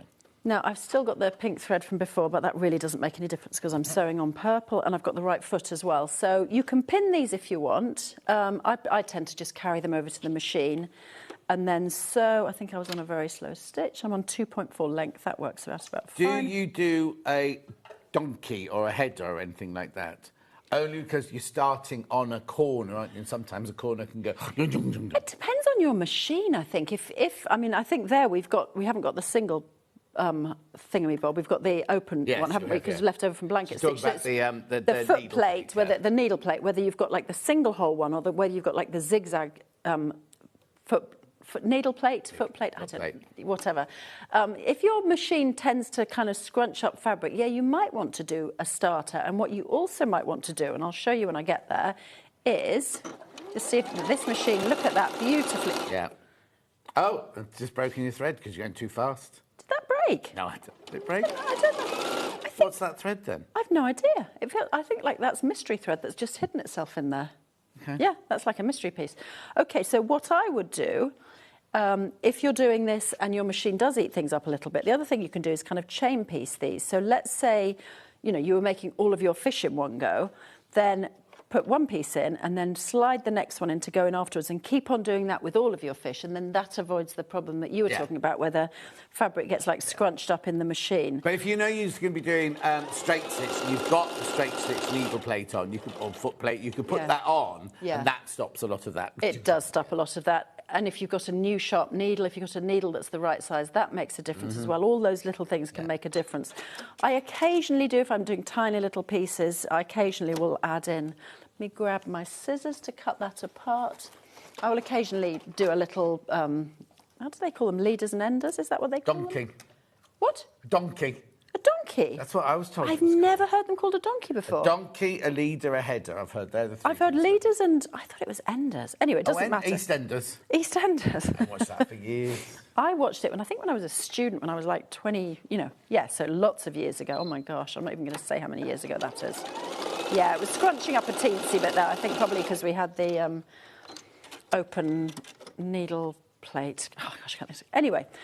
Anyway, moving on. So what we've now got, sorry, let me get those in the centre. We've now got 3 of these. So we've got part of the tail, and what we're going to do is press that over. So you can already see by the time we get the second one in place, and press that over, that you've got this tail here. So the fish goes there and the tail goes here. So that is stitch and flip. It's literally that easy. Do you leave this in? No. So what you do is, there's 2 ways of doing this. What I do is I press that first. As in properly press it, or as in properly press it, but you can finger press it if you want. And what I do is I get the corners to line up there so that I know that this has made a really nice, neat triangle. Then open it back up again, and then, and then rotary cutter, just take, so your 1/4 inch seam allowance, just take that off. And these pieces are then spare. So if you're the kind of person that keeps your scraps, chuck those in the scrap box, because you could make little half-square triangles out of those. You know what you could do? Go on. I'll do it on this one.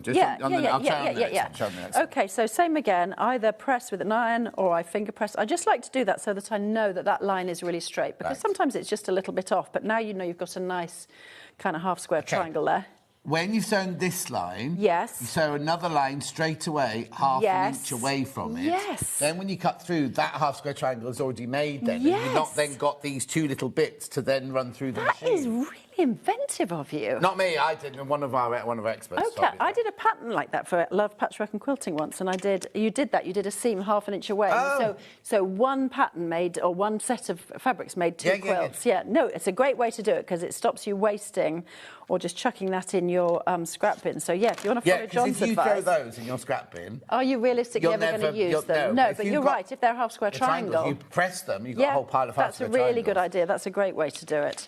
Top quilting tips from somebody who's not even a quilter. I'm impressed. You're storing up this information as you go. Well, I've been here long enough now. It's like crochet. I know all the terms. Do you? No, I don't do it. No, but I know all the terms. When I say, you pull that through, 2 on your hook, 1 on your hook...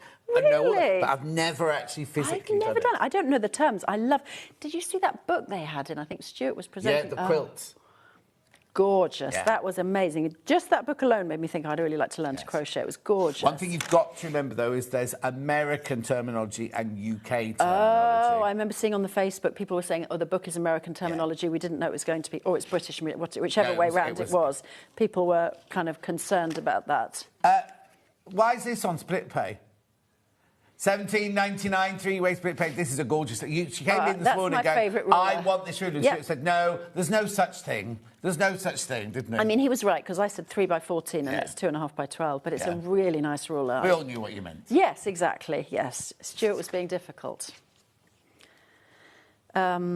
Right, so now I'm going to sew, for one fish, I'm going to sew these remaining triangles on. So you can see I've got that one there, and the seam is going to grow. So you are going to cross this time, but you couldn't sew it when they were both flat. Exactly, because you wouldn't be able to fold it back. So once I've sewn that, and you'll see that that's how you're going to get the tail of the fish. And the same way I'll add, and again, like I said before, if you want to pin these, you can. I just tend to kind of slide them in place and sew each one as I go, because I'm not really a big fan of pinning, honestly. I think it's just like one more step of things you do that takes up a little bit of extra time. A bit like, gluing. Some people glue their binding, or they glue seams, or they glue all sorts of things. I think, gosh, sometimes life's a little bit too short for a lot of gluing. Exactly. When you put your binding on, do you hand stitch the back, or do you machine it? No, I machine it to the front. Yeah. And then I turn it to the back, so I'm then sewing on top there. and I match the front thread to my background. And look, I think it makes like a really nice little edge. A lot of quilting people are kind of a little bit snooty about machine sewn binding, but I like the way it finishes. I think it looks nice. I think it's because sometimes when you do it from the front and you miss the binding at the back, it's like when you buy something dressmaking. Yeah. That's what's annoying. And it can look a little bit sloppy. You keep going. No, I know. Whereas I think that way, it gives it like a really nice framing to the edge. Yeah. And because you're sewing on that, you're giving a really nice edge to that as well, because you're top stitching, you can see what you're doing. So, yeah, and it's, oh my gosh, it's so much quicker. But I know some people, you know, a lot of people like the process of finishing the binding by hand, you know, sit in front of the telly. Oh, yeah, totally. And it does look lovely. I'm not saying that doesn't look lovely. It's a gorgeous finish. I'm just saying I'm always too kind of... Well, it's like the quilting as well. Some people love to hand quilt, and it takes them months and months and months. But that's what they love about it. Yeah, and it's sort of the whole process is therapeutic, which is, you know, a lot of people, I mean, me included, even though it's my job, it's still very therapeutic to sew and make things. Yeah, but you're not doing it for... No, you are doing it for the love of it, but it's your job. So you've got deadlines to meet. Whereas if you were at home making a quilt, you're like, well, as long as I make it by Christmas next year. Doesn't matter. It doesn't matter at all. It is. It's totally different. I've always got deadlines, so I always need to get it done by a certain time. So there's kind of no point in me sitting around finishing everything by hand, because it just adds too much time. Yeah.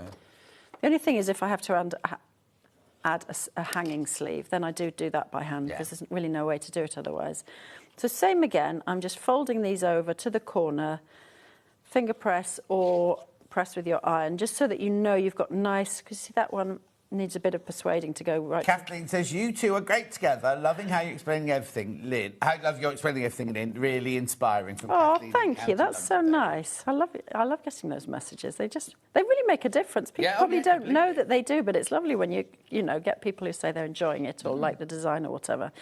So you've folded those over, so you know you've kind of got a nice half square triangle line, and you then take off the rest of your fabric, and as John said, you could have done that ½ inch away, do another seam, and then you've got half square triangles ready made, which actually I think is a really good idea. You could do that throughout this quilt. I think you're more likely to use them you're as made up as half square, because you could do a cushion cover in an afternoon, totally. couldn't you, by saying random half square triangles. Totally, and particularly when you're doing the fish, because these are big ones. I mean, a lot of the cat is a lot more detailed. I wouldn't do it not for diddy little things, no. No, not for small ones, exactly. But these are a decent size. You're going to get decent-sized half square triangles out of these if you did that. I love the way you line when you're going to cut, and then you go with such determination and gusto. I didn't know that. The funny thing is, because Joe, Karen and I, when we do the Thread House, we record our videos, and they said to me, gosh, you cut so fast. Yes. I don't even think I do. You know when you do something all day, every day, and you don't even think twice about how you do it, but they've commented that as well. Yeah, you kind of measure, and then like that, I'm determined, I'm going for it. From 0 to 100. Yeah. So what are you doing now, then? So now I am swapping over my foot, because I'm just going to sew the... a 1/4 inch foot. Exactly. I'm going to sew the... basically, I'll show you. So that is going to go to 1/4 inch. Oh, that would be brilliant. Thank you. So I'm going to sew that to that, and that's going to be your fish. Yeah, and you can see them, like if I show you on the front of the quilt, you've just got these very simple fish going all the way around the outside. So that is when the start of this pattern, almost the first thing it says... Is that it? Have you finished it? No, I'm just going to make it, but I was just going to go back and tell you that it says that the stitch and flip technique is frequently used in this project. So that's why I've started with this, because once you get to the cat, you're doing that same process over and over again. And that's why I was saying, you know, it says confident piecer. I don't think you have to be that confident. I think if you can do what I've just shown you... I think it's because there's a lot of it. That's what There's a lot of it. You have to be determined to sort of keep going... But if you take it step by step, a bit, as I say, like making an IKEA wardrobe, if you take it step by step... But also, you've only sewn, so far, like a 4-inch straight line and a 5-inch straight line. That's all you've had to do so far, isn't it? And that's for all of the fish. And you can see that you could kind of make those fish sort of in factory mode, if you know what I mean, when you're doing it all sort of all lined up together. Or what you could do is if you just want to get home from work, or you get in and you think, I just want to sew for half an hour, or just before making the tea or something, make a couple of fish. Make a couple of fish, exactly. Or just we all have projects on the go, don't we? You know, totally. Even you could sit and, you know, when you just got a little bit of spare time, and just draw your lines on the back of all the bits that you need the lines drawn on the back of. So this does just put into proportion, right? So that's one fish, right? Imagine how big this, and how dramatic it's going to be having fish that big going all the way around there. Hi, John and Lynn. Really enjoying this hour. I was learning so much. And have a quilt pattern with stitch and flip technique from Carolyn in Torquay. There you go. But how big is this quilt going to be if this is just this bit here? It's a big quilt. And also, these fish would be great. If you've got some large-scale prints at home that you want to throw in as fish, they'd be great for that, because look how big that would be. That's where you cave or your tuna pink or something like that. Totally. You could absolutely use that for those. So that is the technique, and that is all you need to know. The only other technique I would say that she talks about, that you talked about, or we've talked about, is matching seams up. But I think do that with a pin if you don't want to do it. You can try the glue method. Certainly try it if you want to use that method. But if not, just do it with a pin. Oh, no, because a lot of people do that, not with the glue. But what they do is they just based over the bit where the matching is. Turn it over, and if it's matched. If it's not matched, they've only got that much a big four stitch. That's a good... I mean, it depends on your approach. I think that's great if your head is so full of needing perfection. But if you can let go of that a little bit, you can actually just sew seams. And then when you open them up and it hasn't matched 100% perfectly, nobody ever notices. I think it's because a lot of people sew with like a 1.8 stitch, don't they? Yeah. And that, to unpick that, unless you've got It's a bit annoying to unpick. But, I mean, normally, if you've pinned it all, particularly if you've put a pin through the two spots you want to match, it might have shifted a tiny bit, but not much. And in the finished quilt, nobody would ever... But yes, exactly. You don't ever notice. So I think, you can relax a bit and sort of motor along a little bit more quickly than that. Yeah. The best way to... No, the most popular way, not the best way, the most popular way of the day is pattern on its own. And people doing their stash from home with it. $13.99. So we've done a fish. We've done a fish, and so there are two other things that you want to that I was going to say we might have time to go on to. One I won't go on to right away, because I think Stuart basically covered it this morning with his big shellfish pieces that were sashed, and that's what you've got in the corners. So what we'll do is we'll do some of the cat, and we'll get as much done as we can, just because you'll see that although it looks like the cat is incredibly complicated, what it is it's just one step at a time. Yeah, so this is a mix of what you've just done plus regular piecing. Exactly. So when we come to it, for example, the very first step is stitch and flip. So that's number one. Okay. So we've got all of these laid out, and what I did was I just took... For the sake of this demo, I thought what I'll do is I'll take fabrics that are the colours of the pictures, and then when you're watching this, it'll make sense to you what I'm doing, if you see what I mean, rather than changing it about a lot. So, for example, we've got an F here, and the F is blue. So I did that in blue just because I think, well, then we know that it looks like the pictures. Obviously, like I said, if you're working at home and you're doing this, you might want to have a swatch chart so that you've got an idea of which piece goes where. You were about to say something. No, I wasn't. It was my bad. I was going to say, but that F's only a little bit. But actually, it's that. Exactly. But once you've stitched and flipped on the corners. Exactly. And, I mean, you can see already when you see the size of that piece. Yeah, I know. How big the cat's going to be. The cat's going to be enormous. So you've got the picture here in the pattern, and this is your very first stitch and flip. And she shows you that by having these squares with these lines drawn along the diagonals, so that you know you're going to do exactly what we've just done once again. And that is to start by flipping these over. These are linen textures, these ones. I just pulled these from... From stash in the garage, basically. You'll have to work out which... Because obviously that background colour there is what's inside the bowl. Exactly. So whatever colour you've got as your background inside the bowl will be that colour there. And whatever colour your cat is, whether it's a pink cat, a brown cat, a purple cat, those bits will all be your purple. Exactly. And if you have a swatch chart up on the wall, that really helps you keep track of those kind of things. Although, actually, as you say, once you've decided which bit is the cat's body, which bit is the background to the bowl and all of that kind of stuff... It's very popular today, this ruler, $17.99. Is it the fact it's $17.99? Is it the fact that it's 12.5 by 2.5? Or is it the fact that it's on split pay? Very popular, though. That's the one, if nobody was looking, that's the one I would pop into my handbag, that ruler there. We don't steal, do we, Millie? No, I never have. I'd be too... I've got that sort of fear of being caught thing. Do you know what I mean? Yeah. And also, you just don't steal, do you? If it's something you can eat, though, there's no... There's no evidence. I'm too much of a law-abiding citizen, apart from maybe a little bit of speeding sometimes. Oh, no, don't say that, because I'm going to be an AAA enforcer, aren't I? Hang on, you're on quarter inch. Do you want to be on quarter inch? No, you're on straight line, aren't you, again? Straight line? What do you mean you're going to be a AAA enforcer? What's a AAA enforcer? On the telly, I watch the AAA Interceptors. Oh, I No, not AAA, see. 999. Oh, I Interceptors. see. I wa- And so do you always very diligent about sticking to the speed limit? Yes, of course I am. I've lost them. Oh, did you switch us off? Okay. You have to be on the journey from home to here. There are so many speed cameras. So you really and there's have to one stick to really them. long straight line that comes from Ulster through Studley to Cofton, or Cofton to Studley. Yeah. And literally it goes from 30 to 40 to 50 to 30 to 40 Oh, so you wow. have to So you have to on be the- and the concentrating amount of all the people- time. Yeah, you're driving along, you come through the 50 bit, and then you obviously slow down to the 30 bit, and all these people behind you are flashing. Because so they what do you don't- slow down? yeah. I said, I know, that's why I went Yeah. on my speed awareness course, because of that camera. Oh, really? So Which you I got loved. caught, but you enjoyed the speed awareness course. loved it. Did you? What did you enjoy about it? I don't know. It was being in a classroom for 4 hours, learning Were you in a things. physical classroom? Oh, yeah, physical. You weren't. You didn't do it on Zoom. Oh, did you do it on Zoom? Oh, no, I did mine at Stratford... Racecourse? Racecourse, yeah. Or was it the Warwick? It was one of them, anyway. So was it? Did you do it before COVID? Must have been, must have Okay, because I think mostly they're on Zoom now. Oh, are they? Oh, I don't... Oh, no, hang on, Dan just did his in person. And Munch, where's he doing his? I thought they did them on Zoom now. So, Dan, you weren't offered in person? No, he did do his own person. But was he offered, sorry, Oh, was he offered Zoom? He offered Zoom, Dan. Yeah, he doesn't know how to do that now. 4 hours? Oh, 3 hours. Oh, mine was 4 hours. Okay. I can't remember. I did 2 in person and 3 Yeah, on Zoom. the slow learning category. Thanks, Hannah. Yes, you're in the slow lane. I was shocked by the clientele, though.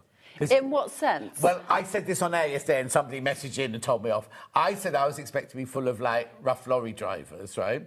Oh, I don't think the thinking lorry about it. drivers are such good drivers. No, I know, but I They was have to expecting stick to be to. white van men or something like that. Do you know what I mean?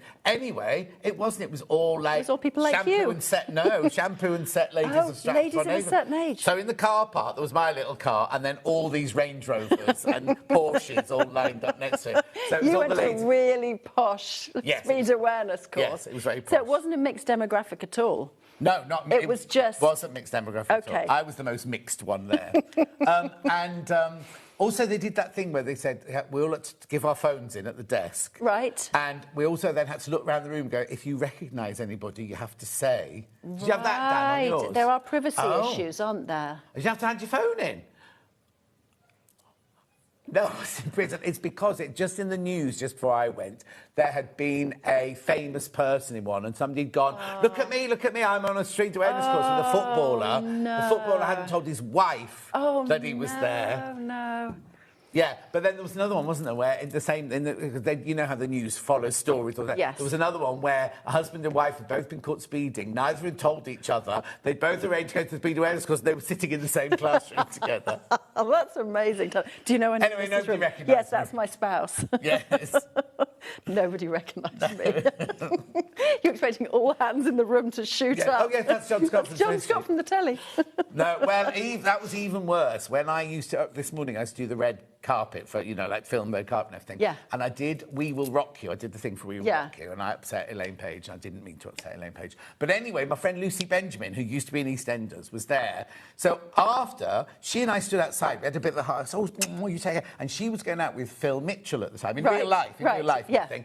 In the paper, the following Sunday, in the Sunday Post or the Sunday Star, it was like, Lucy Benjamin finds new lover. How will Phil go? What they've done is they've done a picture of me and her, like, together, like this. Blacked everybody else out. Was thousands of people. Blacked us all out. So As if you were in a dark alley somewhere. But they then put, mystery man kisses Lucy Benjamin. I was like, I'm on this morning. I'm on the telly. I'm not a mystery man. I'm famous. Anyway, shush. Well, I've told you too much. Okay, so I've done exactly the same as I did before, which is I drew diagonal lines on the back of these. So as I said, we're starting with, right now we're doing the cat's ear. So we're doing the very first step. Step 1, drawn lines on the back of these orange squares, or whatever squares you'll have in your version, and sewn those lines, and then flip them over just so that I can get these corners lined up so that I know that I've got nice half square triangles. And then I will trim off these. And yeah, you'd get even better. Oh, yeah, even bigger half square triangles with those. Not making those today, but you would do. I love this ruler, I have to say. $17.99 on split pay. You definitely need, for everyday, day-to-day, normal cutting, this is the size you need. Plus, because it's 12 inches long, you can fold a fat quarter in half and you can do like cutting across it. So it's the perfect length and width. So that is step one. You've made the cat's ears. Yeah. And then we'll then go on to... Oh, no, wrong way. Yeah. That will then... Oh, yes. Yeah, you're right. And we'll then go on to add, and you'll see this from the picture. So the next one's just a plain orange. Just a plain strip. So go back to your pile of all the pieces that you've cut out and made. And my guess is it's going to be that one. So it's E. So I've marked that E, so I know where I'm going next. And you will then, and here you go. This is just nice, simple, 1/4 inch seam. I mean, if you wanted to pin it, you could. But you really don't have to. You're just going to sew that to that. She doesn't glue that one to sew those, does she? No, she doesn't. It's only when she's got those yellow stars that she would do a matching thing. I mean, somebody might want to pin the beginning, the middle and end, but what I tend to do is I'll start sewing there, and then I'll just kind of pull and stretch everything to match afterwards. Not stretch. You don't stretch it. Well, I don't stretch it, but if there's one piece longer than the other, I will give it like a gentle tug. Yeah, little tug. Yeah, ease, but not a stretch. Not stretch. No, I'm not stretching a lot, but sometimes if you need to, I will do, because will you? Well, if you need to, if you really need to sometimes pull things into kind of, into the right shape, it means that in the finished quilt, it'll never show because it'll all be quilted and finished properly. Oh, here's a top tip while I remember. Yes. Okay, so you have two pieces. One is longer than the other. This is like inevitable. Don't ever think that's because you're bad at piecing. It's just the way life happens. So if one is longer than the other, you put the shorter piece on top, and then the sewing machine, with the pressure of the foot, will naturally push that shorter piece slightly longer. So whenever you have that and you have one piece longer, put the shorter piece on top, and by the time you get to the other end of the seam, the problem will have righted itself. It's today's top tip. I need to change this again. I've done it. Oh, wow, thank you. And I put the foot down. And it didn't eat the fabric. No? We are cooking on gas now. It is a lovely machine. The machine I've got, it's lovely. It is a good machine. And it's all the same kind of setup as the machine I use, so it does work for me, like everything. I know... You've got a posh one that puts the foot down. My gosh, I've got one that makes the coffee practically. Makes the quilts practically. What make have you got? Do you know me? Okay. Yeah, so it's a sort of... It's the same company. It's the same machine, basically, like in different iterations. So there we have the first piece made. So you've just got the top of the head, and then you've got the forehead here. The cat's enormous. The cat is huge. I mean, I was cutting out these pieces yesterday and just sort of laying out all the pieces I would need. I mean, I didn't think we'd get this far there, but I thought, well, I'll cut them all out. We're going to get to the next row anyway. Exactly. But I thought I'd cut them all out depending on how, I was thinking I'll get more done than I do. And I was thinking they were big pieces, but now we've made the ears, and you see it in the context of that cat is going to be like this big. I think it's brilliant. That'd be amazing. I mean, imagine putting that on a guest double bed. Somebody who likes cats, somebody who likes fish, somebody who likes cats eating fish. Or walk in like that, holding it, and they think the cat's walking in. That's just me. It's just you. So then we come into the bit where you're going to make the eyes. And as we both said before, you can use black if you want to, but you could use any dark colour. I mean, it really doesn't matter. Yeah. So you're going to be laying those out, and then you'll be looking for the pattern tells you at every step of the way. It says D A C A D. So from your pile of bits of fabric, you know exactly what you've got to do. You don't really need to think about this as long as you've sort of been methodical at the beginning.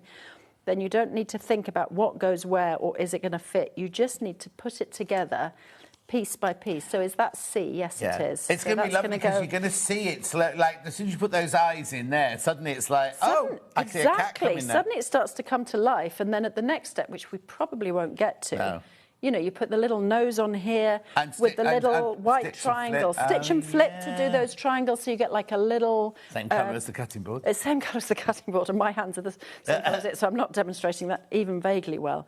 So that goes in the middle, so that piece is slightly longer. So, you're literally putting it together like a flat pack or like a Lego kit.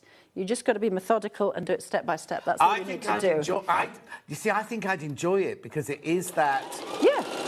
Being a bit organised, having all the bits all laid out ready, and then you go, right, I need one of those, one of those, one of those, and then you sew a seam, and suddenly you've got cat's eyes on you. It all starts to come together, exactly, and what I like about this pattern is at each step, It's showing you now you've got to this bit. Now you've added these little whiskers on the side. Now you've got yeah, like and a bit she of hasn't just shown you that stage. You've got everything that's come before exactly it on the same picture. And even that's blown out so that by the time you get to that, you know you've worked your way through all of that to get to that. And it carries on like that the whole way through. It's always then you add just do this seam. Now just do this seam. It's not like an overwhelming information overload. It's literally take it step by step, and then you keep on building and building until you get all the way to the point where you start to add the sort of shape of the fishbowl around the cat. I think the way it's been drawn out, the diagrams are really good in here. I mean, there's a lot of work gone into the actual design. There is a lot of work gone into the design of the pattern, which makes such a difference when you're making a pattern. If they give you every single piece of information laid out. So that you know what goes where, how to put it there. You're not guessing. It's literally A, B, C, D. You don't even have to remember which size pieces, you know, and recap on that mentally. You just kind of just label them like I have done. You could label them with friction pen, you know. I think I'd have to have lots of envelopes.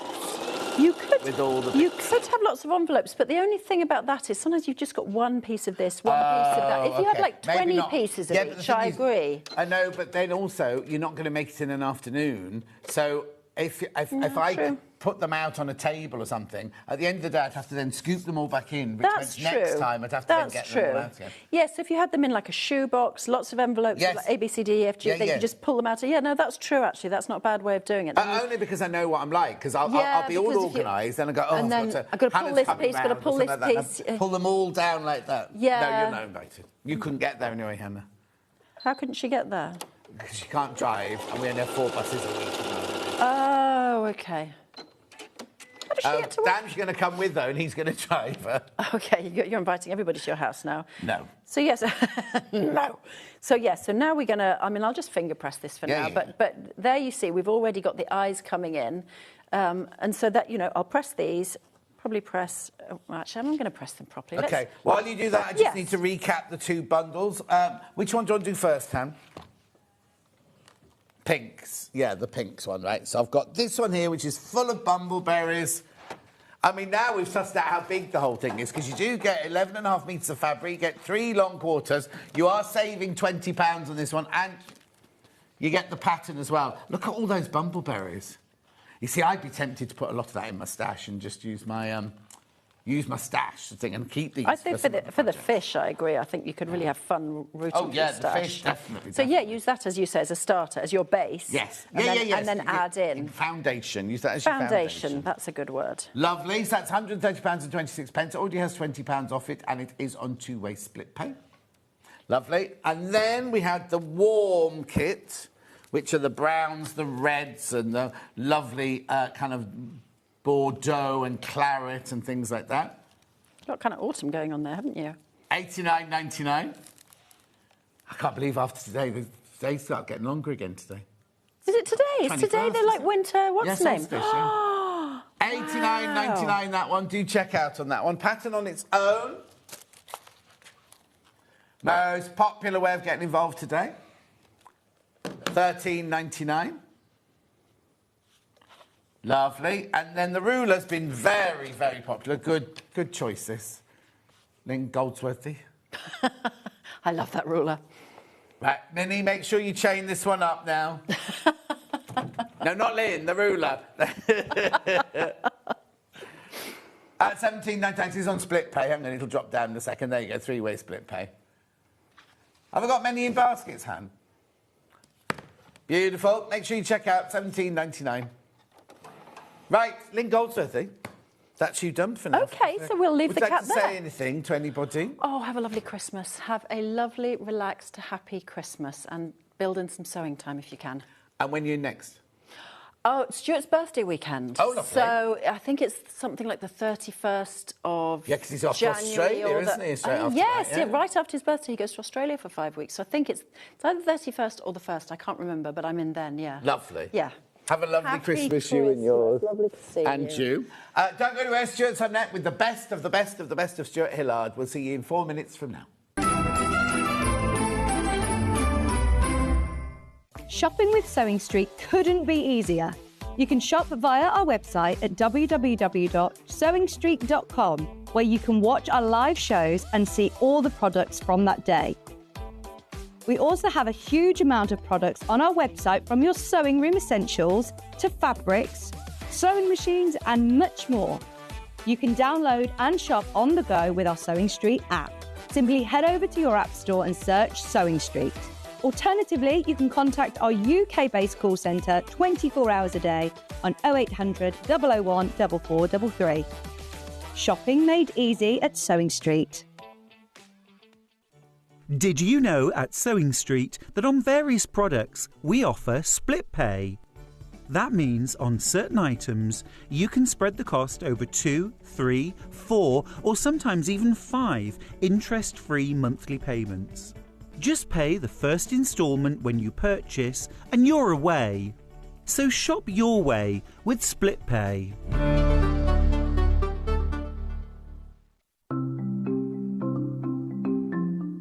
Turning tools are one of my favourite tools. They are perfect for turning tubes of fabric the right way round. So maybe you're making bag handles or straps, or you're doing small rouleau loops. Absolutely perfect. So if you've got a piece of fabric here, I've sewed it in half, right sides facing. Turning it right sides out takes quite a long time. So what you need is a turning tool.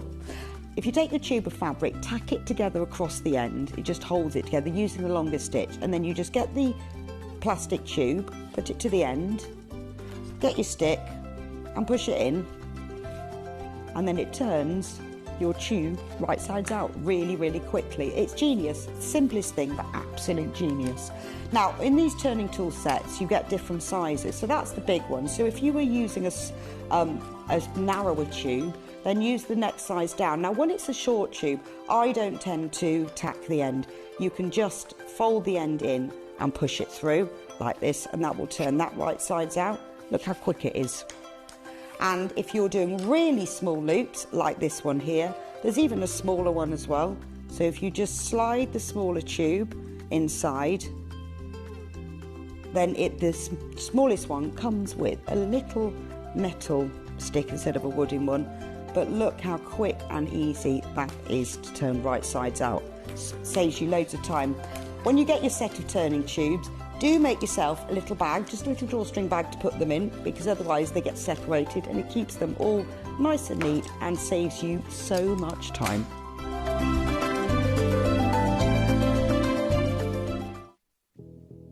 Did you know that we have 4 brands within our Gemporia craft family, including Gem Collector? So who are Gem Collector? It's where the world of gemstone collecting comes to life. Whether you're just starting out or you're already passionate about this rewarding hobby, we're here to inspire and guide you. Our channel offers an incredible variety of gemstones from around the globe. From timeless classics like rubies and emeralds to rare and exotic gemstones, there's always something to spark your interest.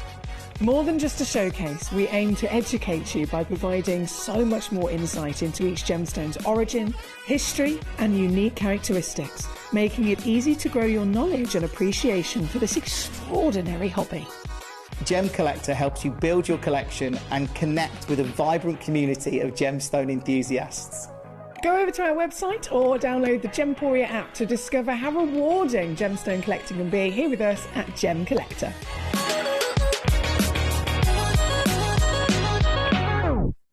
Head over to your App Store now and search Sewing Street and simply download to your smartphone or tablet.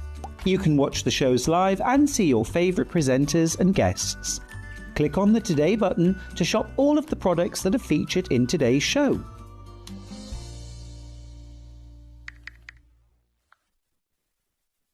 Want to know what's coming up on Sewing Street? It's easy. Just visit www.sewingstreet.com and head to the TV Guide section for all the latest show details.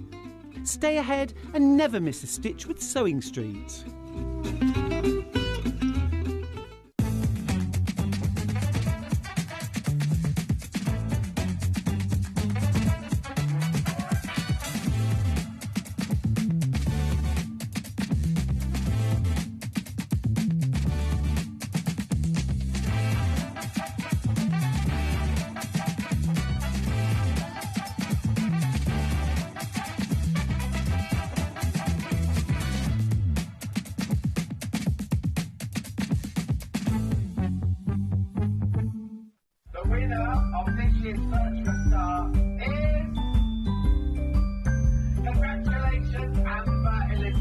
My name is Amber Elizabeth, and I was thrilled to win Search for a Star last year. By day I work in marketing, but in the evenings I run adult sewing classes via my company called The Sewist & Co. I'm a fourth generation seamstress. On my dad's side, there are some key seamstresses too, including my gran in Barbados doing some repairs by hand at age 90. Dressmaking is my go-to, but I also enjoy working with leather, creating small items and handbags. Teaching has become one of my greatest joys for all ages and abilities. I really enjoy demonstrating on Sewing Street and look forward to being back on air again very, very soon. Missed a show on Sewing Street? Don't worry, you can catch up on all the action from the past week on our website. Just head over to sewingstreet.com and go to TV Guide and pick a day, then a show up to 7 days back from the Today tab. Looking for something older? Check out the Sewing Street YouTube page, where you'll find our full archive of shows anytime, anywhere. Stay inspired and keep sewing with Sewing Street.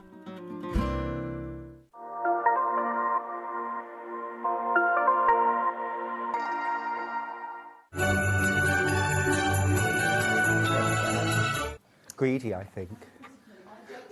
Now, John. That's no way to speak about Lynn. Didn't you nick one of her quilts? Don't. I did not. I was gifted You see, it doesn't happen very often, but when you get the chance, John, it's just a gift. It was a gift. Anyway, this hour is meant to be the best of Stuart Hillard. I think it's just been what's left of Stuart Hillard. I'm run ragged, John. Run ragged with the virtually year. nothing left. We've got loads. We've got loads to get through, haven't we? We too. So this one here, this did you launch this fabric? No, the fabric range had launched, but some was held back for me to work with on a lovely quilt. I really enjoyed this range. It's got a bit of your biscuit on. I don't think so. Bit of oaty crunch. That was for you. A bit of oaty crunch, was it? Thank you. You're too kind. You shouldn't have. No, really, you shouldn't have. Anyway, just carry on. But yeah, this is grey work. This is the dark grey version. You know I love colour. And rainbow is my favourite. And I love the fact that you've got those little pops of colour in there, but you've also got this incredible array of charcoals and greys and silvers. What a genius idea, and something I think that few people could pull off, but Tula, absolutely. Yes, where's John gone? Gone to bed. This is the light grey version, but this is this pattern. So you've donated that pattern to go with that, haven't you? You've given that one for free. Well, you're getting it for free. Yeah, exactly. I haven't donated it, John. Sewing Street have. Yeah, but you know. But absolutely. Yeah. I'm trying to make you look good here. It's £10 worth. Yeah. You're getting it for free. Yeah, exactly. This is Garden Maze. So it's a super beginner level quilt. I played around a little bit with the larger motifs, and I fussy cut them, very easy to do, and use them for the squares, and then strips of light toned solids, our Rose and Hubble solids, and then I use the line work fabrics in between. But an easy mix and match, 0.5 meters of each, that's all you need. Lovely. Yeah. Right, here, I'll take that away. And just a glorious, glorious array of fabrics too. Why do you love the fabric so much? So I love the pops of colour, but I love the way that she's taken grey and made it so beautiful, so desirable. I mean, when you look at the motif prints, the detail is unbelievable. I made this as a cushion for my mother-in-law. The pattern was so easy to follow, I make it into a quilt next from Donna in Oh, Westminster. thank you, Donna. It's such a versatile, easy pattern as well. And you actually get instructions to make a cushion, but also then to make all of these different quilts. And every version looks so different depending on which way you twist and turn the block. So you really can have a lot of fun with this pattern. Now, actually, the one next to it with the cream backing, that one, yeah. Now, that is also Garden Maze, and we'll show you. This is using a range of my fabrics. Same pattern. Pattern on its own there. $9.99. Love that. Peeping out. Well, no, we're in two different beds. Oh, there we go. Oh. Oh, yeah, it's like... Night, then. It's so funny how we don't talk anymore.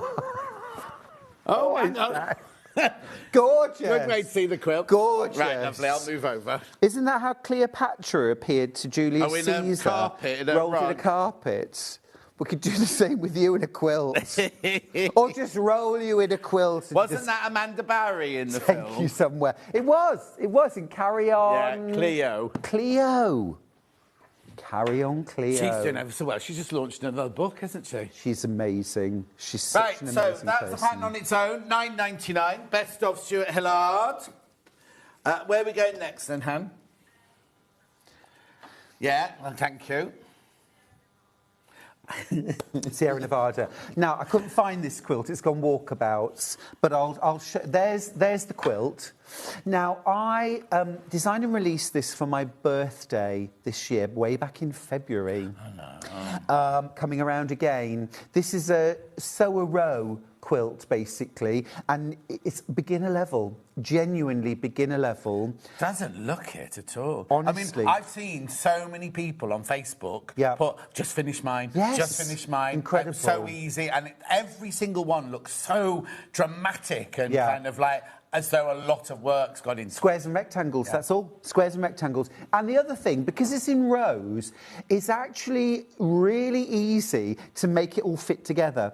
You think, oh no, all these different elements, they've all got to fit together. I actually give you a pointer in every single row to say, if yours is a bit longer than it should be, do this. If it's a bit shorter, do this. So you will make it and it will all fit together. Hang on, that's already a brilliant price. Hannah's taking your money off. So, hang on, we get the whole kit. You get the whole kit.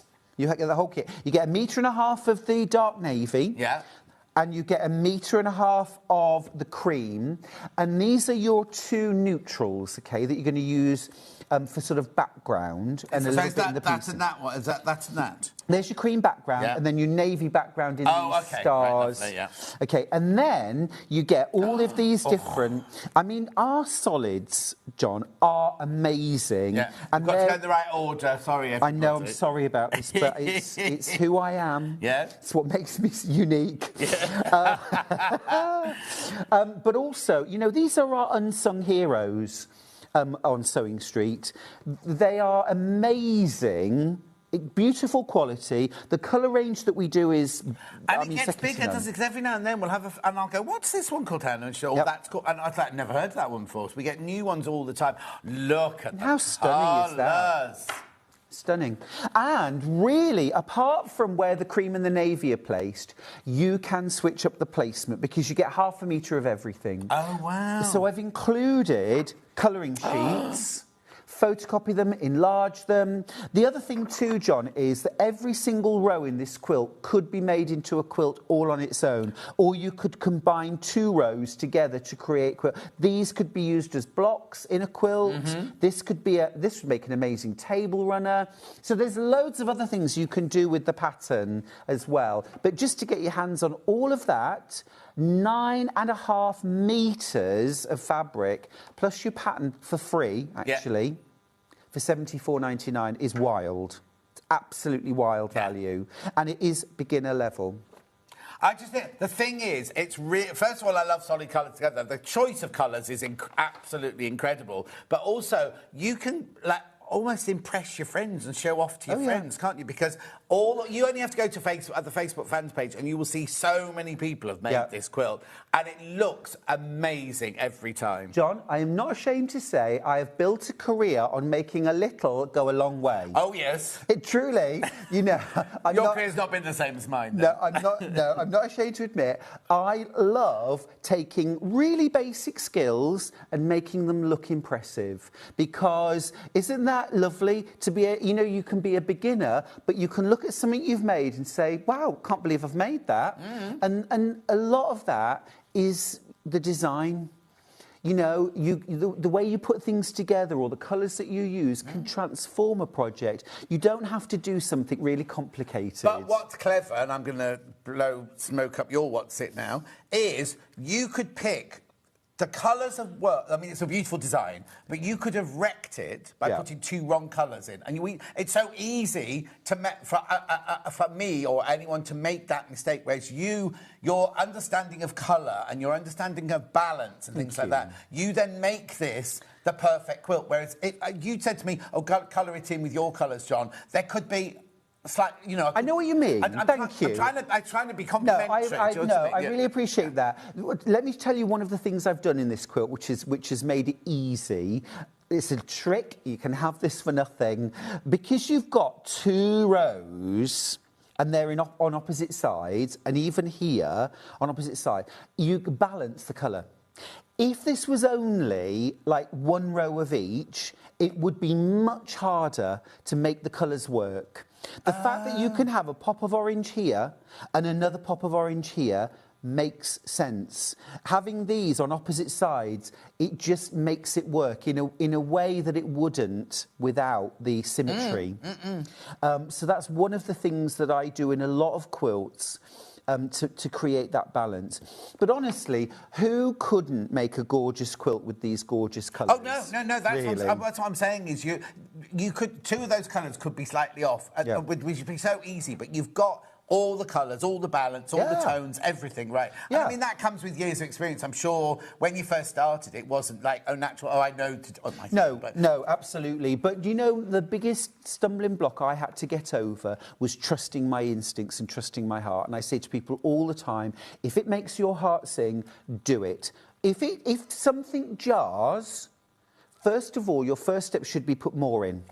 Not take it out, put a bit more in. Either a bit more of the same colour or a couple more tones of the same colour. It might be, you might think, oh, gosh, that orange is a bit bright. Try adding a bit more.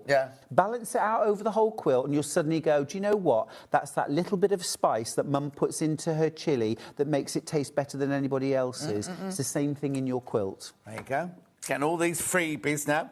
Hello, handsome and lovely. Happy solstice, says Morag. Thank you, Morag. No, thank you. Who's handsome, who's lovely? They're both you. John was wearing a blue shirt this morning. He looked so handsome in it. And I said, John, you never wear blue. And you can't today because it's my colour. So I have to go and change. Anyway, check out. I've always been popular. There's $74.99, 9.5 metres of fabric and your pattern. Or we've got the pattern on its own. Yes, and the size of that quilt, by the way, just for reference, it'd be helpful if I put it on the front page. Would be. And while you're looking for that, I just need to tell you that the grey work bundle is now in single figures. Been very popular this morning. So the quilt is 53.5 inches wide, 73 inches long. So 53.5 by 73. So completely doable on a domestic sewing machine. Deputy Joan made her version of this very recently. Oh, I loved the way she quilted it. You know that Ripley serpentine stitch that a lot of sewing machines... She used that for quite a lot of the quilting. And she used, different coloured threads, almost to create these secondary patterns within the quilt, with quilting. Sublime. Amazing. Lovely. 9.90. I met Deputy Joan this year. That's my best of 2025. Did. My claim to fame for 2025, met Deputy Joan. Joan is a celebrity in her own right. When we go to shows now, people come up to her and they either say, are you Deputy Joan? Or, my personal favourite, people come up and say, are you Stuart's mother? Oh, I bet that goes down well. Well, technically, see, Mum and Deputy Joan would be a similar sort of age. Okay. So she could technically be my mum. She's amazing. She's amazing. $74.99, that's your kit. I adore you two together. You're so cheeky and funny with knowledge to match. Don't ever change, says Chantel. We're much too old to change, Chantel. Yeah, change. Kit. Oh, we moved on. Okay. Pattern. Sorry, Indian summer. Right, so this is pattern only. This was a summary range I did for Lewis and Irene. This is the quilt, Indian Summer. This would make a great scrappy quilt. Easy half-square triangles and flying geese and square in a square. So some real, nice, basic, easy blocks to make. within your pattern, you actually get 2 different sizes of block. So you get like a small size block, which is this one, okay? And you can put 4 blocks together to make a quilt. You could do 9 blocks to make a bigger quilt. There's 1 block. There's your foundations. There's your 4. But you also get the pattern to create a kind of mega block, which we use to make some like big cushions. I mean, they're not massive, but they're pretty big. But actually, you could make 4 of those and make the quilt, and the quilt would be bigger for no extra piecing. I love putting that in patterns, John. Yes. You know, I thought it disappeared. You know, if you've got lots of small scraps, use the small version. If you need to make something quickly, use the big version. Same piecing, totally different results. Lovely.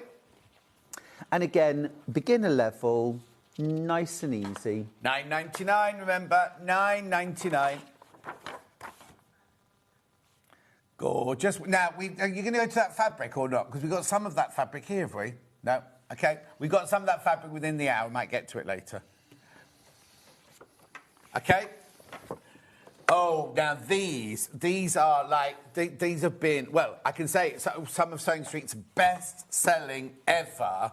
Well, it's because first of all, they're brilliant, but also they're such a good price as well. So just explain how these came about then. I had time on my hands, John. No, you? No, not really. I'd been toying with the idea of doing almost like a sort of a build a collection series of patterns. You know, I always like to put as much value into my patterns as I possibly can. But I hit on the idea of taking a theme, having 3 quilts, completely different quilts, but within a theme, in one pattern, and then with skill builders, designer know-how, technical information, and then also I thought, what about some history? What about some anecdotes? What about a bit of kind of, I love all that stuff, you know, the background to quilts or blocks. So We Love Quilting was born. I started with volume 1, and we called it We Love Scrap Quilting, because I do. And I've got all 3 quilts. Shall I grab them, John? Oh, yeah. Do you want to flick and Can I just say, right, Stuart's just told you get 3 complete quilt instructions and patterns in here, which would be £9.99 if they're on their own. So you're getting £30 worth, not to mention all the years of experience, the anecdotes, all of that, all in there for £11.99. Yeah, so in We Love Scrap Quilting, it starts off with kind of, what's a scrap quilt? How do we make a scrap quilt? How do I gather my fabric together? And this is an important one. People so often say to me, how much fabric do I need? And if it's scraps, I can't say 24 fat quarters or 12 half metres, because that's not... Well, you could use that as scraps. I don't mind. I'm not making the rules here. Yeah. But if you are using scraps, how do you do it? So I actually give you a formula to work by weight. Oh, wow. You weigh your scraps, and I give you a formula for working out how much fabric you need. Then, how do I make colours work in a scrap quilt? How do I sort my scraps? How do I actually make my scraps so that I want to use them, instead of just keeping them in a carrier bag? Yeah. Thrown in a wardrobe. Well, keep going, because until we get to the pattern. You see, you could pay £11.99 for what you've just seen. Yeah. Do you know what I mean there? That could be, you could have done, you could say to Hayley upstairs, I'm going to do this brochure all about this. That's worth £11.99, and we haven't got to a pattern yet. Do you know what I mean? And actually, everyone said to me, don't do it. Everyone said to me, don't do it, just do 3 individual patterns. And I said, no, I want to do this thing where it's sort of like, it's a resource, it's something you can go back to year after year. But also as well, I didn't want to sort of, to make it really piecemeal. I wanted it all in one place. So But it's a nice thing to have. It's a really lovely piece to have, because it's colourful, it's bright, it's got all the information in it, it's got pictures in it. We haven't even got to the patterns yet. We haven't got to the patterns yet, no. Sorry, it's I pages and pages. No. I show you how to make a pieced batting. Oh. So you use your scraps of your batting, piece them together, how to do a pieced backing, and how to do a pieced binding. So I really am giving you all the skills. Then we finally get to the 3 quilts. Now, the 3 quilts are total beginner-friendly, sticks and stones. This... anyone could make this. Lovely, gorgeous, goes together. You could do it monochromatic, or you could do it all scrappy. I mean, dual colours with a black background, amazing. all of your leftovers, maybe from jelly rolls or binding. Are they only 2.5 inches? 2.5 inch strips or squares. Yeah. Yeah. So that's sticks and stones. Yeah. Then your second quilt pattern, I wanted them to be really different, and you get the full pattern for each, remember? Yeah, well, that's the other thing, is it's not like you've gone, this is a quilt, and if you adapt this block, you can get this one. You still start again from complete scratch, Yeah, don't it's totally different. So this is called bulb braids. So you can see here that this is like a plait. Yeah, it's like a plait. And I've used lots of dark scraps, lots of light scraps, but not necessarily what you might always call light scraps. Yes. Because I'm quite loose in my definitions of these things, because why not? It's more fun. And then some but other... they look lovely together. Yeah. That's the trick. Yes. You put them together, and if they make your heart sing, do it. Yeah. Use them. Yeah, so that's your second quilt. Love your pattern, Stuart. Another fallen into my basket. Merry Christmas to everyone, says Linda. Merry Christmas, Linda. So that's number 2 in that's this number booklet. 2. And then the third quilt in the book, this is more sort of like a confident beginner to intermediate level. This is called Radiant Circles. Oh, yeah, this is one where people go, how have you got so many curves in there? No curves at all. It's an illusion. It's magic. It's fabulous. People love this one, don't they? And I had the best time making this, John. It was glorious to make. I so enjoyed it. And is this scraps, or did you do this from a range? No. This is really scrappy. There's bits of Janet Clare in there. There's bits of Tilda. There's bits of my fabrics in there. Moda, you name it, all sorts. All sorts. Beautiful, isn't it? So all of that is in told. You tell us how to make it, how to cut it out, everything in there. Everything. How to piece the blocks, how to put it all together. You know, I mean, that pattern alone is 1, 2, 3, 4, 5, 6, 7, 8 pages. Remember, that's one of 3 patterns for $11.99, plus all of those skills on how to actually use your scraps, how to make them beautiful, how to make them inspiring, and how to put them together. Lovely. So that's volume 1. So that's We Love Scrap Quilting volume 1. Then you went... Right. Oh, Hannah's saying, do I need to buy volume 1 to understand volume 2? No, they totally stand alone. Now, what you don't get in these patterns is, I'm not going to tell you in every one how to rotary cut a square or how to sew your binding on, you know? I know that those are some skills that not everyone has. I get that. But, you know, I've got a YouTube channel that'll teach you how to layer a quilt and how to sew a binding on if you want to see Stuart Hillard Makes.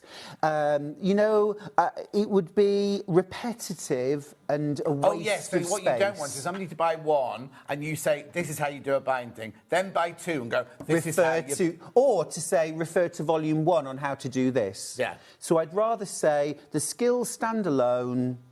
And if you want to buy them all, they'll really build up, and I'll try not to be too repetitive.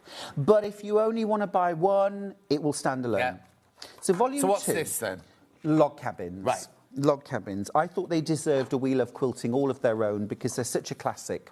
So we start off with some history around log cabin quilts and where they came from, where they originate in time. Not as old as I thought, John. No, I remember you telling me this. Yeah, I thought that it was literally, we're building the log cabin in the, you know... In Oklahoma, 7 brothers. Right. And I'm making the quilt with the scraps of our clothing that we travelled in.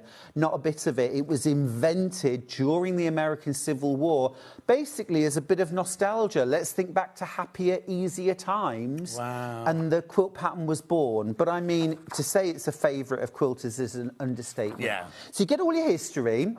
And then I realised, once I'd written the 3 patterns, that I hadn't included a basic classic log cabin. Oh. So there's 4 patterns in this. Oh. So you've got your basic log cabin, again, jelly roll friendly. And then I give you 8 ways of setting 16 blocks. This was all extra on top of what I'd planned for the pattern. OK. So there's extra pages in this one. But it's not any more expensive? No, still $11.99. And then you get your 3 patterns. I'm going to go and grab them, John. OK, yeah. So we can have a look at the real thing. Loads of you coming in for this. I adored making these quilts. Question first. Hello, Stuart and John. I have volume 1, 2, 3. Love, love, love them. Will there be a volume 4? Jill, I'm working on it now. Gillian, yes. I'm working on it now. Right, so this is what? So this is called fresh pineapple. So pineapple. Oh, hang on, where are you going? Oh, yeah. Pineapple log cabin is a slightly later genre of the log cabin block, but made in a similar way. Right. Traditionally foundation piece, this is not. This is a modern, fresh interpretation, hence the name. Do I need a special ruler for it? No, strips and squares. Squares and rectangles. Yeah, lovely. You don't cut a single triangle. And I've done that modern in Tula Pink with, top tip here, this background is called Midnight. It's one of our Rose and Hubble solids. Oh, yeah. Really dark navy. I love it. There it all is in there. Yep. So that's fresh pineapple. Fresh pineapple, there's the whole thing there. You could make that really traditional. Oh, yes. But also very, very contemporary, like you have done there. Log cabin is one of those blocks that it doesn't matter what you do with it, it always looks amazing. So this is curvy log cabin. So thick logs on one side. Yeah. Thin logs on one side, thick logs on the other, creates the illusion of a gentle curve. And so it's really fun variation. You can do anything that you can do with a log cabin with the curvy log cabin. Really fun to make. And is it all about colour placement as well and things like that? Or Well, traditionally on a log cabin, you have a light half and a dark half, what's called the sunshine and the shadows, just like you would have in a log cabin or in a house. Yeah. Which divides the block up almost into a half-square triangle. So if you can do it with a half-square triangle, you can do it with a log cabin block. So there's lots of design possibilities, and I talk about that in the pattern. But that doesn't mean you have to. So, for example, you can colour a log cabin block all dark or all light, and then you create sort of almost dark squares or light squares of colour combined with half-square triangles. Think of the design possibilities. And then the third quilt is a totally different genre. It's actually Manx log cabin. Manx patchwork. Oh, sorry. So Manx log... Now, this was one of my favourite quilts I've ever made. Oh, really? Yeah, I just love that secondary design. You see it if you look in the screen, John. Look. Oh, wow. Look. Isn't that funny? You can't see that at all here. Just looks like random here. But what I was looking at is they're not sewn down. No. So I'm going to put it flat on the bench for a second, just so I can explain. So although it looks like... And it is a log cabin. Yeah. It's actually made in a totally different way. You start with a square of fabric, base fabric, calico is fine. Yeah. You fold and press the fabric to create creases, and then you use strips of fabric, can you see? Yeah. And they're not completely folded. They're not just folded in half and stitched down. Yeah. But I teach you how to do it in the pattern. And they create this multi-dimensional look. Now, because there's layers of fabric, you don't need wadding inside. So there is no wadding in this quilt. It's actually... but it's lovely and heavy. It's really heavy because of all the it's actually not a quilt at all. Oh, because you haven't. There's no layer. There's no middle layer. So it's a coverlet. Is there quilting on it? Well, now, I did do the most basic quilting just through the joins. Yes. Okay, you don't have to. I then tied it. Right. So can you see these little bits of brown embroidery floss with buttons as well? You don't have to put the buttons on.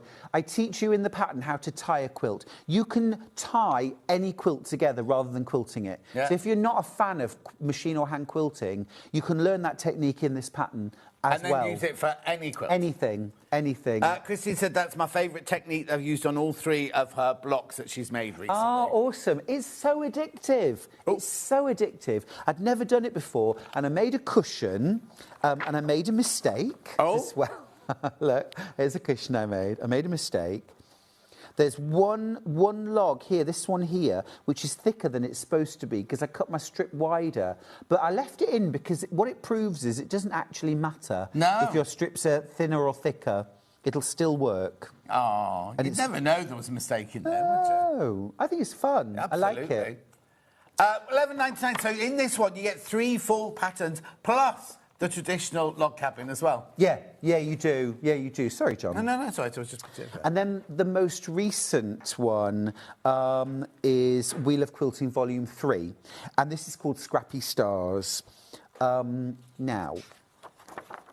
Is that pile there? Shall I get that? Yes, please. Oh, is this one of them here? That's one of them, and then the other two are there. Now, I am really enjoying doing the research for these. I'm a bit of I love history, but I particularly love cultural history and sort of anthropological, particularly through sort of like what people wear, religious observance, food, obviously. No one needed me to tell them that. So I've been fascinated by the kind of history of quilting and the things. I want you to look at these two here. So what you've got is an early American Lone Star quilt. Next to it is what's called a buffalo robe from the Sioux and Lakota people of America. And I don't know, Dan, if you can zoom in any closer on... This is a painted buffalo skin that would be used in religious ceremonies. Wow. What do you see in this? It's basically the quilt. Somebody was copying. Yeah. And I don't think it was the Sioux and Lakota people. So we've been inspired by other cultures forever, haven't we? I just love it. And these buffalo robes, John, would be wrapped around people in religious ceremonies, in weddings, in coming-of-age ceremonies. And when I make a quilt, I want to wrap someone in love. It's exactly the same thing as the buffalo robes. Wow. It was a way of bringing the ancestors to a ceremony. And I just loved that story, and I think the parallels between the two are awesome. This is a Lemoyne star, and there is a pattern. We'll show you the Lemoyne star. You get this full pattern in one of three. It's one of my favourite quilts I've ever made, this. Oh, really? I love it. I love it so much.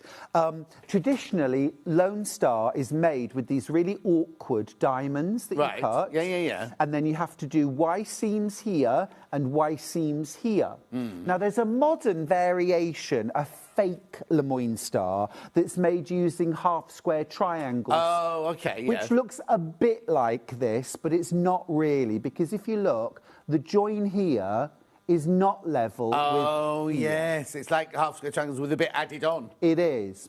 So, in the pattern, I actually show you a brand new method for making genuine Lemoyne stars without cutting anything but squares and rectangles. But do you still have Y seams? No Y seams at all. No Y seams at all. I demonstrated this technique. I show you how. And I demonstrated the technique when we launched the pattern. So if you want to see how it's done, get the pattern or watch back. But the Lemoyne star, interesting story. Monsieur Lemoyne. Oh, yeah, he's a person. He's a real person. He designed tiles for the Palace of Versailles when it was being built. Yeah. Okay. He was so proud of the achievement that he put the Lemoyne star. That star was in the tiles. He put that star into his coat of arms. Oh, of course. Of course. You know, my best work. There it is. And then two of his descendants, two brothers, moved to America, early days of colonisation. And they founded the city of New Orleans. Oh. They founded the city of New Orleans. It was there in their coat of arms, this star. And, of course, patchwork, very popular in America. People saw the design in the coat of arms and thought that would make a great quilt pattern. So the French-speaking people in New Orleans would continue to call it the Lemoyne star. The English-speaking people turned it to the Lemon star. They called it the Lemon star. But basically it became a quilt block. And that's where it comes from. How cool is that? But it does have Y seams in it, though. Oh, for sure. Y seams, templates, tricky to... Hand-pieced. Yeah. Hand-piecing, easy, really. But for machine piecing, which we love, I've given you a totally easy, beginner level, but it's the genuine article. How brilliant. It's the real thing. Then, Feathered Star. Well, this is a medallion quilt. Oh, wow. So, you know I love a rainbow. Yeah. So you've got your big feathered star in the centre, More challenging, John. Definitely Yeah, not. but you don't want everything to be the same level, do you? No, but equally, I give ideas if you're not to that extent, you don't want to do that. I give you options for substituting that centre. The twisted ribbon border, beginner level, but fun to do. The dancing stars. Do you see how they dance around the border? Yeah. There they are. Beginner level, easy. Wow. So that's a fun one. Yeah. And then I'm going to go over here. Yeah, do over there, yes. This is my favourite. I mean, you know me in a blue and white quilt. Yeah. This is called Stars in the Cabin. So this is a combination of two different patchwork blocks. You've got this block right here, which is a scrappy star block with these like really pointy, sharp star points. And then next to it, you've got another log cabin block. This isn't in volume 2. This is called Courthouse Steps. And this is a different variation of the log cabin block, okay? And do you see how the two blocks blend together to create this overall, that you look and think, how on earth do you make that? Yes. How does it all interlock? That is so much fun to make. I bet. So this is We Love Quilting Volume 3, Scrappy Stars. Amazing value for money, $11.99. You get 3 complete kits and history and stories and everything in there for £11.99. Right, are we going to do a demo now? I think we should, Mrs. John. Claus. I've got my Christmas on now. Lovely. It's part hat, part faux ponytail. Oh, okay. So my hair's really getting in my eyes. There we go. That's so much better. Right. What I'm going to do, can I just have volume 3, please, John? Yeah. Hang on, just do that one, volume 3. Thank you. So as well as the brand new technique for making Lemoyne Star, I've also put in what would probably be for most people a brand new technique for foundation piecing. So I thought it might be fun to show you how to do no more tears/tears foundation piecing. Oh, okay. Sound like fun? Yeah. Let's do it. Right, so I've got a piece of freezer paper here. You can use regular paper. You don't have to use freezer paper. And what I'm doing is I'm just going to quickly trace. Now, Millie, if we've got a little ruler, please, that would be amazing. Oh, actually, I've got a big ruler here. That'd be all right with that one. I can use this one, it's fine. So all I've done there is I've just done the dots to trace this. The great thing about this technique is you don't sew through the paper. You don't have to tear the paper away. You can reuse one foundation for the entire quilt. And because you're not sewing through paper, you don't have to use a short stitch. So if you do need to unpick anything, it's easy.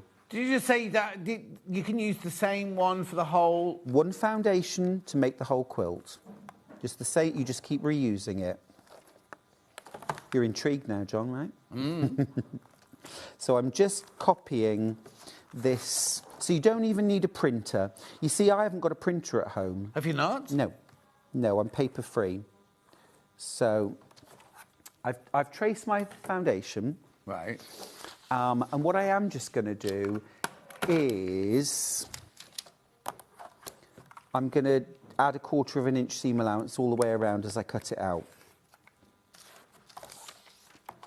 Now, as I say, I'm going to use freezer paper for this, and I'll show you why I'm using freezer paper as we go. So just adding on my 1/4 inch seam allowance on all sides. Is all this in the instructions? Yeah, absolutely. You can just photocopy, you know, the foundation. It's all printed for you. I love showing the old school ways because if you haven't got a photocopy or a printer or access to one, I still want you to be able to do it. Right, so next off what I'm going to do is I'm going to cut my fabric. Now I've got a bit of that lovely, I know, I've got that gorgeous Wonders of the Ocean fabric. Which did they all sell out in the end, Han?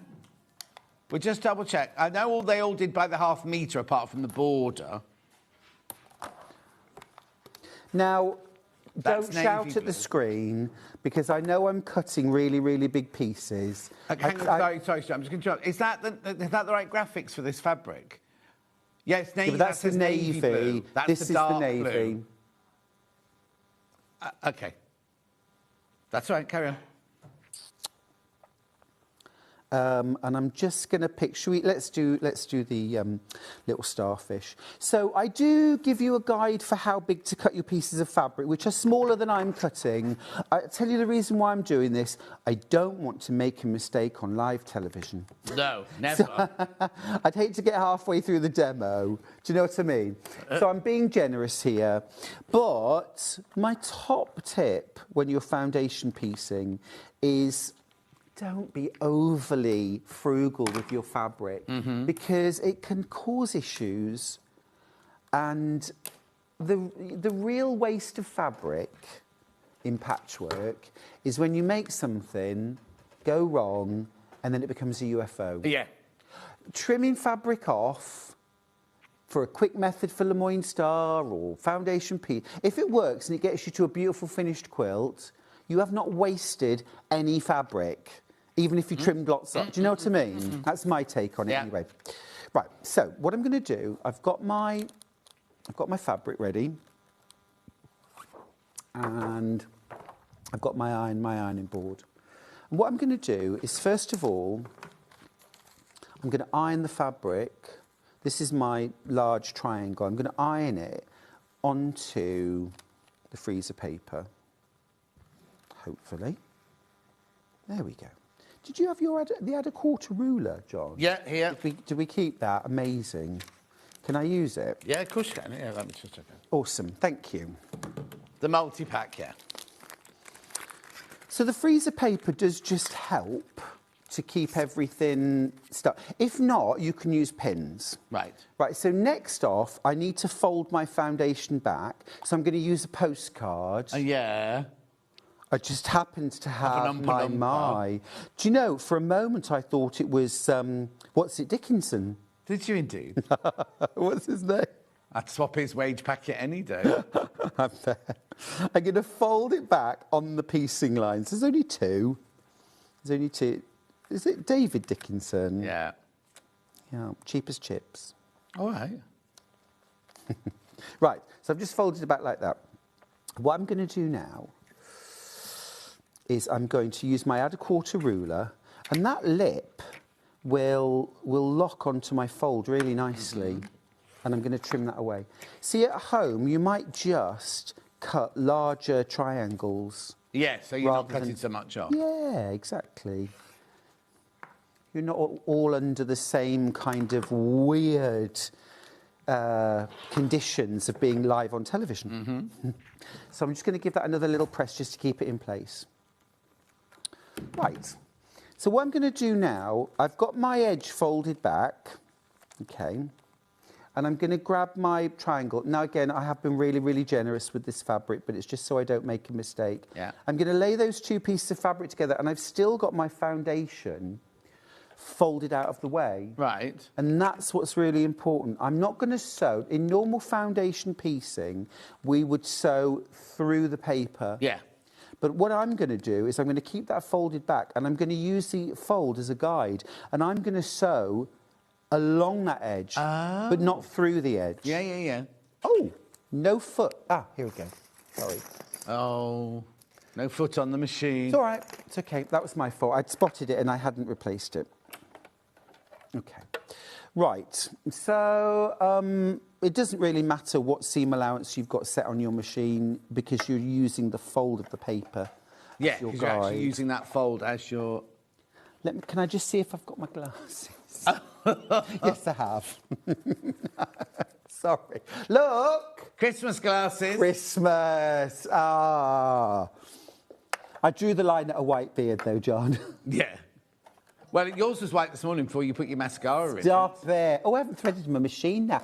Do you know... You've not threaded your machine? Sack the demonstrator. Honestly. There was a time in sewing quarter days when the floor were in charge of all the machines and they'd arrive at the desk threaded. Someone the other day had an overlocker demonstration and somebody done that with the threads. They just cut across all the threads and not been used or anything. no. They just cut across them. Sabotage. Someone. Was that you demonstrating it, John? No, I had the overlocker demonstration, but I used it the day before, and nobody'd used it in between times. Oh, my goodness. So I hadn't been on air or anything. It just went from here to the shelf, and You've from been the shelf nobbled. back here. Nobbled, I was. You've been nobbled.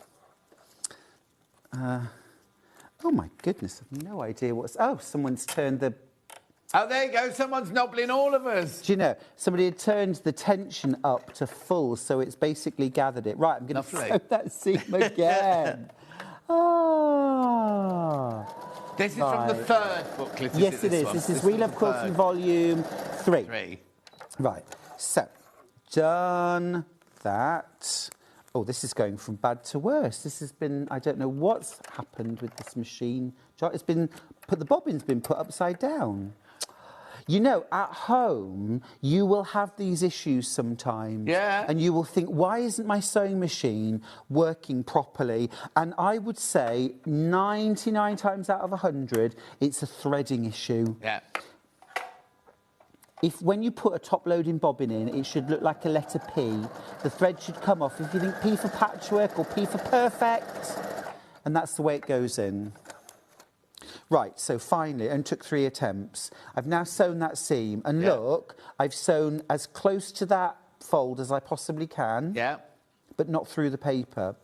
What I'm going to do now is open my foundation up, fold my fabric back, and crease, and then I'm going to grab my iron, and I'm going to press it.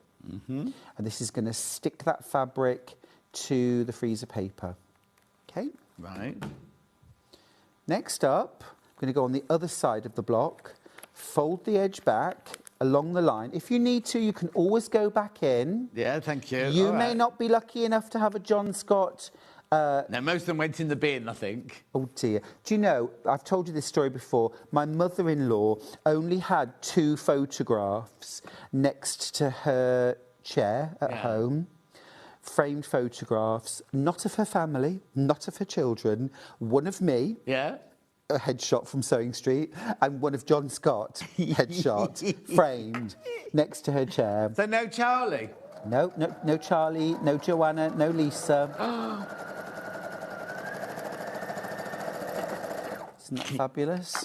It's brilliant. I thought it was completely appropriate, John. Yeah, me too. Okay, so I've sewn as close to the fold as I can, flip that back, open it and crease, iron that down. Okay, again, I know I've been really generous with my fabric. You will not use that much fabric at home. And then I'm just going to whip around the edge now, and you see that I will use again for the next block. Yeah, exactly. Whip around the edge.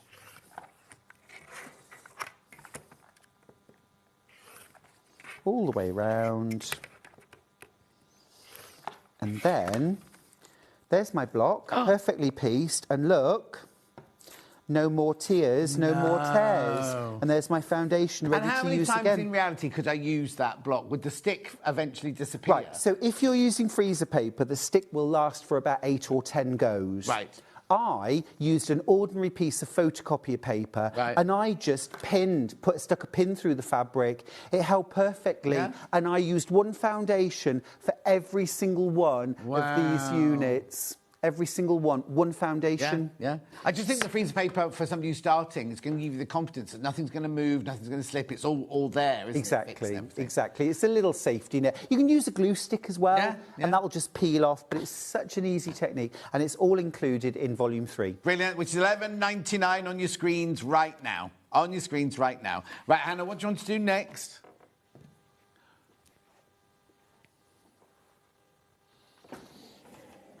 Yeah, I know what you mean. Sierra Nevada quilt kit here. Oh, it's a bit creased underneath there. $74.99. Got £10 off that price tag. You're getting 9.5 metres of fabric, plus Stuart's instructions. Just go on the Facebook fans page and you'll see how many people have made this and how amazing it looks in real life. Which, John, I cannot tell you what a thrill that is. And every quilt designer I know says the same thing. It is the biggest joy in our lives when we see other people make our designs and have fun and enjoy them. Yeah. It's just lovely, and we love that you post pictures. Thank you. At $74.99, do check out on that one. Do check out. Stuart's book, Make 100 Bags, launched this year. Yes. So what made you do this book then? Well, I wrote Make 100... this is Make 100 Bags. Yeah, I wrote Bags for Life. Yeah. And that was the only bag book I was ever going to write. But then it proved so popular, my publisher said, would you write another? And I went, OK. And I wanted to make it better than, you know. So what I hit on was 20 brand new bag patterns, 5 different patchwork techniques that you could use to mix and match to create 100 different bags. Now, just a minute. Oh, hang on. Just a minute. Oh, don't. Look at the colour. I mean, on its own, you just look like you've got a healthy glow. Yes, I can't help it. You were in the anaemic ward that day. Where was all your blood? Where had your blood? I know, I don't think I've ever looked so pale. No, you look like a Victorian, pale and interesting. Where was this? Or is this AI? Oh, now let me tell you, this is so exciting, John. Right, this is so exciting. You know, I was telling you about, there's a brilliant TV series on at the moment called something like What Are the Royals For? It's a David Oh, yeah, you were telling us earlier. Yeah. Yeah, and it is filmed in this house. You were there first? Honestly, Charlie and I were watching it, and I said, I recognise those cupboards. Yeah. They're literally sitting in front of them, same house. This amazing, it was an old pet food factory, Victorian pet food factory that had been converted. Anyway, 100 bags. Yep.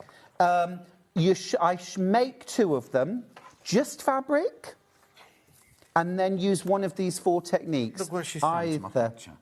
Honestly, so rude. String piecing, improv piecing, borrow, or English piecing, like hexes. Yeah. And you can transform the look of every single one of these bags and make them unique, make them scrappy, make them patchwork, make them cool and interesting, make them really traditional. So many different bags to play with and have fun. Brilliant. Let's do tomorrow's menu very quickly. Is it you tomorrow? It is. It's tomorrow, so you can read out your own menu then. Fair enough. 8 a.m. pre-cuts and quilt patterns. At 9 o'clock, I'm joined by the fabulous. Finally, I get to spend an hour with Rebecca Harrison and the Molly Trousers. At 10 o'clock, Dan Morris Creative Group's Solstice Collection, Kaleidoscopic Frames Quilt with Hayley West. That just runs off the tongue, doesn't it? Just? Beautiful. Yeah. I love a simple title. Yeah. At 11 o'clock, it's the Matea dress and top with Rebecca Harrison. Love her. And then at 12 o'clock, fabulous Hayley West is back with Handmade by Hayley, die cutting and rulers. So that's tomorrow. So you're in tomorrow and the Tuesday. Next day. That will be my last day before Christmas. Yeah. So if I don't see you before, have a very Merry Christmas. Right. And you then, have a Merry Christmas and you too. have a lovely Christmas. And Charlie, I love nothing. I'll see you on Christmas Eve and Christmas Day, and then I'm not in again till next year. So we have to go now. Make sure you check out on everything, especially all the Stuart's booklets and quilt kits. Bye.